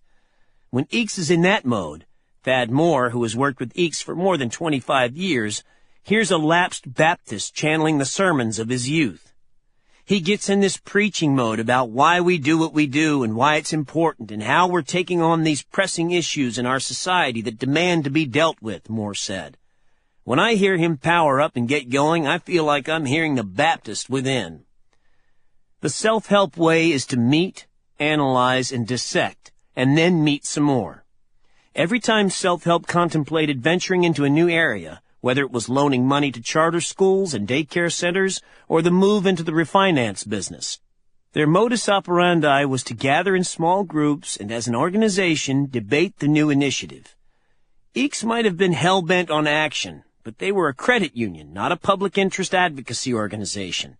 With everything else going on, were they going to devote the money and the energy that would be required to see them through a fight that would invariably land them in Raleigh, the state capital, if not Washington, all because the boss had lost his temper during a phone conversation with another lender? Mark Pierce, who had started at Self-Help in 1996, was among those arguing forcefully for them to take the fight to associates. But Pierce, who would serve as the Center for Responsible Lending's first president before leaving in 2006 to take a posting as North Carolina's Deputy Commissioner of Banks, also saw why some, especially those working in the business loan department, might disagree. It was a real challenge to our mission, Pierce said. Self-Help was working so hard to get people into homes, and it's not like we were anywhere near to meeting our goals on that front. In the end, though, the sheer size of Associates left the Self-Help executive team feeling they had no choice. Associates had started its life nearly a century earlier as an auto finance company aimed at helping people buy a Model T. Where Self-Help had a half-dozen offices around the state and had made around 500 home loans in North Carolina in 1998, Associates had 80 storefronts scattered around North Carolina, making or buying thousands of home loans each year. Self-Help relied largely on word of mouth and a network of nonprofits. Associates had Terry Bradshaw, the former football great, pitching its loans on television and booming, "We make loans that make life better." At Self-Help, they felt like they were really something when in the late 1990s they were making more than $25 million in home loans each year. When, in 1998, Ford spun off Associates First Capital, as its subprime lending unit was called, through an initial public offering, it was generating nearly $1 billion a year in profits. "It really hit us in the face," Mike Calhoun said. "We recognize that if we don't do something about predatory lending, we're kidding ourselves that we're really achieving something by putting people in homes." This organization that had always viewed its core mission as helping families build wealth had come to the conclusion that it was equally as important to help families protect the wealth they had already attained. The solution, as they saw it, was for North Carolina to become the first state in the country to pass an anti-predatory lending bill aimed at reining in the most audacious practices of its subprime lenders. In downtown Durham, an activist named Peter Skillern heard from Martin Eeks and told himself that it was about time. For years, Skillern, the executive director of the Community Reinvestment Association of North Carolina, or CRANC, had been organizing protests against subprime lenders at home and in Washington. He had even been known to don a rubber shark's nose to underscore his point that these lenders were a dangerous breed to avoid. Skillern admired Eeks and all that he had accomplished, but Self-Help had declined to take part in CRANC's actions. "Martin is a remarkably effective leader," Skillern told me when I visited him in Durham. But that only made Eaks's lack of engagement in the fight that much more maddening. Skillern's bête noire wasn't Associates, but a lender much closer to home, Nations Bank, based in Charlotte. To him, Nations Bank, one of the country's largest, offered a stark example of what he saw as the country's parallel banking system. "It's like Nations Bank has two doors side by side," Skillern told me. "If you were white, middle class, and had good credit, you were ushered into one door. If you were low income and had imperfect credit, you were shuffled into the door for either Nations Credit or Equicredit, Nation's two subprime subsidiaries. And if you were black, your economic class or FICO score didn't seem to matter. According to studies, you were far more likely to end up with one of the subprime lenders in one of their high-interest loans just by virtue of the color of your skin. The subprime lenders claimed they needed to charge higher interest rates and steeper fees to offset the increased risk they were taking with subprime borrowers, but Skillern thought that was bunk. The big consumer finance companies, Forbes reported in 1997, were enjoying returns as much as 6 times greater than those of the best-managed banks. Neither Nations Credit nor Equicredit was nearly as large as Associates, but by the late 1990s, the two units were generating around $400 million in profits each year. Skillern would prove to be one important EECS ally against Associates, Bill Brennan in Atlanta another. EECS could rely on Rogers to help put a human face on predatory lending, and there were others from among the 50 people who had complained about Associates to the state authorities over the previous year. Brennan, however, provided video, much of it starring Bill Brennan and all of it powerful. Brennan had played a key role in the making of the Primetime Live episode, providing some of the piece's rhetorical fire. He described Ford Motor as the worst predatory lender in the country, and also its heart. It was Brennan who pointed a producer to the couple who would give the expose its emotional anchor, the Ivies of Atlanta, who almost lost their home of 25 years after a broker with Associates talked them into consolidating some credit card bills and a preposterously expensive home equity loan that included 24% in upfront charges and a payment schedule this couple of modest means couldn't possibly afford. Then there were all those television pieces Brennan was able to orchestrate in the Atlanta area using his local contacts. Abusive and predatory loans weren't necessarily illegal, and so when he was getting nowhere with a case, he would give a heads-up to a friendly TV reporter. In short order, a story would air about an elderly black woman living on meager means who had been ruined by Associates, or the short-order cook with diabetes who struggled to stand on his feet all day, or the hard-working couple with 2 young children, and there would be Brennan, eyes moist, bathing the viewer in sincerity, decrying the terrible injustice that had been done. With the heat turned up high, negotiations would commence and an accord would be reached contingent upon everyone's future silence. Brennan's friends dubbed it the media-induced settlement. Brennan copied several of these local broadcasts onto a video and, along with the Primetime Live piece and a few other choice offerings, including snippets of depositions with 2 former Associates employees, who spoke of the lengths they would go to lard deals with expensive extras, sent it along to self-help. In the hands of most advocates, Brennan's tape would have been a useful tool. In the hands of Martin EECS, it took on a life of its own. Inside self-help, they made jokes about what they called EECS's Teletubby, the stout combination TV VCR that the boss brought with him everywhere during the months they were lobbying for an anti-predatory lending law in Raleigh.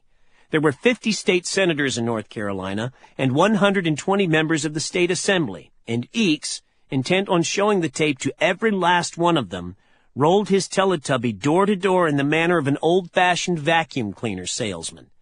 If a receptionist or some other staffer was reluctant to allow him inside to see a legislator, he would show it to that person, hoping after viewing it he or she would feel compelled to pass the tape he left behind on to their boss. One news account had self-help distributing 7,000 copies of the videotape around the state. By that time, EECS had testified no fewer than 8 times in favor of an anti-predatory lending bill. "People say I work hard," Mike Calhoun said, "but he put me to shame in that fight." The initiative was supported by a group calling itself the Coalition for Responsible Lending. The coalition included such mainstream advocacy groups as the NAACP and AARP, but the political establishment in Raleigh could be forgiven for thinking this legislative battle was brought to them and sponsored by Martin EECS and the people of self-help. Calhoun, whom Bill Brennan described as the smartest lawyer I've ever worked with, was the resident expert on consumer law within self-help, so it fell to him to type out a draft of the legislation. "You're not going to see a lot of clerical staff at self-help," Calhoun sighed. The aim of the bill was to impose limits on what a subprime lender could charge its customers. Roy Cooper, the Senate Majority Leader and a Democrat, agreed to sponsor the bill. We were beginning to see complaints filed by consumers, and we began to hear concerns voiced by lawyers seeing these unfair terms at closings, said Cooper, who had been elected to his second term as North Carolina Attorney General by the time I visited him in the fall of 2008. So we realized we needed to put some bright-line limits on the amount of charges associated with the loans. Years later, Cooper still remembered Freddie Rogers, not just his name, but also his exact hourly wage and other details of his case. Initially, a long list of senators joined Cooper as co-sponsors, but after the lobbyists weighed in, Cooper ended up as its sole sponsor in the Senate. North Carolina is the second-largest banking state in the country, so the banking industry is a significant economic engine here, Cooper said. They had a significant influence over the legislature and government process. The key was to bring the banks around, or at least convince them to remain on the sidelines. That would be no easy task, given the hundreds of millions in profits a local giant like Nations Bank was booking selling subprime loans. A year after the predatory lending fight was over, Eakes asked Keith Corbett, an executive at North Carolina Mutual, the nation's oldest black-owned insurance company, to join them at Self-Help. "We don't pay a lot in salary," Eakes told Corbett, "but if we see someone who's been mistreated, we're willing to spend $2 to $3 million to right that wrong." Corbett was sold. That's exactly what happened in the case of Freddie Rogers. Mike Calhoun was among those working out an out-of-court settlement with associates that allowed Rogers to refinance with Self-Help under terms he could afford. A few years later, a developer seeking to gentrify Rogers' neighborhood paid him a substantial bounty for his home. By that time, he had remarried. Over the years, Eakes had made his share of political enemies in Raleigh. Imam or Ayatollah were among the less flattering nicknames given to him inside the state capitol by those resenting his sermonizing and righteousness. But there was also no denying his effectiveness. He got along with a lot of my Republican colleagues, maybe better than I did, Wibgully said. To his activist allies, he might have been the accidental banker who was still one of their own. But for political purposes, he was a subprime mortgage banker horrified by the lending practices of some of his more unscrupulous rivals. He was also a man on a first-name basis with the CEOs of some of the state's largest lending institutions. He made the same pitch to each. The bad practices of the worst subprime lenders hurt the reputations of all in the mortgage business. Eventually, even the North Carolina Bankers Association supported the reform bill. "That was Martin," Roy Cooper said. "Working and working and working to bring the industry into the fold." The political fighting over the anti-predatory lending bill raged for the better part of a year. The bill was modified, for instance, to allow a lender to charge a borrower as much as 5% in upfront fees. "If your parents paid 5 points on a loan, you wouldn't be very happy," Calhoun said. But the legislation banned prepayment penalties on any mortgage less than $150,000 and made it illegal to roll into a loan the cost of credit insurance. Credit insurance itself, with separate monthly payments, was still legal. Lenders could charge interest rates well above the rates enjoyed by prime customers, but anyone wanting to sign a deal that would have them pay rates more than 10 percentage points higher than a Treasury bill would be required to meet with a credit counselor. The bill was signed into law in July 1999. Even with its limitations, consumer advocates hailed the law as a significant breakthrough. Inside Self-Help's offices, the phone was now ringing with activists from places such as New Jersey, Chicago, and Dayton, eager to pass something similar in their locale. "Initially, we thought we passed this predatory lending bill. Okay, good, we're done. Now we can go back to our day jobs," said Mark Pierce. But people wanted to know how we did it, especially as North Carolina wasn't exactly seen as the most liberal, consumer-friendly state in the country.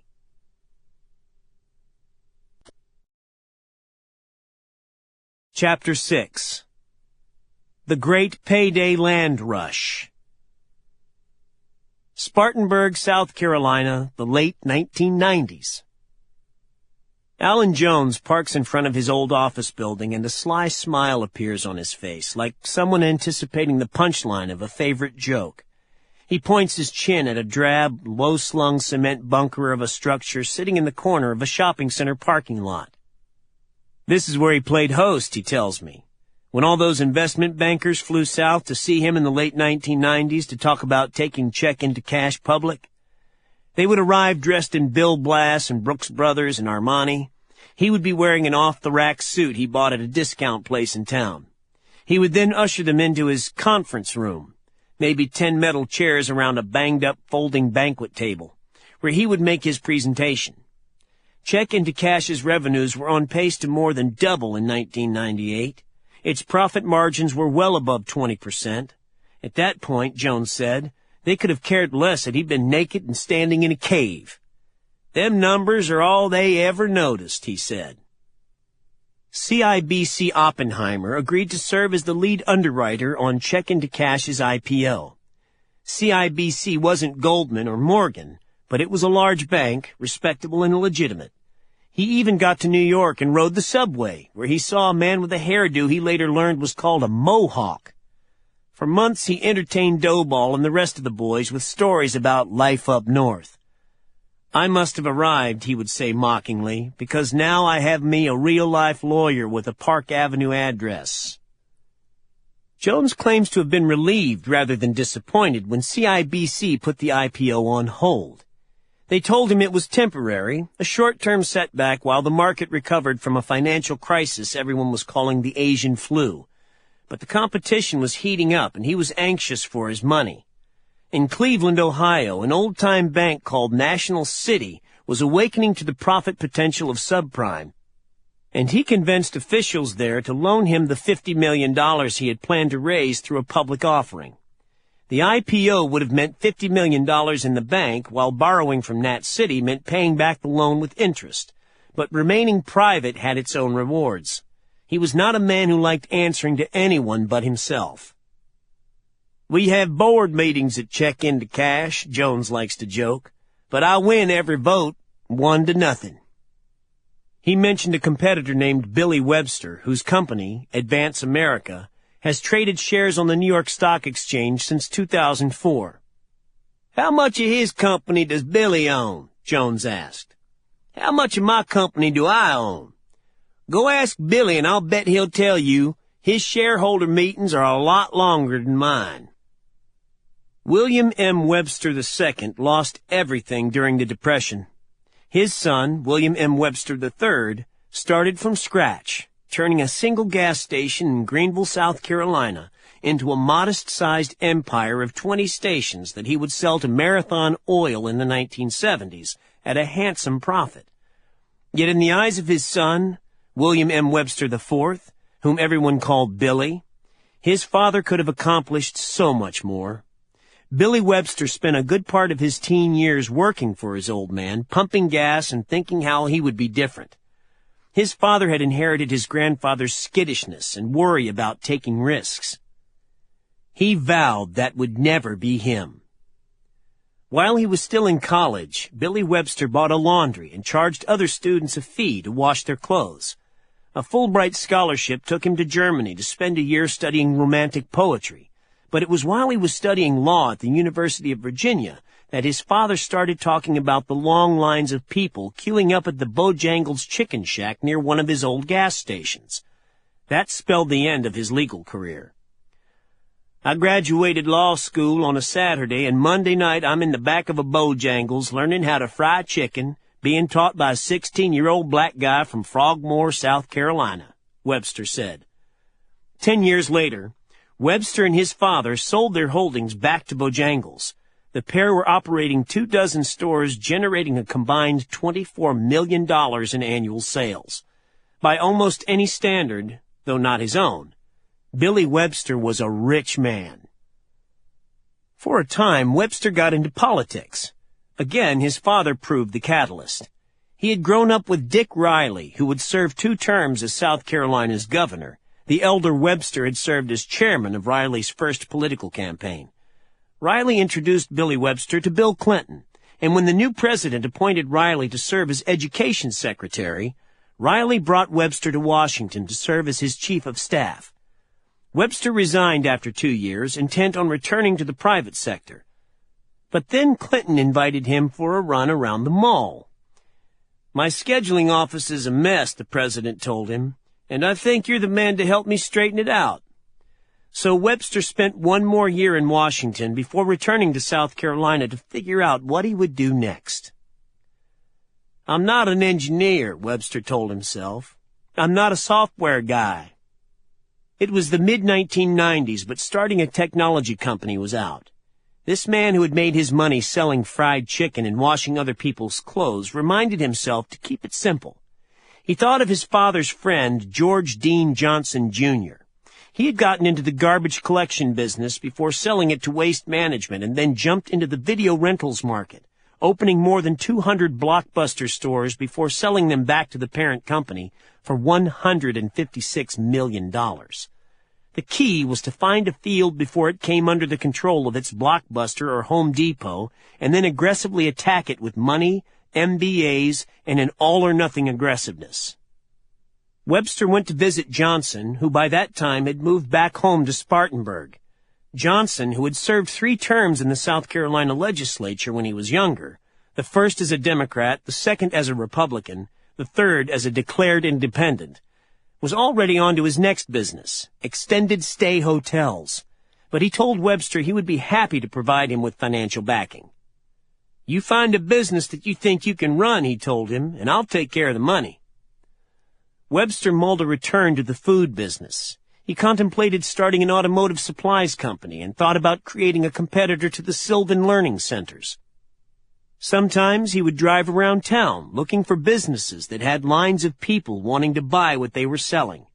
The idea for getting into the payday lending business came when George Johnson suggested Webster go talk to someone at Stevens Incorporated, a boutique investment bank based in Little Rock, Arkansas, that had staked out the specialty finance sector as its own. There, Webster spoke to a junior banker gung-ho about the money-making potential of the cash advance business. It was Jerry Robinson, who had moved to Tennessee to help Toby McKenzie take his rent-to-own company public, but ended up helping him get into payday loans. "We have a relationship with one of the industry's top players," Robinson told Webster. "He'd be happy to make the introductions." Webster didn't know what to think about payday when he first heard about the idea in 1996. He was intrigued, though, so he flew to Tennessee to spend the day parked outside one of McKenzie's stores. He was struck by the sheer number of people visiting this one small outpost on the outskirts of Cleveland, and asked Robinson to approach McKenzie about letting him see the operations from the inside. If that first trip to Tennessee left him eager to learn more, then the 3 weeks Webster worked the counter at a national cash advance storefront convinced him he had found what he was searching for. "I didn't see an unhappy human being in my 3 weeks working there," Webster said. Back home, Webster worked the phone. There were budding chains of 100 or 200 stores, he discovered, but there was no dominant national player who could leverage efficiencies over hundreds and hundreds, if not thousands and thousands of operating units. Those who had arrived before him in these low-rent credit fields hardly struck him as invincible. Jones and McKenzie, from what he could tell, were Payday's, Hatfields, and McCoys. 2 men with high school degrees building their businesses with one eye on the other and by the seats of their pants. In Cincinnati, the Davis brothers, with access to their father's connections and his millions, could prove a more formidable team, but already Webster was picking up reports of strife inside the family. "It didn't take too much to figure out everyone was distracted," said Webster, who then dryly added that distracted is an understatement. The opportunity seemed that much more bright given the sorry state of the typical payday outlet. "Storefronts with a hole cut in the wall," he said. It didn't take much effort for Webster to sell George Johnson on the idea, nothing more than 2 lines on a piece of paper. One line was the cost of a payday loan, and the other depicted the rising costs of a bounced check or credit card late fee. "When those lines crossed," Webster explained for Johnson, "when the penalties a bank charged started costing more than these short-term quick loans, the industry just grew and grew and grew." Both put up money. Johnson invested the lion's share, to start a company they called Advance America. Using their connections, the pair secured sizable lines of credit at Wells Fargo, Wachovia, and Nations Bank. "We basically borrowed $40 or $50 million before we made anything," Webster said. "We had an infrastructure for 500 stores before we had even one." Advance America opened 300 stores in 1997 and then opened another 400 the next year. In 1999, Webster started calling competitors to see who might be interested in selling. Jones turned him down, LBJ style, while soaking naked in a tub in a summer home he owned outside Cleveland. But McKinsey jumped at the chance, selling to Advance America for $150 million. Advance America opened 300 more stores in 1999 on top of the 450 or so they had bought from McKinsey. By the start of 2000, Advance America was operating more than 1,400 stores, including 250 in California, 150 in Florida, and another 120 in Ohio, each looking identical. In the early days, Payday could sometimes seem like something out of a Quentin Tarantino film rather than a burgeoning industry. Those touting the business had been excited when the Wall Street Journal sent a reporter to Tennessee to do one of the first big profiles of payday lending. And then Jones hooked up the guy with a store manager who, when asked if he was worried about people paying him back, pointed over his shoulder to the baseball bat he kept prominently displayed behind the counter and said, "I like to call that an attitude adjuster." McKinsey could be even more of a loose cannon. When an Indiana legislator floated a bill that would have lowered the rates lenders could charge, back then at least, Indiana allowed lenders to charge as much as $33 for every $100 they loaned out. McKinsey rushed north to lend a hand, and then handed his foes a fat gift when he was caught boasting in front of a meeting of his employees that, "I've never seen a legislator I couldn't buy." The jobs of all those working to promote payday would be easier with George Johnson, a former state legislator, and Billy Webster, the friend of a sitting president atop the industry's largest company. "You'd hear people say, 'Payday can't be too bad if Billy Webster is involved,'" Martin Eakes said. "You don't normally want competition," Jared Davis said. "But in this case, we think Billy's been a big help to the industry, from a lobbying perspective, from a legitimacy perspective." For a year or two, it was enough for Advance America to build in states where others had gone before them, but a company that ambitious could play fill-in for only so long. Before the end of that first year, Webster was already staffing up a government affairs office. There was always an overt business objective, to broaden the geography, Webster said. In 1998, South Carolina legislators welcomed payday lenders into their state, as did elected officials in Mississippi, Nevada, and the District of Columbia. By the end of 2000, 23 states had legalized payday lending, and the likes of Advance America and Check into Cash were operating in 8 more because there was no law specifically forbidding them from doing so. Where a traditional lender was earning a return on investment of between 13 and 18%, Jerry Robinson, the investment banker who had worked for Toby McKenzie before taking a job with Stevens Incorporated, told Businessweek that the average payday lender was earning an average return of 23.8%. At first, reporters scratched their heads over this odd new business. "I don't know how someone who just does payday advance is going to make it," a local check casher told a reporter with the Sacramento Business Journal, who was trying to figure out how a South Carolina-based company had opened 20 stores in the greater Sacramento area in a matter of months. Each would need to attract a high volume of customers, the check casher posited, just to cover the rent and labor costs. Otherwise, more than a few would be closing their doors as suddenly as they'd opened them. But quickly a new storyline emerged. The payday client who had gotten him or herself into deep financial trouble availing themselves of a product pitched as requiring no credit check. Reporters never seemed to have much trouble finding unhappy customers. Readers of the New York Times would meet three when the paper turned its attention to the payday loan in 1999, including a 39-year-old woman named Sherry Harris, who earned $25,000 a year working computer security in Kokomo, Indiana. Harris had borrowed $150 from the check-into-cash store near her home after the father of her two children stopped paying child support. 6 months later, she owed $1,900. An Associated Press article that appeared around the same time featured a woman named Janet Delaney, a $16,000 a year hospital food worker from Cleveland, Tennessee, who borrowed $200 from a check-into-cash after falling behind on some bills. 1 year later, Delaney had paid nearly $1,000 in fees but had yet to pay back the original $200. "I'm just lucky," that same AP article quoted Alan Jones as saying. "I hit on something that's very popular with consumers." One theory offered to explain the immense and sudden popularity of payday loans was that ours is an instant gratification society, where almost anything we desire is only a few clicks away. Others pointed to a society at once comfortable with and addicted to debt. In a country where so many middle-class people were willing to mortgage the future for a new bathroom or a large flat-screen TV, was it any wonder that those of modest means might likewise avail themselves of these corner lenders?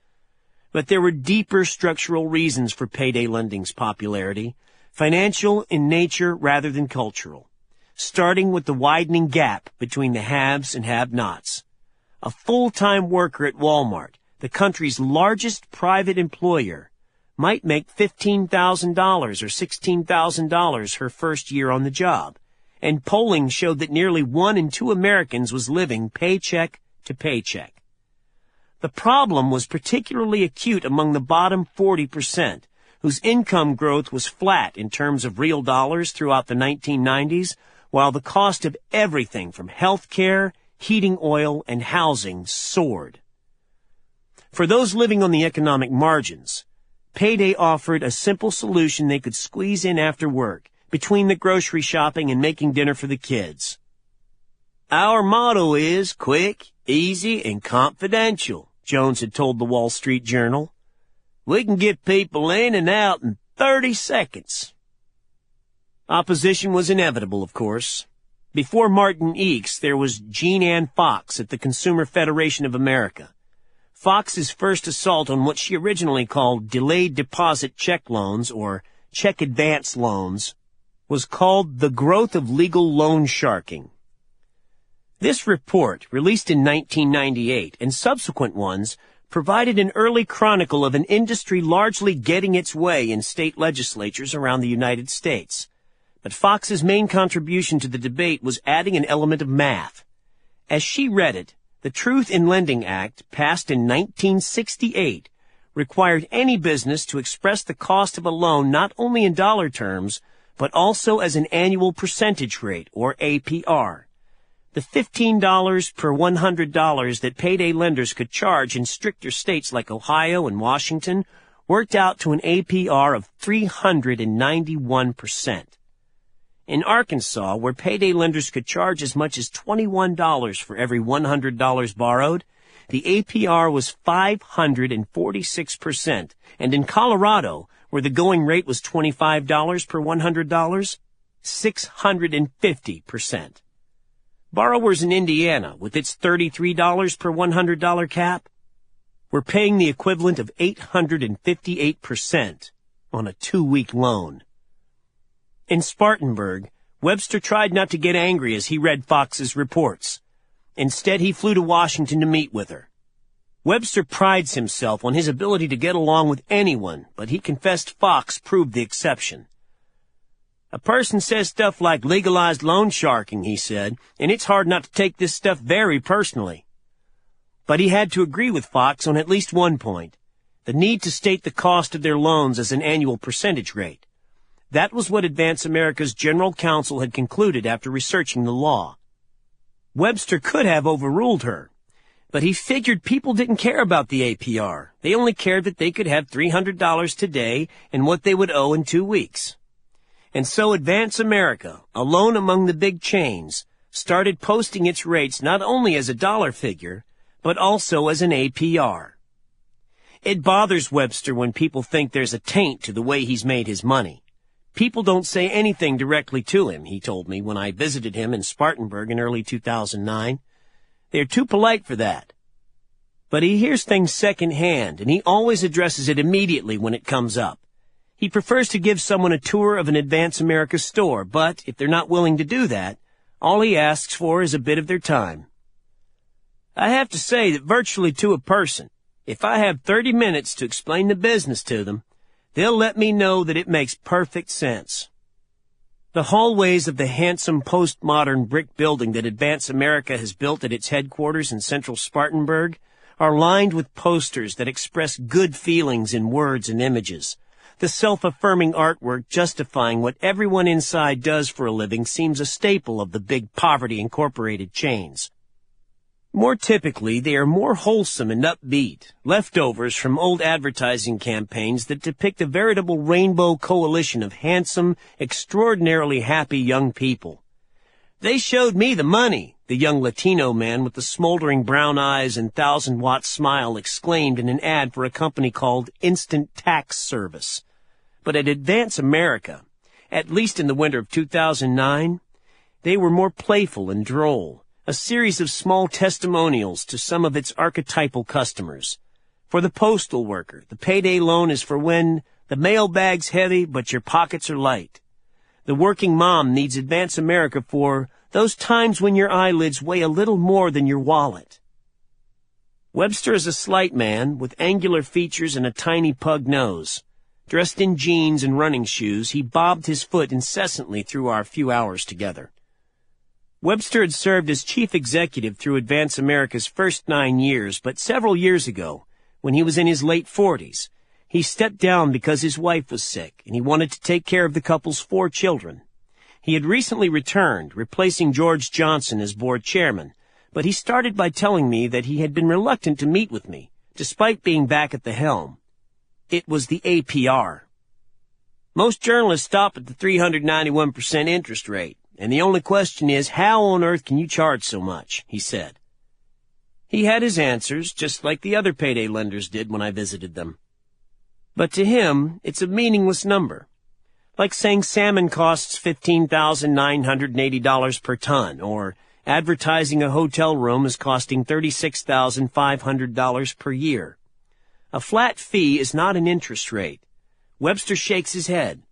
He had been the first to post the APR and had to confess, it has been a millstone round our neck ever since. Webster listed his decision to post the eye-popping 3-digit APRs as one of his 2 gross misjudgments. The other was his failure to anticipate the hailstorm of criticism that would rain down on the payday lenders. If there's an irony to all this, it's that we both should have been more politically aware that there was a political dimension to this business, he said of himself and Johnson. It's hard to imagine, but back then there was little controversy about payday lending. Sure, there were companies overly aggressive in their collections and lax about posting their fees, but Advance America, Webster said, was trying to clean things up.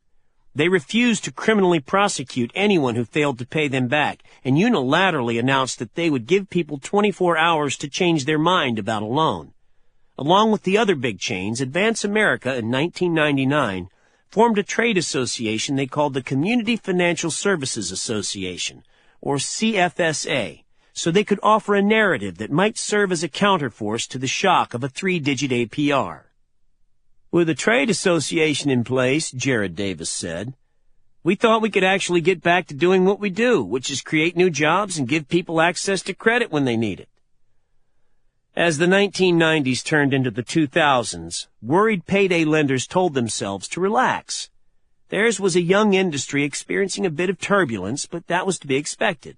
The rent-to-own furniture stores had gone through a similar boom period in the late 1980s and early 90s. Their brethren in the check-cashing business had been fighting with regulators and their critics for more than a decade. Legislatures around the country had implemented caps on the fees check cashers could charge, and regulators frustrated the more aggressive rent-to-own entrepreneurs by dictating new business practices that cut into their profits. But both industries adjusted, and both were posting big profits. For all the bad publicity the industry was receiving, the payday lenders were also thriving. The check cashers would hold workshops at their annual meeting about getting into the payday loan business, and the session would be standing room only. For many, it was a no-brainer, given it required no special expertise. Small-time pawnbrokers might resent the intrusion of payday as an option for those with bad credit seeking quick cash, but the bigger pawn chains were now seeing only opportunity in these quick, unsecured cash loans that earned triple-digit interest per year, and they jumped. It was an easy way to add rocket fuel to the bottom line, said Jerry Robinson, the former Stevens Incorporated banker. The industry passed the 10,000 store mark by 2001, and entrepreneurs with national ambitions were still lined up at the industry's door, hoping to get in. It got unbelievably competitive, Jared Davis said. It was literally a race from space to space.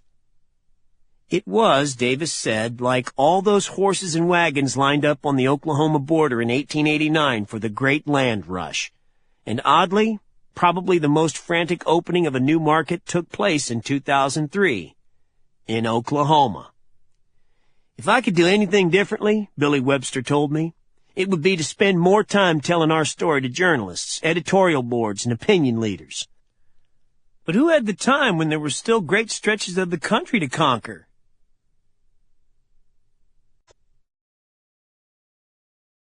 Chapter 7. Subprime City. Dayton, Ohio, 1999 to 2000. Dean Lovelace first focused on all the payday lending shops sprouting up around Dayton.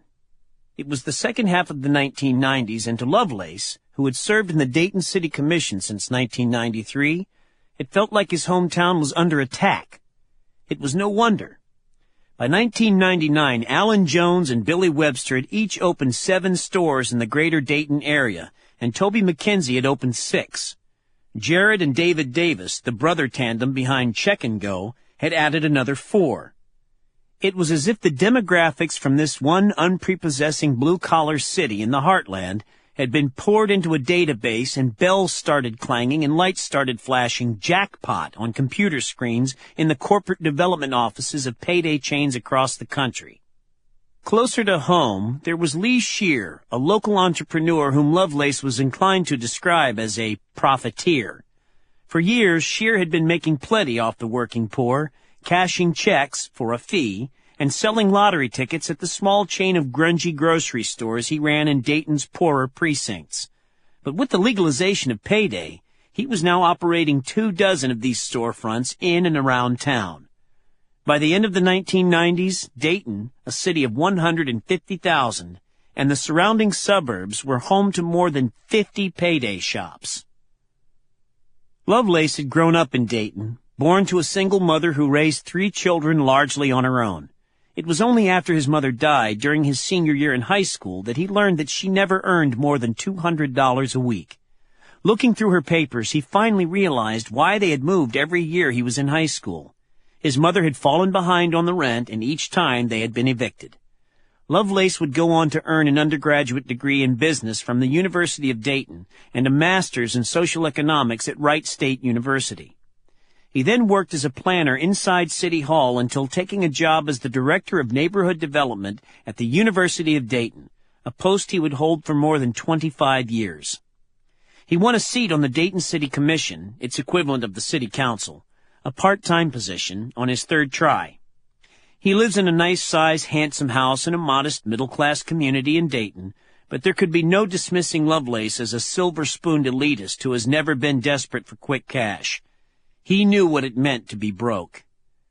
The payday lenders started showing up in 1996, shortly after the Ohio legislature, after intense lobbying from the industry, voted to exempt small short-term loans from the state's 28% usury cap, thereby legalizing payday lending.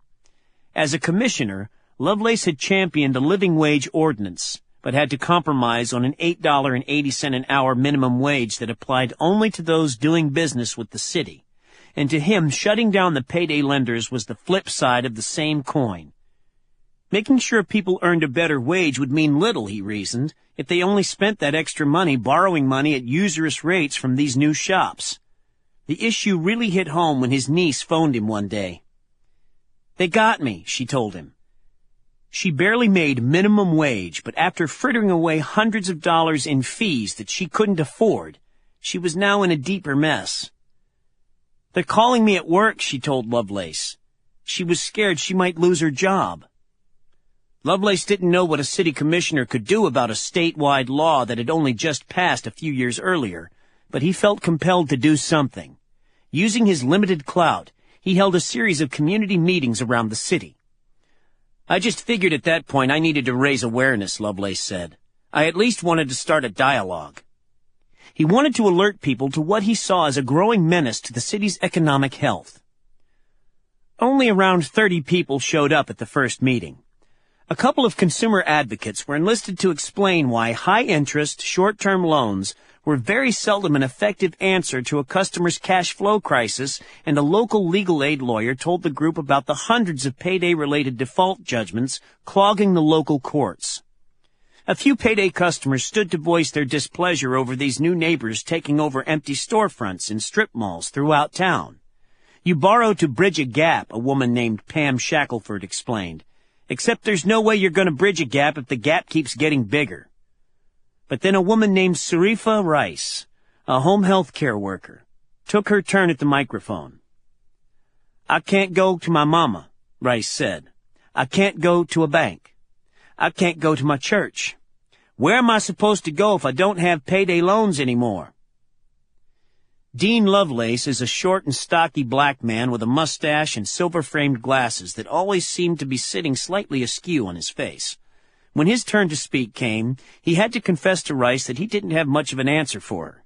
A couple of credit unions around the state were experimenting with what they were calling stretch pay loans, but that was about it. An economist by training, Lovelace recognized that the real issue was better financial education and other reforms. Whether or not the payday lenders were greedy would be a moot point if banks actually offered products aimed at the working poor. In the end, his meetings generated a few articles but added up to little more than some high-profile hand-wringing. Lovelace was hardly done, though. He has a mild-mannered and pleasant disposition, yet by nature he is a battler and a crusader, and not one who goes along just to get along. Early in his career, C.J. McLean, Jr., the godfather of black politics in Dayton, took him under his wing, but Lovelace proved incapable of serving the gopher role he was expected to play. He ran the Dayton chapter of the Rainbow Coalition for Jesse Jackson's 2 presidential bids in the 1980s and led the local fight against police brutality. He had also spearheaded a coalition formed to pressure the city's big banks over their lack of lending in Dayton's low and moderate income communities. In fact, at around the same time he was organizing his hearings into payday lending, a local activist named Jim McCarthy, the executive director of the area's Fair Housing Center, invited him to join a committee they were putting together to figure out what was happening on the home ownership front. Businesses were starting to lend in the city's lower-income communities, but it wasn't turning out to be a good thing. Ever since its frontier days, Dayton had always been a place that devoted itself to making things.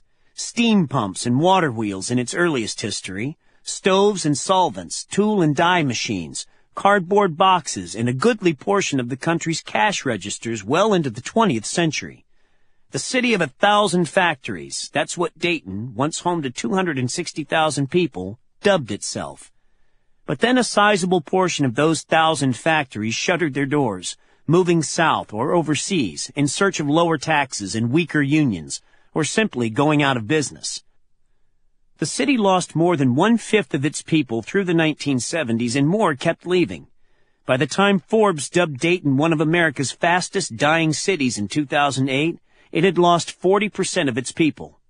A few months later, the magazine singled out Dayton again, placing it in the top 5 of the country's emptiest cities. Forbes had a point. The city's rental vacancy rate stood at 22%, which was more than twice the national average and second highest in the country. Nearly 4% of the city's houses sat unoccupied.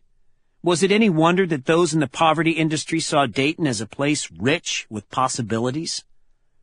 Jim McCarthy can remember pretty much the exact moment when he realized Dayton was being aggressively targeted by a new kind of business. It was 1999.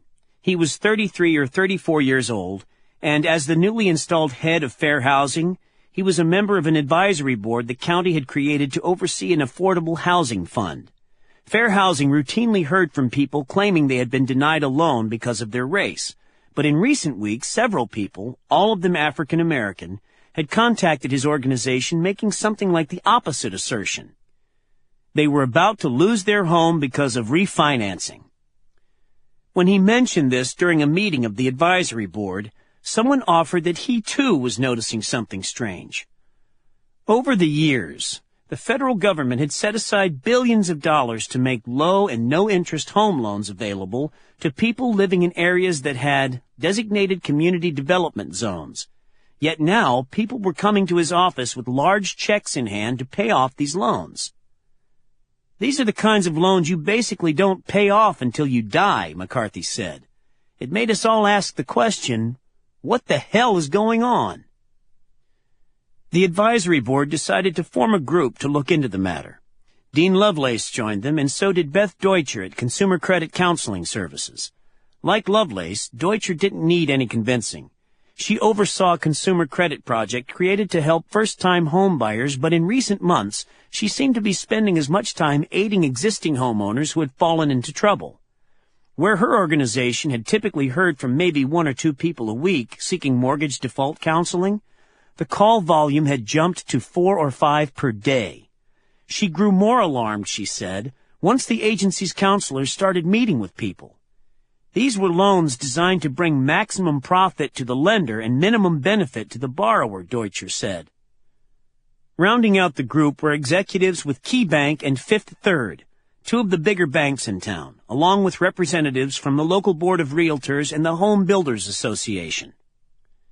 The industry representatives were initially defensive. You beat us up for failing to make loans to these customers, and now do you see what happens? There was a real I told you so attitude around the table, McCarthy said. But they dug deeper, and even the bankers had to concede the point. The problem wasn't the people, but the product they were being sold. The staff in the county clerk's office told of brokers and lenders rummaging through residential tax records, looking to see who had fallen behind in their property tax payments. They were poking around the ownership records as well to determine how long people had owned their homes. It was like they were focusing on elderly African-American ladies, mostly widows, who all lived within a few miles of each other in West Dayton, said Stan Hurdle, a legal aid lawyer in Dayton. Dora Bird was 90 years old, a widow for the previous 35 years, when a man knocked on her door to talk about some home repairs. He was a nice, clean-cut young man, she kept saying that to me over and over, McCarthy said. He was so nice he'd even read my mail for me. Bird, who had owned her home outright for 27 years, had made a modest living running a small beauty salon out of her home. She had been enough of a businesswoman to recognize it would be unwise to let her home fall into disrepair, and this nice young man talked her into financing several home improvement projects, all in the name of maintaining a property that ended up in foreclosure. Bird died before the issue would be settled in her favor. She was this little bitty, tiny, frail woman who sat on her front stoop with her head in her hands and just cried, McCarthy said. She said she was so embarrassed this had happened to her. Others would feel equally foolish. People like Gloria Thorpe, who was living on a monthly Social Security check of $354 when a lender sold her a $5,000 home equity loan. With fees, the deal ended up costing Thorpe $12,000, and so, at the age of 72, she found herself working once again, a security guard on the second shift at a local factory. They're sitting there talking to you and making it sound so good, Thorpe told the Dayton Daily News in 2000. And me, my stupid self, I signed. But it was too much paper to read. One study showed that in a 3-year period from 1997 to 1999, subprime home equity loans had quadrupled in the Dayton area. Another found that at least 1 in 3 refinancings had been initiated by the lender, not the borrower. Even those in McCarthy's working group were stunned when, at the start of 2000, the county government agreed to fund what they called the Predatory Lending Solutions Project. They had asked for $350,000, but county officials gave them that much plus another $600,000 to educate the public about these loans based on the worth of someone's home rather than a person's ability to pay. It really worked in our favor that most of these people were senior citizens, McCarthy said. Those behind this new project tried everything they could think of to spread the word. They leased billboard space along busy thoroughfares warning people about predatory loans. They took out ads in the Dayton Daily News that employed arrows and circles to teach people to decipher the gibberish of the HUD-1 disclosure form that by law is part of every home loan. They ran ads on the sides of buses and ads inside those same buses. An advertising agency was hired to develop a series of radio and TV ads warning people against signing deals that sound too good to be true. If you're not careful, a baritone voice narrator intoned, you can end up with huge payments, even lose your house. Glossy brochures were handed out to real estate agents. Help your clients avoid predatory loans. And another set explained terms like origination fee, balloon payment, and prepayment penalty for potential borrowers. They established a hotline and stamped its phone number on everything from refrigerator magnets to plastic water bottles to lawn signs. They used yellow and black for everything because the agency had taught them that these colors suggested caution and hazards ahead, like police tape and road signs. The Miami River cleaves Dayton in two, and the vast majority of the city's black citizenry lives to the west of it. The predatory lending project focused mainly on the city's west side because that's where the lenders were focusing their efforts. Its people, mostly volunteers, set up a booth at the Dayton Black Cultural Festival and did Saturday blitzes in West Side neighborhoods, borrowing a replica trolley from the Regional Transit Authority and showing up 8, 10, or 12 strong, dressed in yellow and black T-shirts that read, "Don't borrow trouble, anti-predatory lending solutions."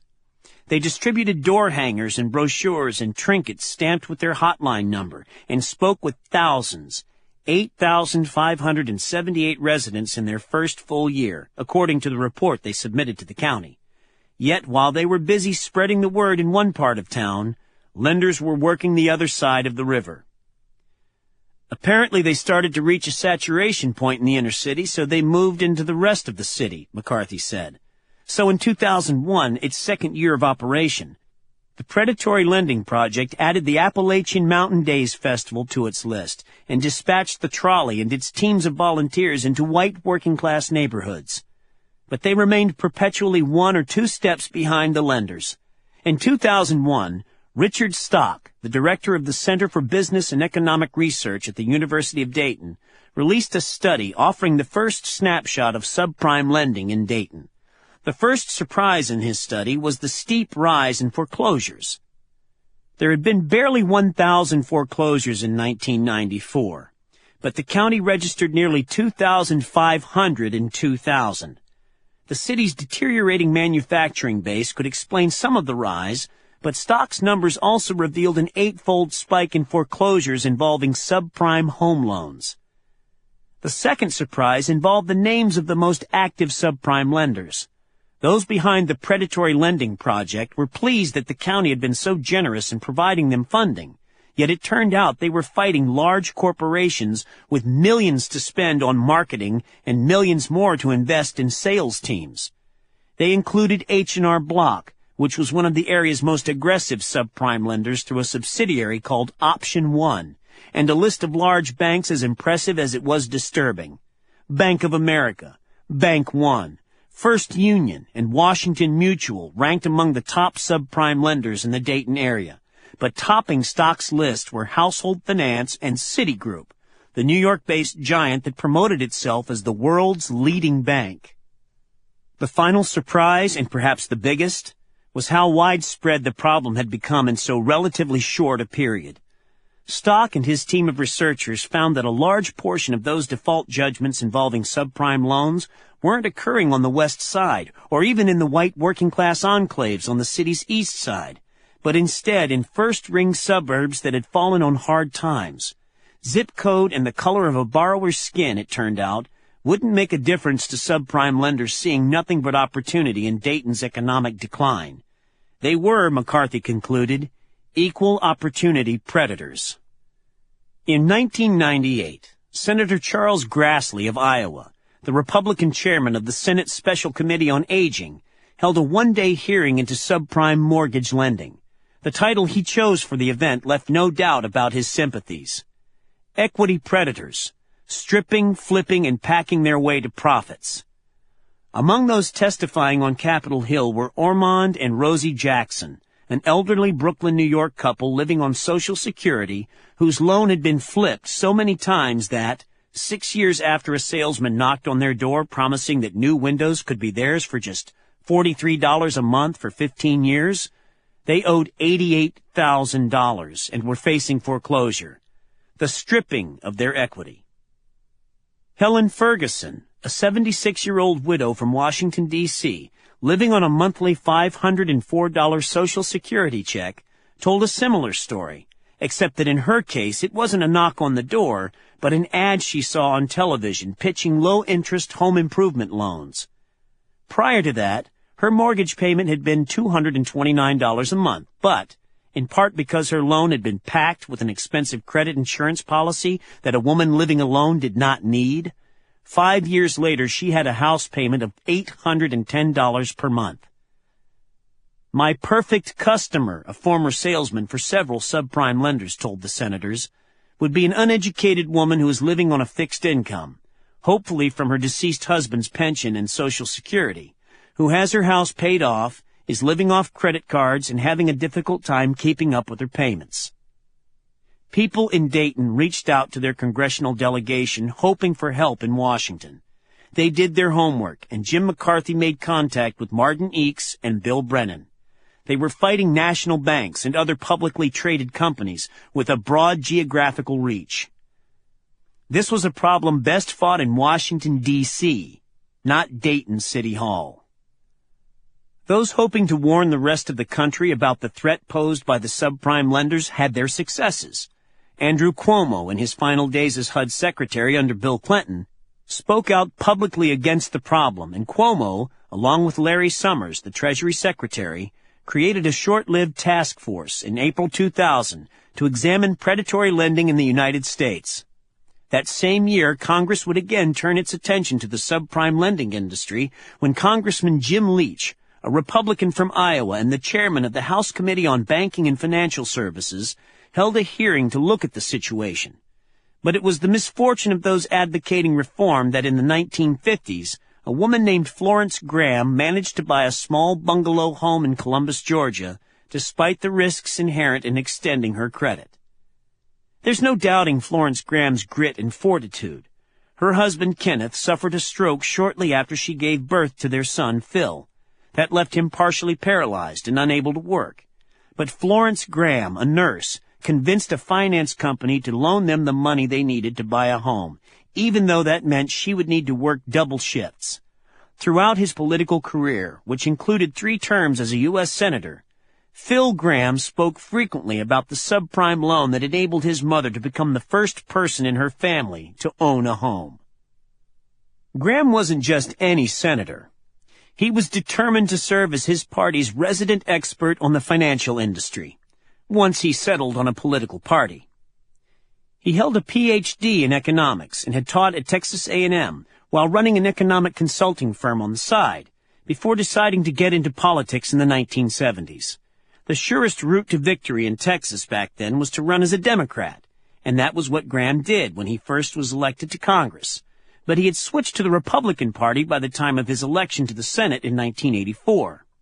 He is probably best known for his co-authorship of the landmark Graham-Rudman-Hollings Act, which in the 1980s established deficit reduction targets for the federal budget. More recently, he was the primary sponsor of the Graham-Leach-Bliley Act, the bill that undid the post-1929 crash reform mandating that banking, brokerage, and insurance businesses remain separate. There was no denying his power through the 1990s and into the 2000s. any federal legislation curbing the behavior of the country's subprime lenders would need to first pass muster with the powerful chairman of the Senate Committee on Banking, Housing, and Urban Affairs. And Senator Phil Gramm of Texas was not about to meddle with this corner of the free enterprise system that had played so exalted a role in his family's history. Some people look at subprime lending and see evil, he said on the Senate floor during debate over a bill to clamp down on subprime lenders in 2001. I look at subprime lending and I see the American dream in action. My mother lived it as a result of a finance company making a mortgage loan that a bank would not make. And if nostalgia were not enough to ensure his gung-ho support, then there was also the generosity of these lenders who helped to keep him in office year after year. Between 1989 and 2002, commercial banks were more generous with Gramm than with anyone else in the Senate, and he received more from Wall Street than all but a few colleagues. In 2000, the National Association of Mortgage Brokers praised Gramm for killing an anti-predatory lending bill that was gaining momentum in Congress. There's a difference, of course, between a subprime loan that costs a borrower a couple of percentage points above standard mortgage rates and those costing 5 or 10 percentage points more. Gramm told of the 50% premium his parents paid in interest rates because she was a higher credit risk. But Tommy Myers, Freddie Rogers, and Dora Bird could only dream that they had been paying interest rates only 50% higher than the conventional rate. There were no doubt other differences between the mortgage that Florence and Kenneth Gramm received in the 1950s and the high-fee, high-interest rate loans that some of Graham's colleagues wanted to curb. The Grahams received their loan prior to the deregulation of the 1980s, when lenders were still prohibited from charging more than 1% of the loan amount in upfront fees. It's also doubtful that Florence Graham's loan would have been saddled by lump-sum credit insurance policies, giant balloon payments they couldn't possibly afford, or any of the other practices critics were trying to curb. We wanted to go for a federal fix, McCarthy said, because that was really the way to deal with predatory lending. But basically, Senator Graham's view was, over my dead body. And so we said, fine, we'll start from the bottom up. Maybe the biggest surprise following the success of Martin Eakes and his allies in North Carolina was that their victory didn't inspire copycat bills in states across the country. Their victory had inspired people in Ohio, but the activist leading the charge in favor of an anti-predatory lending bill, Bill Faith, the executive director of a group called the Coalition on Homelessness and Housing in Ohio, was telling people it wasn't time. The banks and mortgage brokers and these other characters have the place completely locked down, Faith told them. We're trying everything, and all it's meant is our heads are bloody from hitting them against the wall. California passed a watered-down subprime lender bill in October 2001, more than 2 years after North Carolina, but mainly the fight fell to a few cities like Chicago, Philadelphia, and Dayton. The Chicago legislation came first, but it was a largely symbolic law, a bill that claimed jurisdiction only over those banks already doing business with the city. We have very limited power as a city, Mayor Richard M. Daley told the Chicago Sun-Times. It's basically building a groundswell. Philadelphia's law, passed in April 2001, was anything but symbolic. Tougher than even North Carolina's, Philadelphia's dictated that lenders operating inside the city limits could not charge more than 4% in upfront costs, or interest rates more than 6.5% higher than a long-term Treasury bill. Philadelphia, a city with a population greater than that of 12 states, had its own Bill Brennan. Irv Acklesberg, an attorney with Community Legal Services, who as far back as the mid-1990s was talking about subprime lending as a public crisis. It's as though society has dealt with the problem of inadequate credit among low-income people, Acklesberg would say, by drowning them in destructive debt that only increases their chances of reaching financial ruin. Access to credit wasn't necessarily a positive thing. The next locale to draw the industry's attention, improbably, was the country's 152nd largest city, with slightly more people than Joliet, Illinois, but not nearly as many as Amarillo, Texas, or Newport News, Virginia. Dean Lovelace had never been the most popular fellow inside Dayton City Hall. For starters, there was the way he was elected. running against the political establishment in tandem with a white man who would be elected Dayton's first Republican mayor in 25 years. And if that were not enough to earn the ire of his new colleagues, he ensured their antipathy by voting against the emergency measure they sponsored to grant themselves a raise. Lovelace would begin his crusade to champion an anti-predatory lending bill with the activist community at his side as well as the town's main newspaper. A striking jump in unscrupulous lending, the Daily News wrote in a 2000 editorial, is putting more low-income homeowners at increasingly higher risk of losing their homes.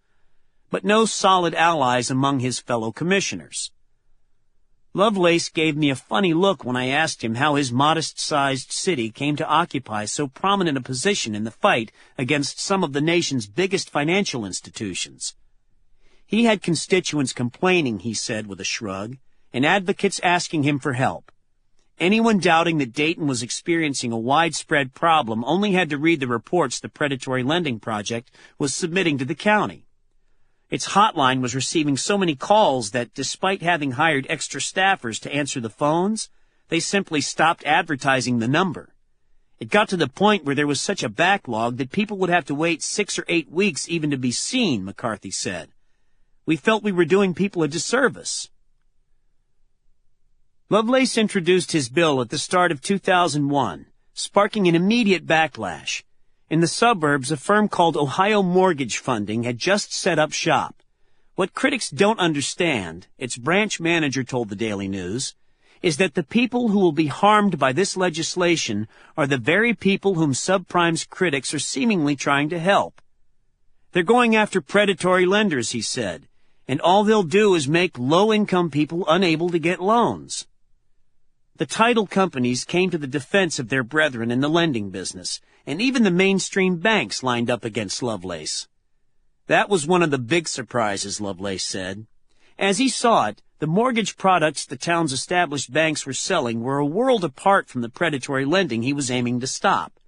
To win their support, he agreed to amend his bill so it exempted any bank scoring at least a satisfactory on the CRA test used to measure their level of lending in low and moderate income neighborhoods.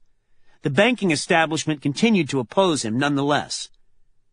We have 7 big banks in Dayton, Lovelace said. I can't say all 7 came out against us, but most of them did. Only in time did he realize that the corporate parents of most of these banks had subprime affiliates and that their affiliates were the problem. Lovelace made other compromises. He had originally proposed capping the fees a lender could charge at 3% of the loan total, but he agreed to raise that to 5%.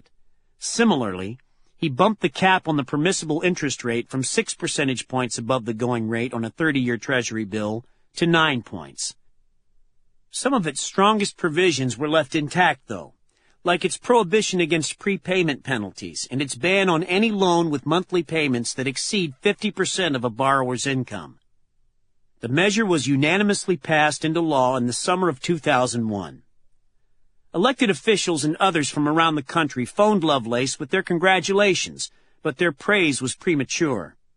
Lovelace might have stopped the worst excesses of the subprime mortgage business, but his ordinance only applied to Dayton proper, not the suburbs. The poverty industry may have first taken root on the city's west side, but they had crossed the river and were spreading into the first-ring suburbs and even to the more rural communities along Interstate 75 on the fringes of the metro area. As its industrial lifeblood continued to drain, Dayton, it seemed, was becoming a subprime city. Then the American Financial Services Association, a trade association representing the consumer finance companies and other lenders, challenged the bill's legality in court. Instead of taking effect 30 days after its passage as written, it would remain on hold pending a trial. That would give the industry time to turn its attention to the Ohio State Legislature, which had the power to preempt Dayton's ruling.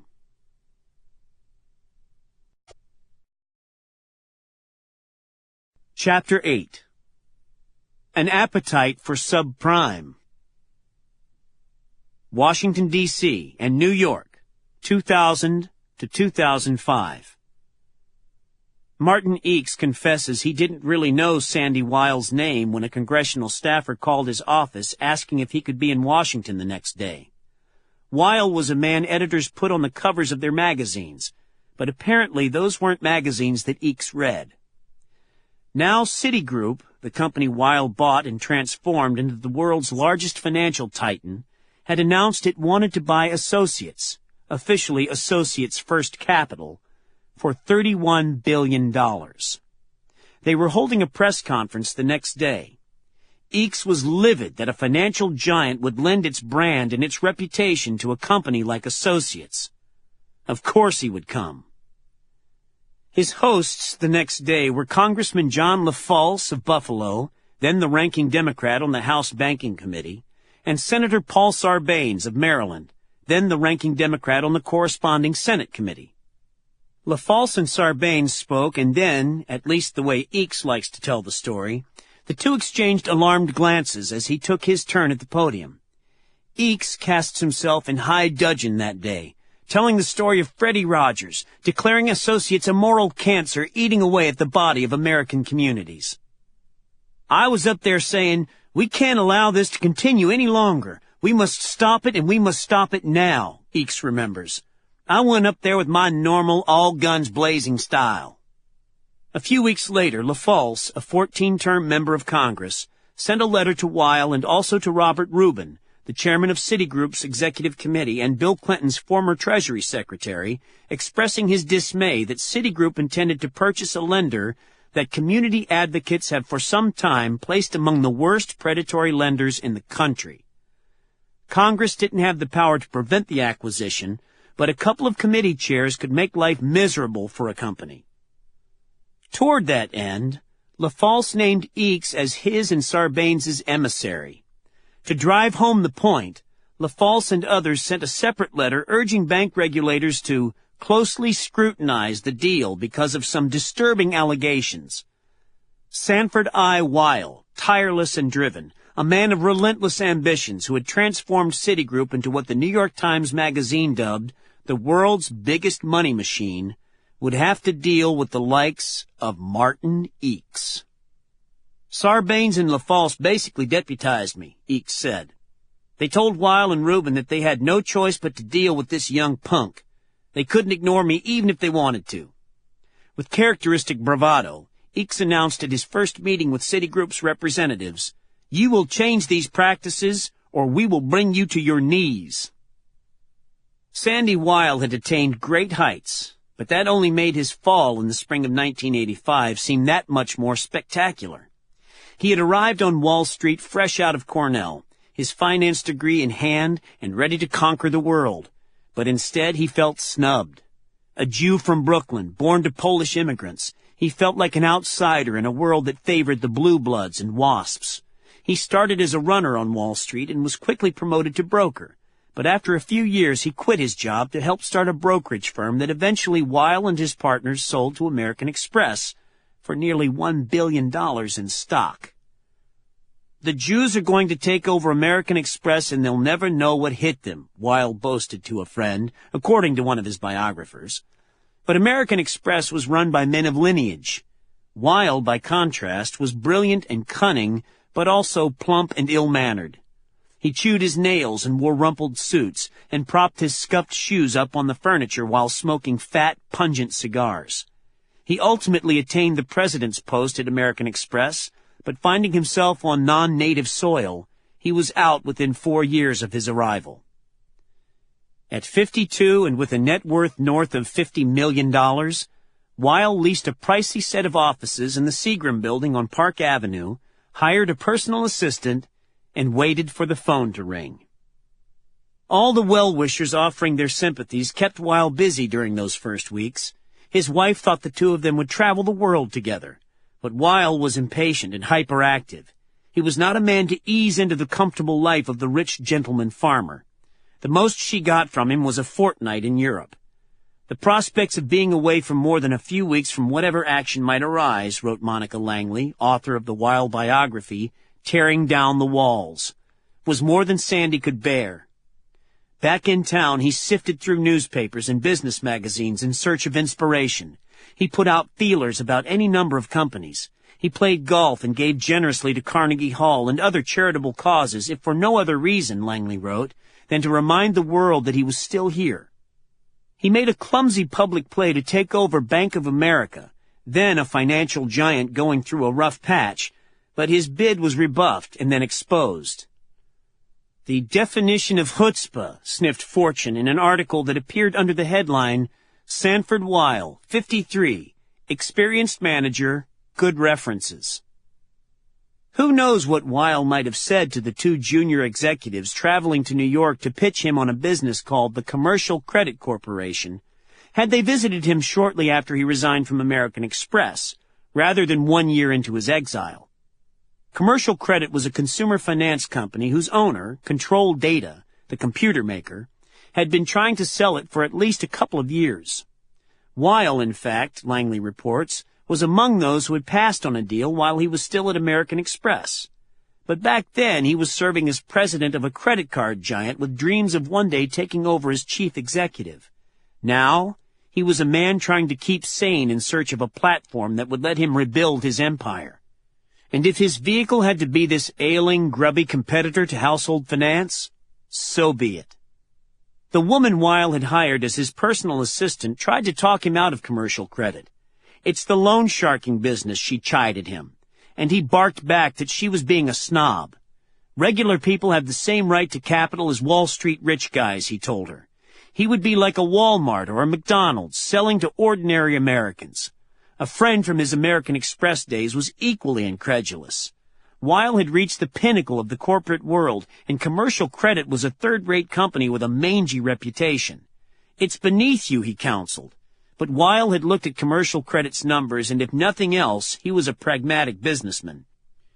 The publicly traded giants like Household and Beneficial were reporting double-digit profits, but Commercial Credit's profit margin was 4%. Commercial Credit had 600,000 customers, and he wondered why it couldn't have 5 million. There seemed a huge upside in operating a business that made small loans at high rates to blue-collar customers, and especially this one, which by Weill's standards had not come close to reaching its potential. On Wall Street, they call it the spread. In short, it's the difference between what money costs a company to borrow and the rate at which they can loan it out to others. The loan sizes inside Commercial Credit were minuscule by Weill's standards, $1,000 plus fees to buy a new dining room set. But they were loaning money at a spectacular interest rate of 18, 20, or as much as 23%. If Weill could whip the company's finances into shape and improve Commercial Credit's lousy credit rating, he could further widen that spread. Everywhere Weill looked, he seemed to see only upside, and so he decided to move to Baltimore to take over a company so sleepy that he had nicknamed it Rip Van Winkle. By dangling generous stock option packages in front of old friends from Wall Street, he was able to lure more than a few of them to Baltimore to join him. For years, Commercial Credit had been run by a CEO who had started in the business as a repo man 35 years earlier. The company hadn't opened a new branch in years, but perhaps more offensive to Weill and the A-team he had assembled was Commercial Credit's compensation system. Bonuses weren't based on performance, as they are on Wall Street, but instead every branch manager throughout the company was given an automatic increase of 5% a year. One of Weill's earliest changes was a new bonus system to inspire managers to think more entrepreneurially about the small office under their charge. Those who ran a branch whose performance ranked in the company's top 10% would receive double their salary for the year. Those whose stores ranked in the bottom 10th would be out of a job. Among those eager to accept the new boss's challenge was Henry Smith, a Commercial Credit branch manager in Hazard, Kentucky. That's what he told a Businessweek reporter whom Weill, anxious to show his former compatriots back home that he was still on the hunt, had invited inside the company to profile the turnaround. Commercial Credit peddled a high-priced, potentially dangerous product designed expressly for people living on the economic margins. Yet, as Smith described it, the brilliance of Weill's system was that he turned the company's business model on its head. Where once the branch manager and his sales team spent their days deciding whether to extend credit to those who applied for it, they were now aggressively soliciting new business. Smith had lived in Hazard his whole life, and his plan, he told Businessweek, was to tap into his extensive network of families, friends, and acquaintances in search of extra revenues. To save costs, Weil had fired most of the company's human resources department and given the individual branch managers responsibility for hiring, training, and disciplining their staff. That meant one less check on the branch manager operating in the hinterlands, determined to run a top store. To no one's surprise, profits inside commercial credit soon reached into the double digits. Eventually, Weil would declare that it was commercial credit, more than any other enterprise he had ever owned, that had rendered him a very, very wealthy man. It didn't take Weil long to expand his focus beyond consumer finance. He had purchased commercial credit in the middle of 1986. In 1988, he bought Primerica, the parent company that owned Smith Barney, and in 1992 he snapped up a 27% share of Travelers Corporation, the insurance giant. In 1993, he paid $1.2 billion to buy his old brokerage house from American Express, and that same year he bought the remainder of Travelers for $4 billion in stock and changed the name of his company to the Travelers Group. In 1996, he paid $4 billion for the property and casualty division of Aetna Life and Casualty, and in 1997, he traded more than $9 billion in stock for control of Salomon Brothers, another Wall Street giant. Weil's signature deal took place the next year, in 1998, when he brokered a merger between Travelers and Citicorp. That meant tearing down the wall that for 70 years had existed between commercial banking, investment banking, and insurance, but Weil and his minions were able to do just that with passage of the Graham-Leach-Bliley Act. As the new millennium dawned, Citigroup, a $250 billion behemoth, was being described by the New York Times as the most powerful financial institution since the House of Morgan a century earlier, and its CEO and chairman was being richly compensated for his efforts. Weil owned tens of millions of shares in Citigroup, and already his net worth was tied to his company's fortunes. But that was the advantage of hand-picking your own board of directors and having a close relationship with people on the executive compensation committee. Weil would pay himself $15.5 million in 1999, and then grant himself nearly twice that amount the next year. $1 million in salary, an $18.5 million bonus, and $8.7 million in restricted stock. In short order, he would make the Forbes 400 with a net worth of more than $1 billion.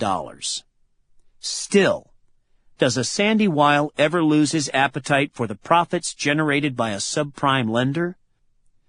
Years later, Weil would declare commercial credit the single best investment he had made during a career marked by smart deals, and it was the bushels of cash commercial credit was spinning off, especially in the early years, that allowed Weil to launch his ambitious buying spree, and commercial credit continued to be a robust, if not minor producer within Citi throughout the 1990s. Under Weil, the company had tripled to 1,200 the number of consumer finance stores under its control by the time it renamed them Citi Financial in 2000, and each new branch more than pulled its weight on the ledger sheet. Where commercial credit was earning about 2.5% return on its assets inside Citigroup, the conventional banking side of things was generating close to a 1% return. A year before the proposed associates deal, Citigroup snapped up the assets of a relatively small failed lender called IMC Mortgage in Tampa, Florida.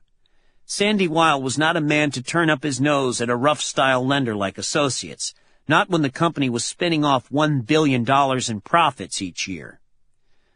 CEOs love talking about their vision. For Weil, that was the dream of creating a full-service global supermarket of financial products. That provided Weil with another rationale for pursuing Associates.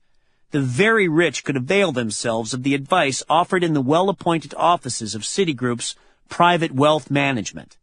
Citi sold any number of products to the country's professional class, including insurance, standard banking, and the brokerage services offered by the hundreds of Shearson and Smith Barney outposts that Citigroup owned. But what about those of modest means who had bounced too many checks in their lives, or who didn't carry a credit card? If Weil was always on the prowl for his next deal, his target in this case, Associates, was a battered company eager to find a suitor. North Carolina had proven a blow to Associates, and the bad news only seemed to pile up in the intervening months.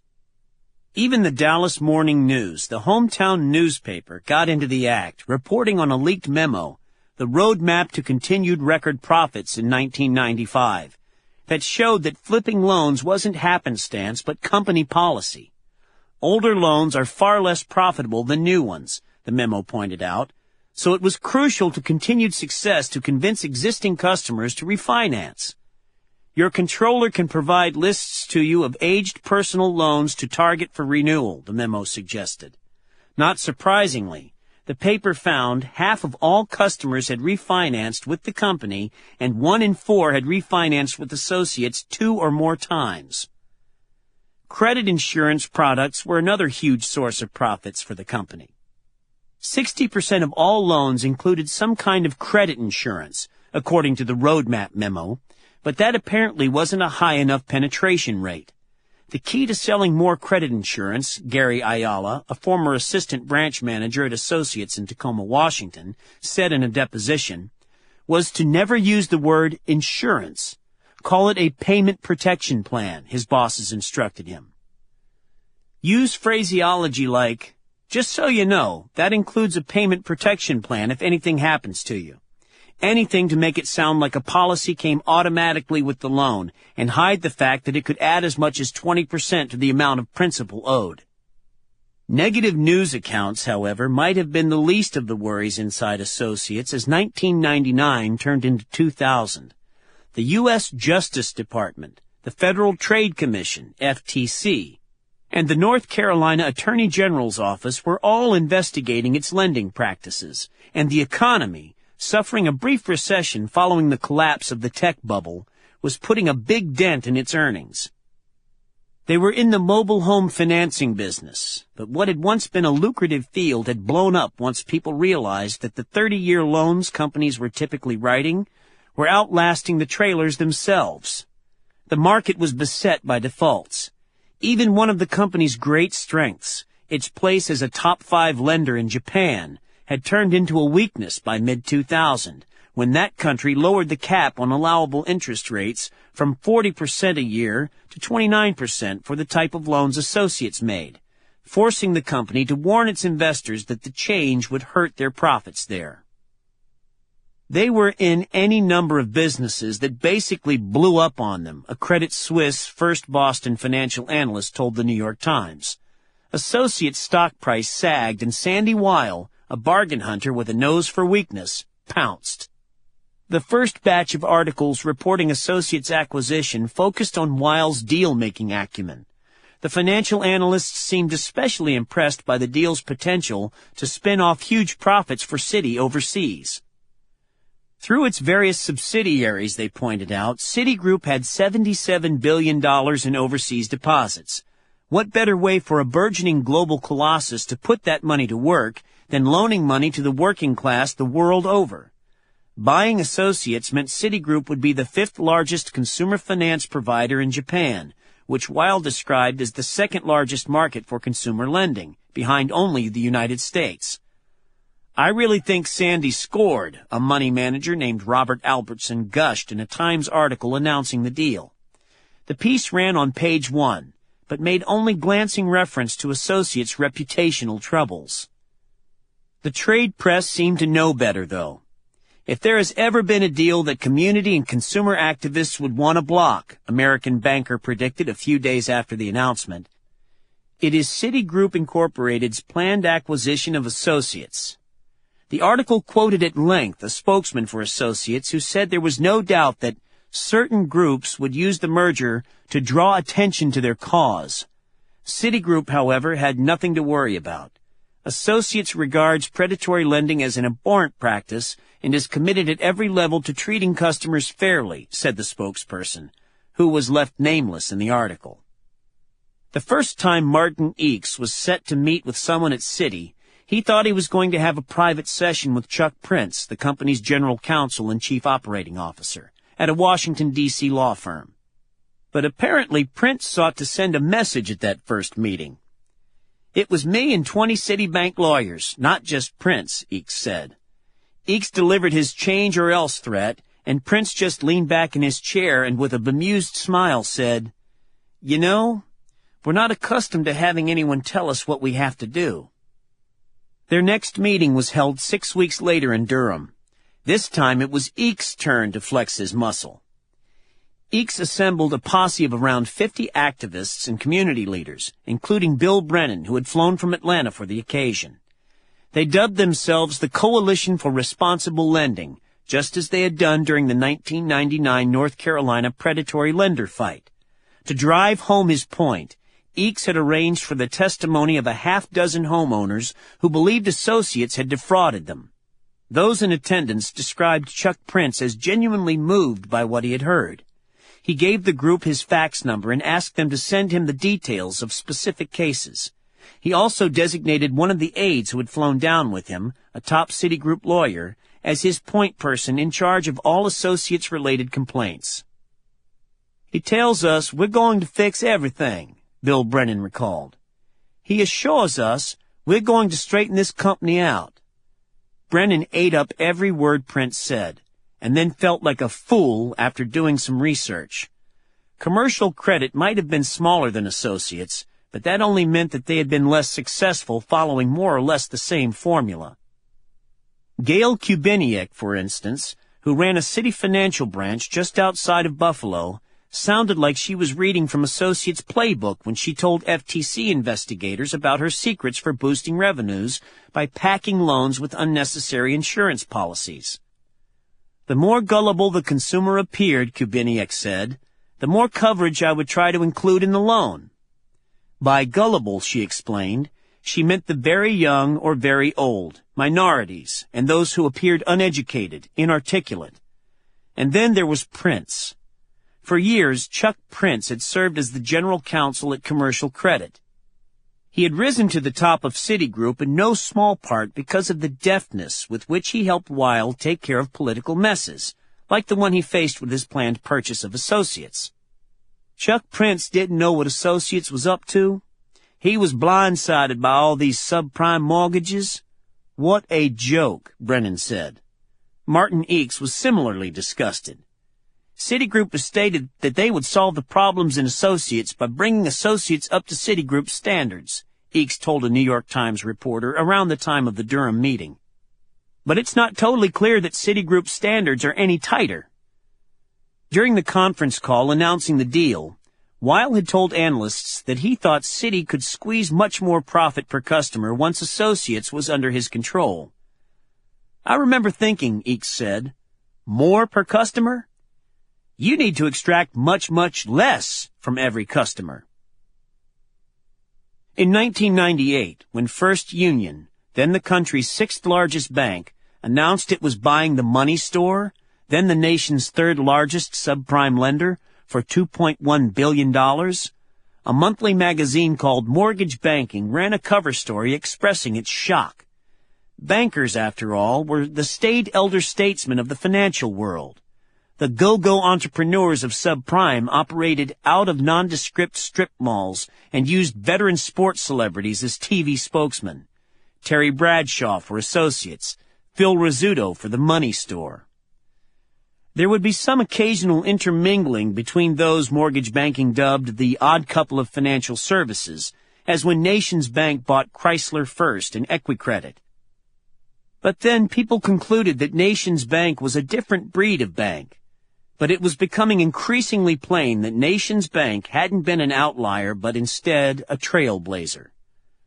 The motivator, of course, was the same thing that had first drawn Sandy Weil to subprime: the spread. At its core, banking is a pretty straightforward business. A bank pays a depositor an interest rate that's not as high as the interest rates a bank charges those who borrow money, and the money store was charging its customers as much as 14.95% on a home equity loan.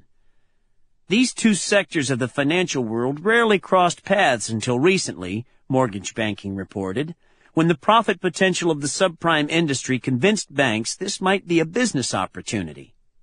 Was it any wonder, then, that a man named Hugh Miller, the president of Delta Funding, a large New York-based subprime lender, boasted, "My phone has been ringing hot and heavy," though his company was under federal investigation. The profit potential of players in this promising sector, the magazine reported, were making such deals irresistible. Yet never before had there been a deal of this magnitude, and never before had it involved a player like Citibank. The Times may have put Weil's blockbuster announcement on page 1 because of the flabbergasting price tag, $31 billion for a lender whose name few readers of the Times even recognized.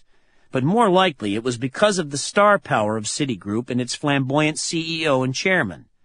Under Weil's direction, Citigroup ranked among the most valuable corporations in the world. There was opportunity for Eakes and his allies in the business press's interest in all things Sandy Weil and Citigroup. Citi offered both a big target and a large stage. The same bright light that shined on this Wall Street giant might also help expose the predatory lending spreading within working-class enclaves across the country and finally make subprime part of the national dialogue. There was also the potential to make an example of Citigroup.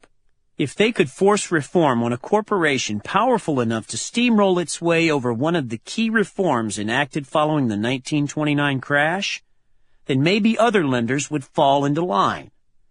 Yet Citigroup's might and its prodigious reach also raised the stakes.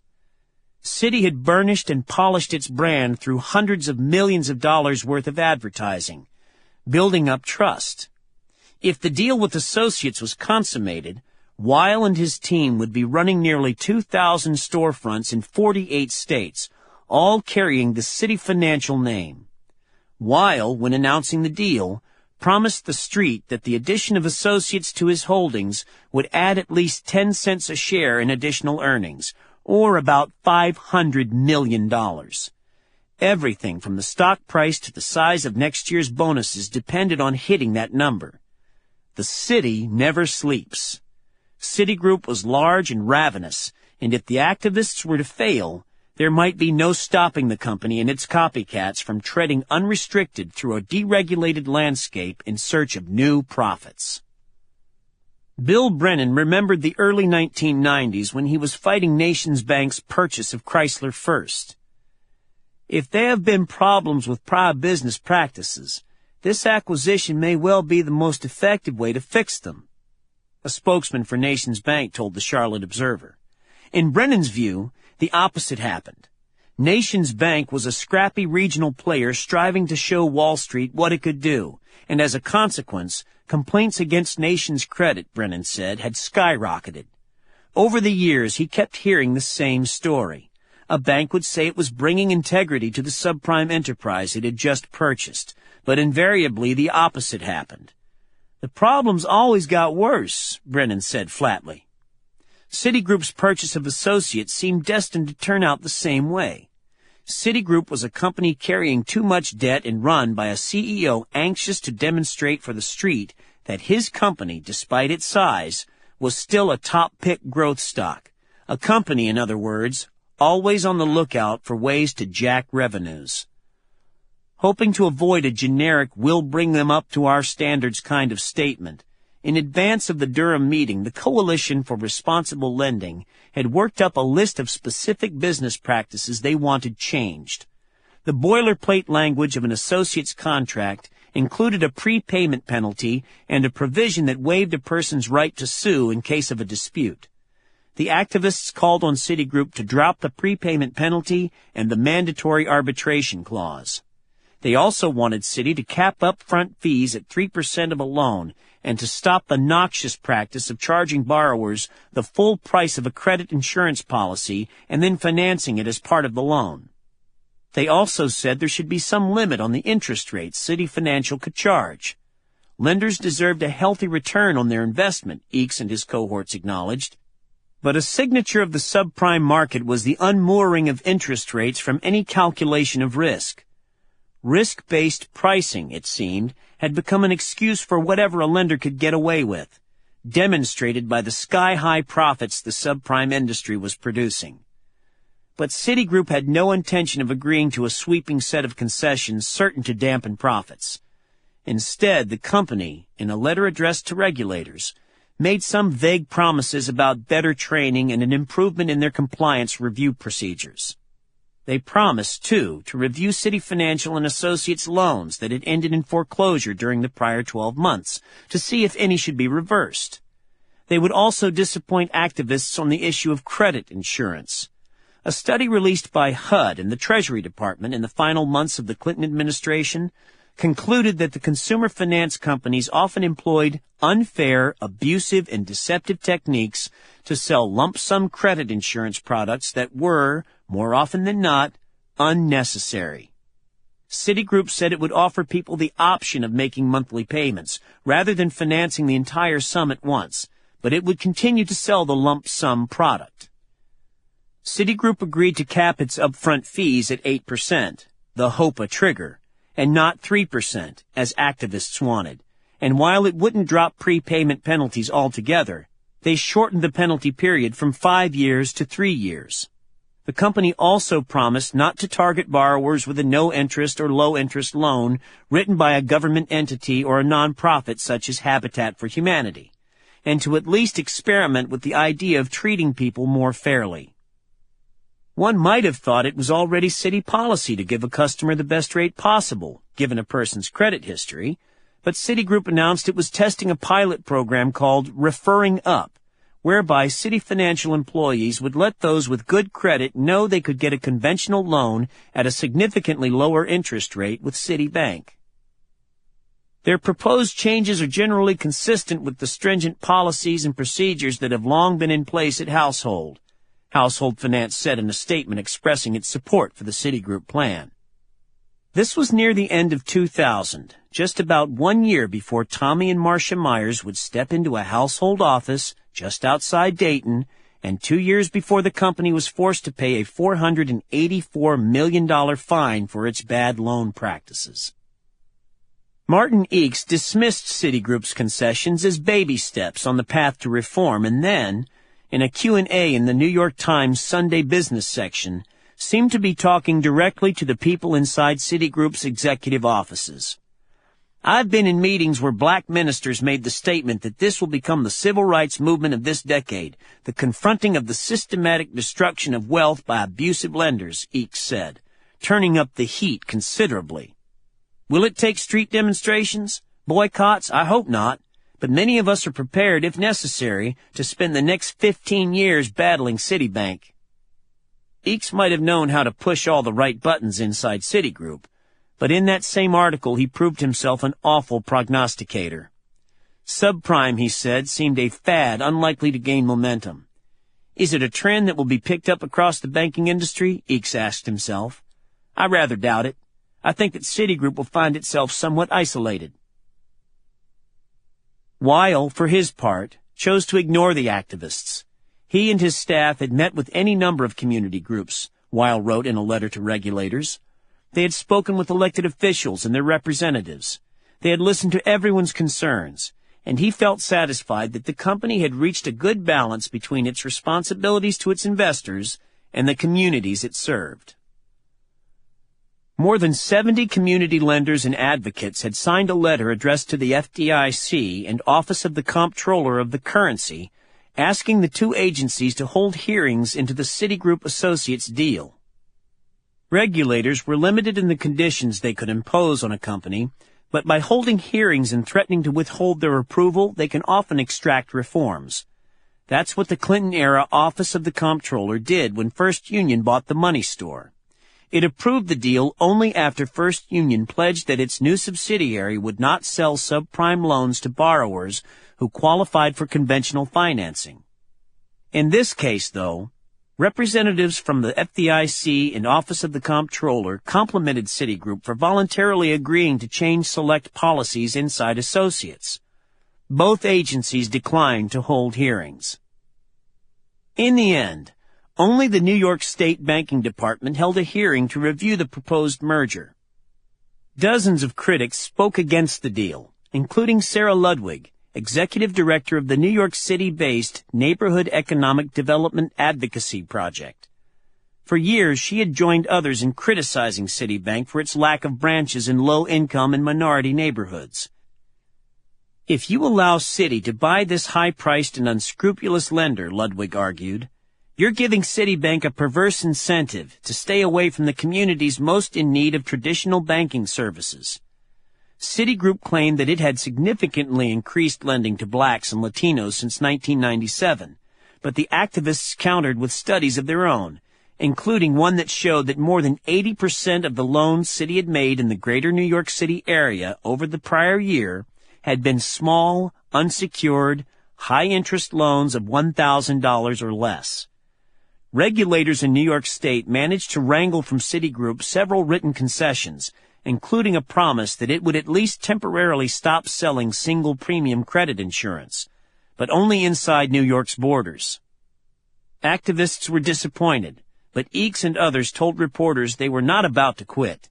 With its acquisition of associates, Citigroup ranked as the country's largest subprime lender. Look, if Citigroup thinks we're going to go away, they're in for a big surprise, Eakes told the Raleigh News and Observer. We're just getting warmed up. Among other tactics, Eakes and his allies took to inundating Weil with thousands of emails each week and ultimately would try confronting Weil more directly in New York.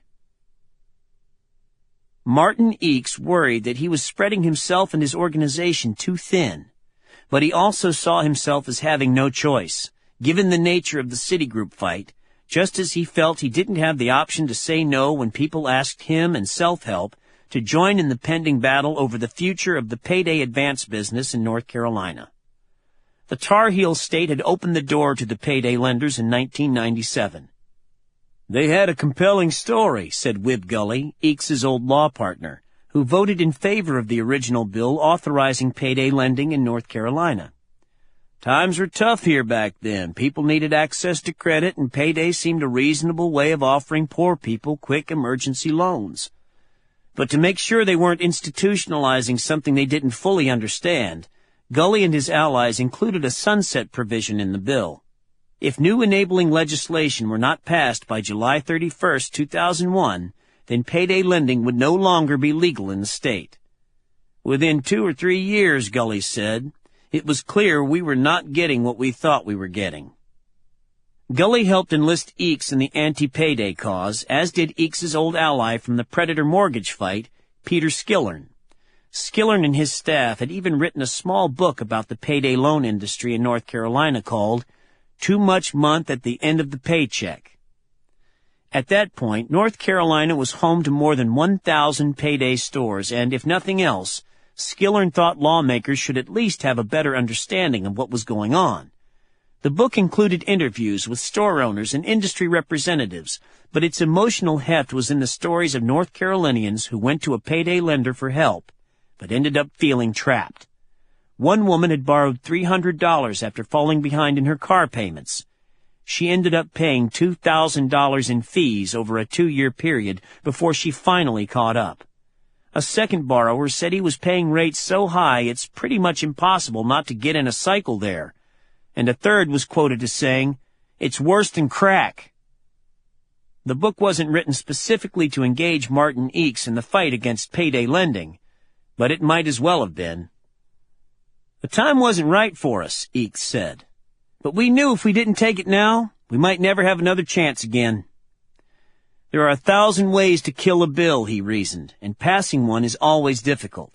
It was the spring of 2001, and he was barely 6 months into Associates' fight, but Self-Help would add its considerable muscle to prevent the payday lenders from obtaining a majority for the legislation they would need to continue operating legally in the state. Alan Jones and Billy Webster said they felt blindsided by the North Carolina fight. Maybe so, But then they had only themselves, or at least their government affairs people, to blame, and it didn't seem to take them long to recover. There were so many lobbyists running around the state on behalf of the payday lenders, Wibgully said, that it was as if each legislator who hadn't yet committed to the payday side had his or her own personal lobbyist, if not more than one. When the first two lobbyists sent to talk with Gully didn't convince him to support the payday lenders, they sent a young and attractive woman to see if she could be more persuasive. I could almost hear them saying, "Well, we tried the policy approach with Gully, let's go this other route," he said. Gully described the ensuing political fight as probably the hardest-fought Donnybrook he had witnessed in his 12 years serving in the state Senate. Defeating a bill may be easier than passing one, but the payday lenders had collected more than $80 million in fees in North Carolina during the previous year. It wasn't until July 31st came and went without a new bill that the foes of payday could be confident they had won. "We thought we were having a debate over what changes might have to be made in the law," Billy Webster said. Would the legislature give borrowers the right to rescind a loan within 24 hours? Would they put restrictions on the steps lenders could take to collect on a bad debt? But all of a sudden it was over and we were out, he said. At the same time, Webster thought the defeat, while significant, was a mere speed bump, but Alan Jones worried it might be a portent for the future. During the North Carolina battle, Jones said, he first heard the name Martin Eakes. "I learned about who he was, and I got nervous," Jones said. "I realized we were up against a zealot. To think that a bunch of people who don't know the first thing about business or how we operate just ups one day and says they've changed their minds. We're not going to let you do business here anymore. We're going to put all these people out of work," Jones said.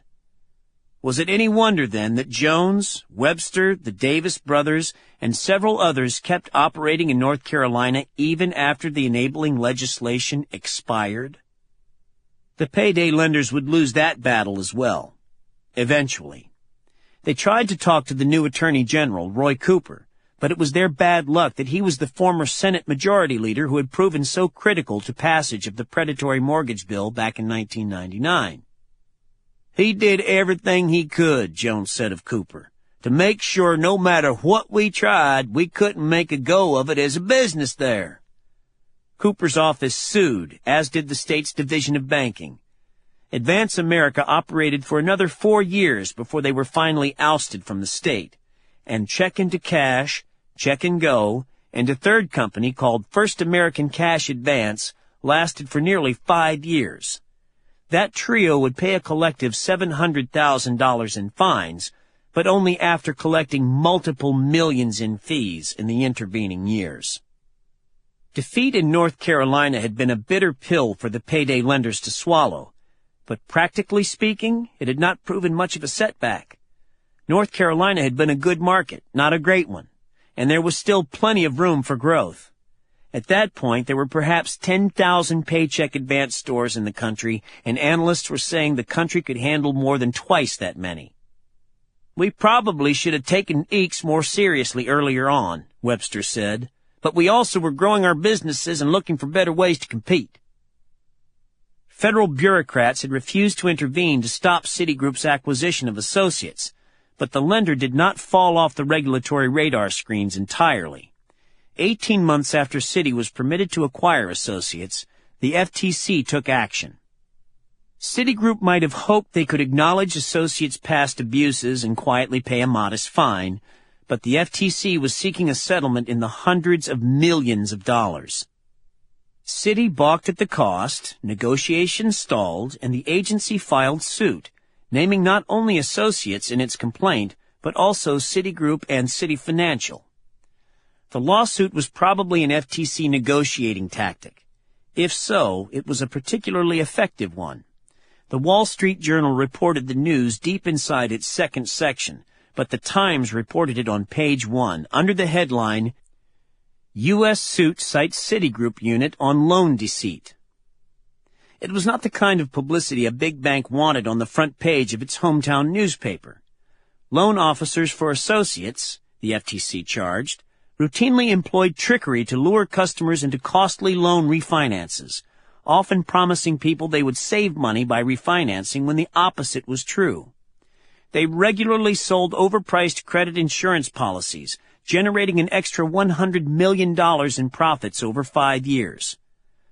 Customers who objected to an insurance policy the agency charged were told that removing it would mean delaying the closing and therefore waiting longer for the check they were typically anxious to receive. The suit also accused associates of training employees to rush people through a loan closing to minimize questions, and alleged that the company engaged in abusive methods when pursuing delinquent accounts. What had made the alleged practices more egregious is that they primarily victimized consumers who were the most vulnerable. Hard-working homeowners who had to borrow to meet emergency needs and often had no other access to capital, Jody Bernstein, the director of the FTC's Consumer Protection Bureau, told The Times. The agency's 5 commissioners, 3 Democrats and 2 Republicans, had voted unanimously to file the 26-page complaint, which accused associates of violating 4 federal laws. Citigroup held its annual shareholders meeting 1 month later. At his behest, a group that owned large positions in Citigroup, including Warren Buffett and Bill Gates Sr., invited Eakes to present a resolution on their behalf that, if passed, would link Weil's compensation to Citi's record on social responsibility. Eakes flew to New York to confront the CEO directly and see if he might be able to increase the pressure on Citigroup at a time when it might already be reeling from negative press. The meeting was held in Carnegie Hall. Eakes's first shock was the stagecraft of the day. "Little plebeians like me," Eakes said, lined up in the hall's center aisle, awaiting their turn at the microphone.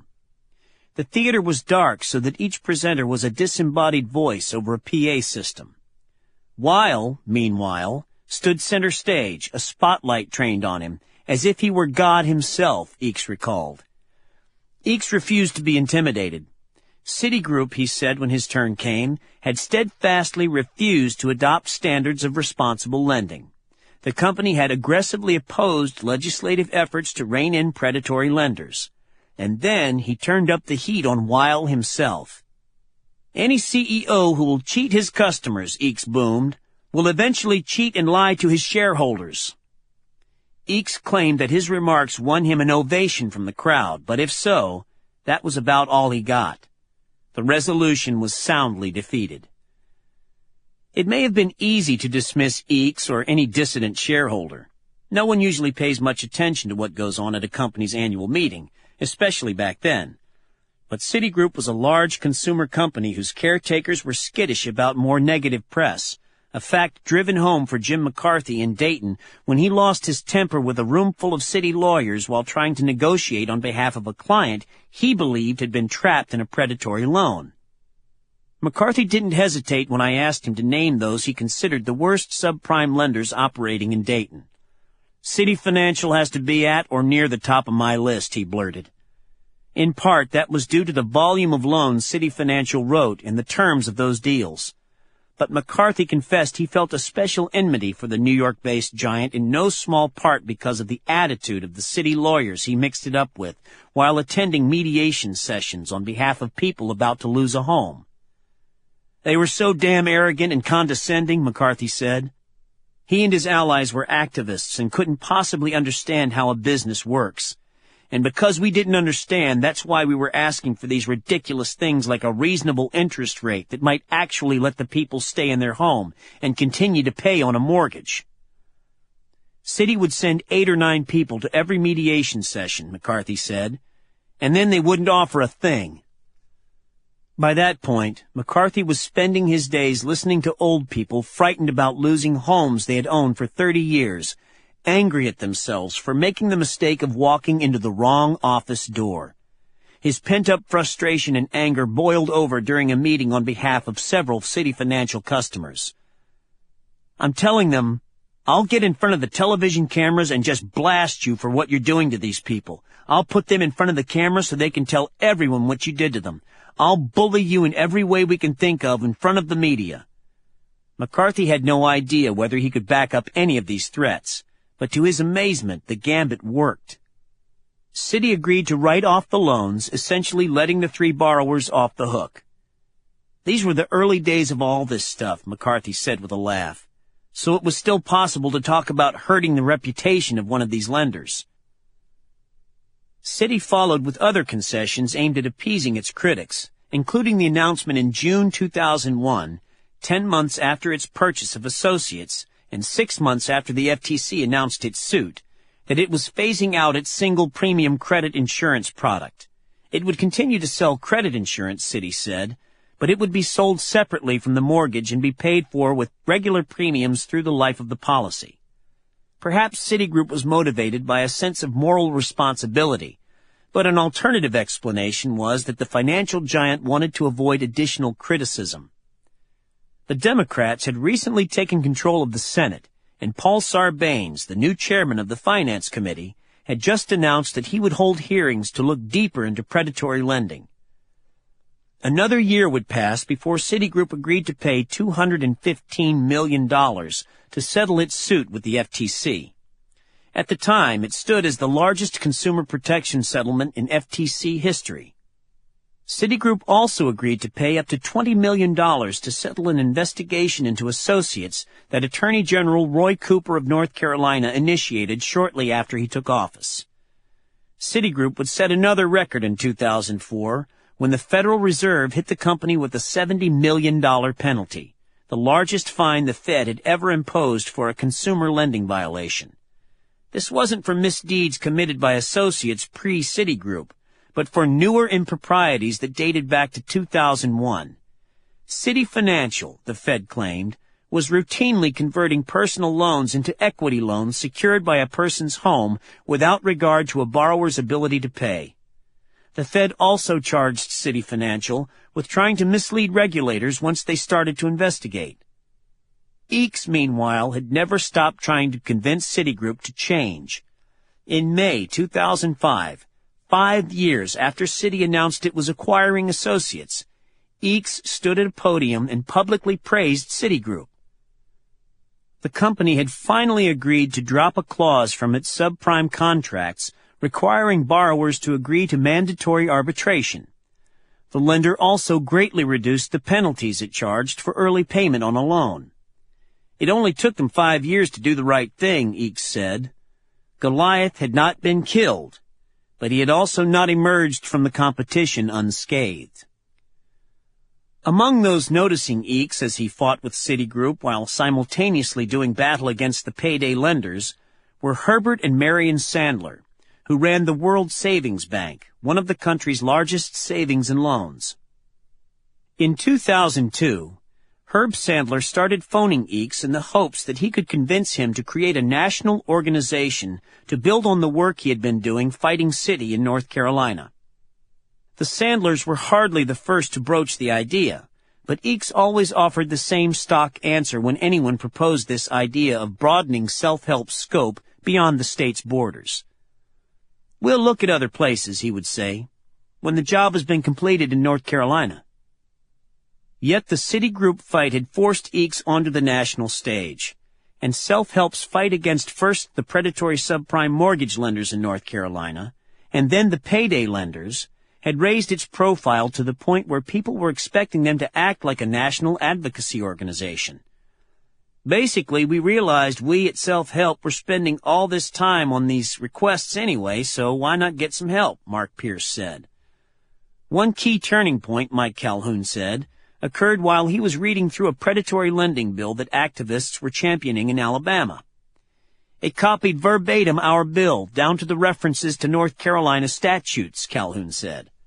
Still, Herb Sandler needed to phone several times before Eakes finally decided to get serious about launching a national organization. "He's been calling and calling," Calhoun said, "until finally he has to say to Martin, 'I really mean it. I'll provide you some money, so would you goddamn send us a proposal?'" Sandler had looked at others, but to him, Martin was the only one up to the enormity of the challenge, he said.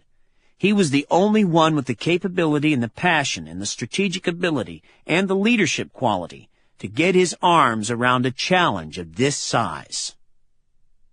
Inside Self-Help, they huddled to figure out how much money they might need to start such a group. It was Eakes, Pierce said, who suggested asking for a number large enough to provide an endowment sufficient to remain independent and not constantly fret over raising money and uncertainty about next year. "Are you fucking crazy?" Sandler cried out over the phone, or something to that effect, when Eakes told him of the tens of millions of dollars he thought he needed to start a national center for responsible lending.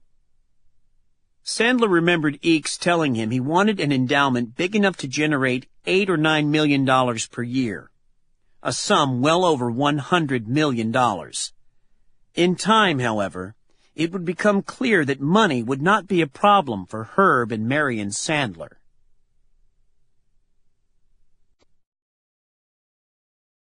Chapter 9. No Experience Necessary. Dayton, 1993 to 2008. Alan Jones had inherited his father's debt collection business. Jared and David Davis had a wealthy father who served as the chief executive and president of Cincinnati's second-largest bank, a publicly traded corporation. And there were all those executives from Citigroup, First Union, and other financial behemoths who had stooped down to see the riches that could be made operating on the fringes of the economy. They had near-limitless access to whatever capital they might need to move aggressively into a new business.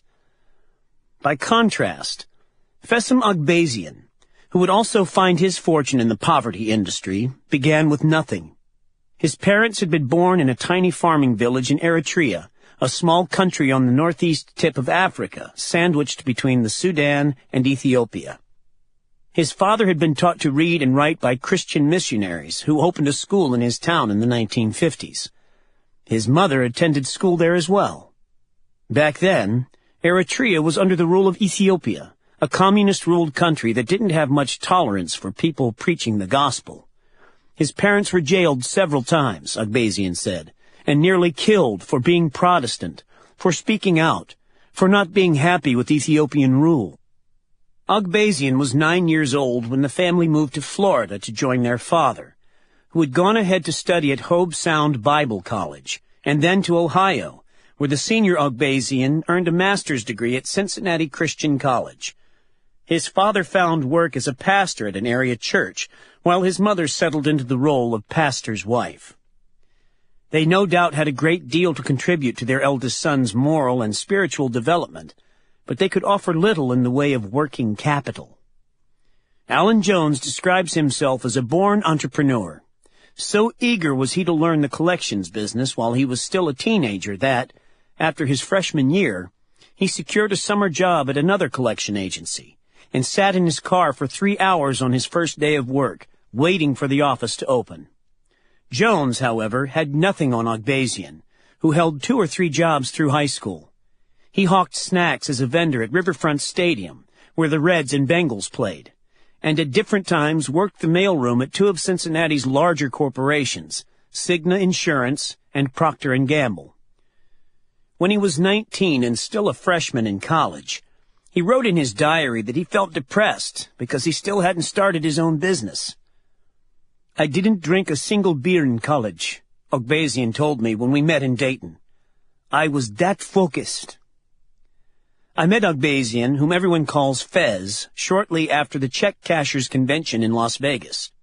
The roster of attendees at the convention, we all received copies in our goodie bags, included a woman representing a Dayton-based company called Instant Tax Service. That sounded promising. H&R Block, Jackson Hewitt, and Liberty Tax Service were the big 3 in next-day tax refunds, a product that generates more than $1 billion in annual revenues. But I thought it might be interesting to talk with a smaller player seeking to strike it rich in his corner of the poverty economy. I wrote her a note, proposing that we meet the next time I was in Dayton, and she suggested I talk with Agbazian, whom she described as the company's founder and chief executive. Their offices, she said, were downtown at the corner of 3rd and Main. That made sense. 3rd and Main is a major transfer point on the Dayton City bus system, an ideal locale for a business catering to the working poor. Spotting the Instant Tax Service sign, I peeked inside. It was a run-down storefront with walls pleading for a new coat of paint. Founder and CEO. The dual titles seemed a bit much. I imagined myself sitting in a banged-up folding chair while Ogbasian sat behind a battered metal desk like one you might find in a county welfare department, or a homicide detective's bullpen, while outside a large plate-glass window, half of Dayton milled about waiting for the 41 crosstown bus. I began to suspect I was wrong when I found a human interest article in the Dayton Daily News about this émigré from East Africa who had founded one of the city's more successful new businesses. By the time the article appeared in 2004, Ogbasian was running more than 100 instant tax service storefronts in 10 states and crowing about opening 1,000 more. The woman from my initial email exchange hadn't flown to Las Vegas to learn more about the business. She was there to woo potential partners interested in opening a franchise. Their come-on seemed particularly effective. Work just 17 weeks a year. No prior tax experience necessary. Low startup costs. Franchise fee deferment. It wasn't until the day I was scheduled to meet with Ogbasian, though, that I looked more closely at the address. It was located across the street from the instant tax service storefront I had perused a few days earlier, in one of the town's marquee buildings, a brown granite structure grandly dubbed One Dayton Center. I took an elevator to the 14th floor. The waiting room was richly appointed, with blonde wood paneling and handsome wingback chairs. When I was ushered in to see Ogbasian, he gave me a choice between a leather couch or the seat opposite him at the handsome wood desk where he worked. Instant Tax Service's archetypal customer, Ogbasian said, is the assistant manager at a McDonald's earning $19,000 a year. Yet clearly business was booming. There are well-regarded law firms in town that can't afford the rents at One Dayton Center, but Ogbasian leased the entire 14th floor and much of the 15th. At 35, he was running a business with 1,200 stores and kiosks scattered across 39 states, ranking it just behind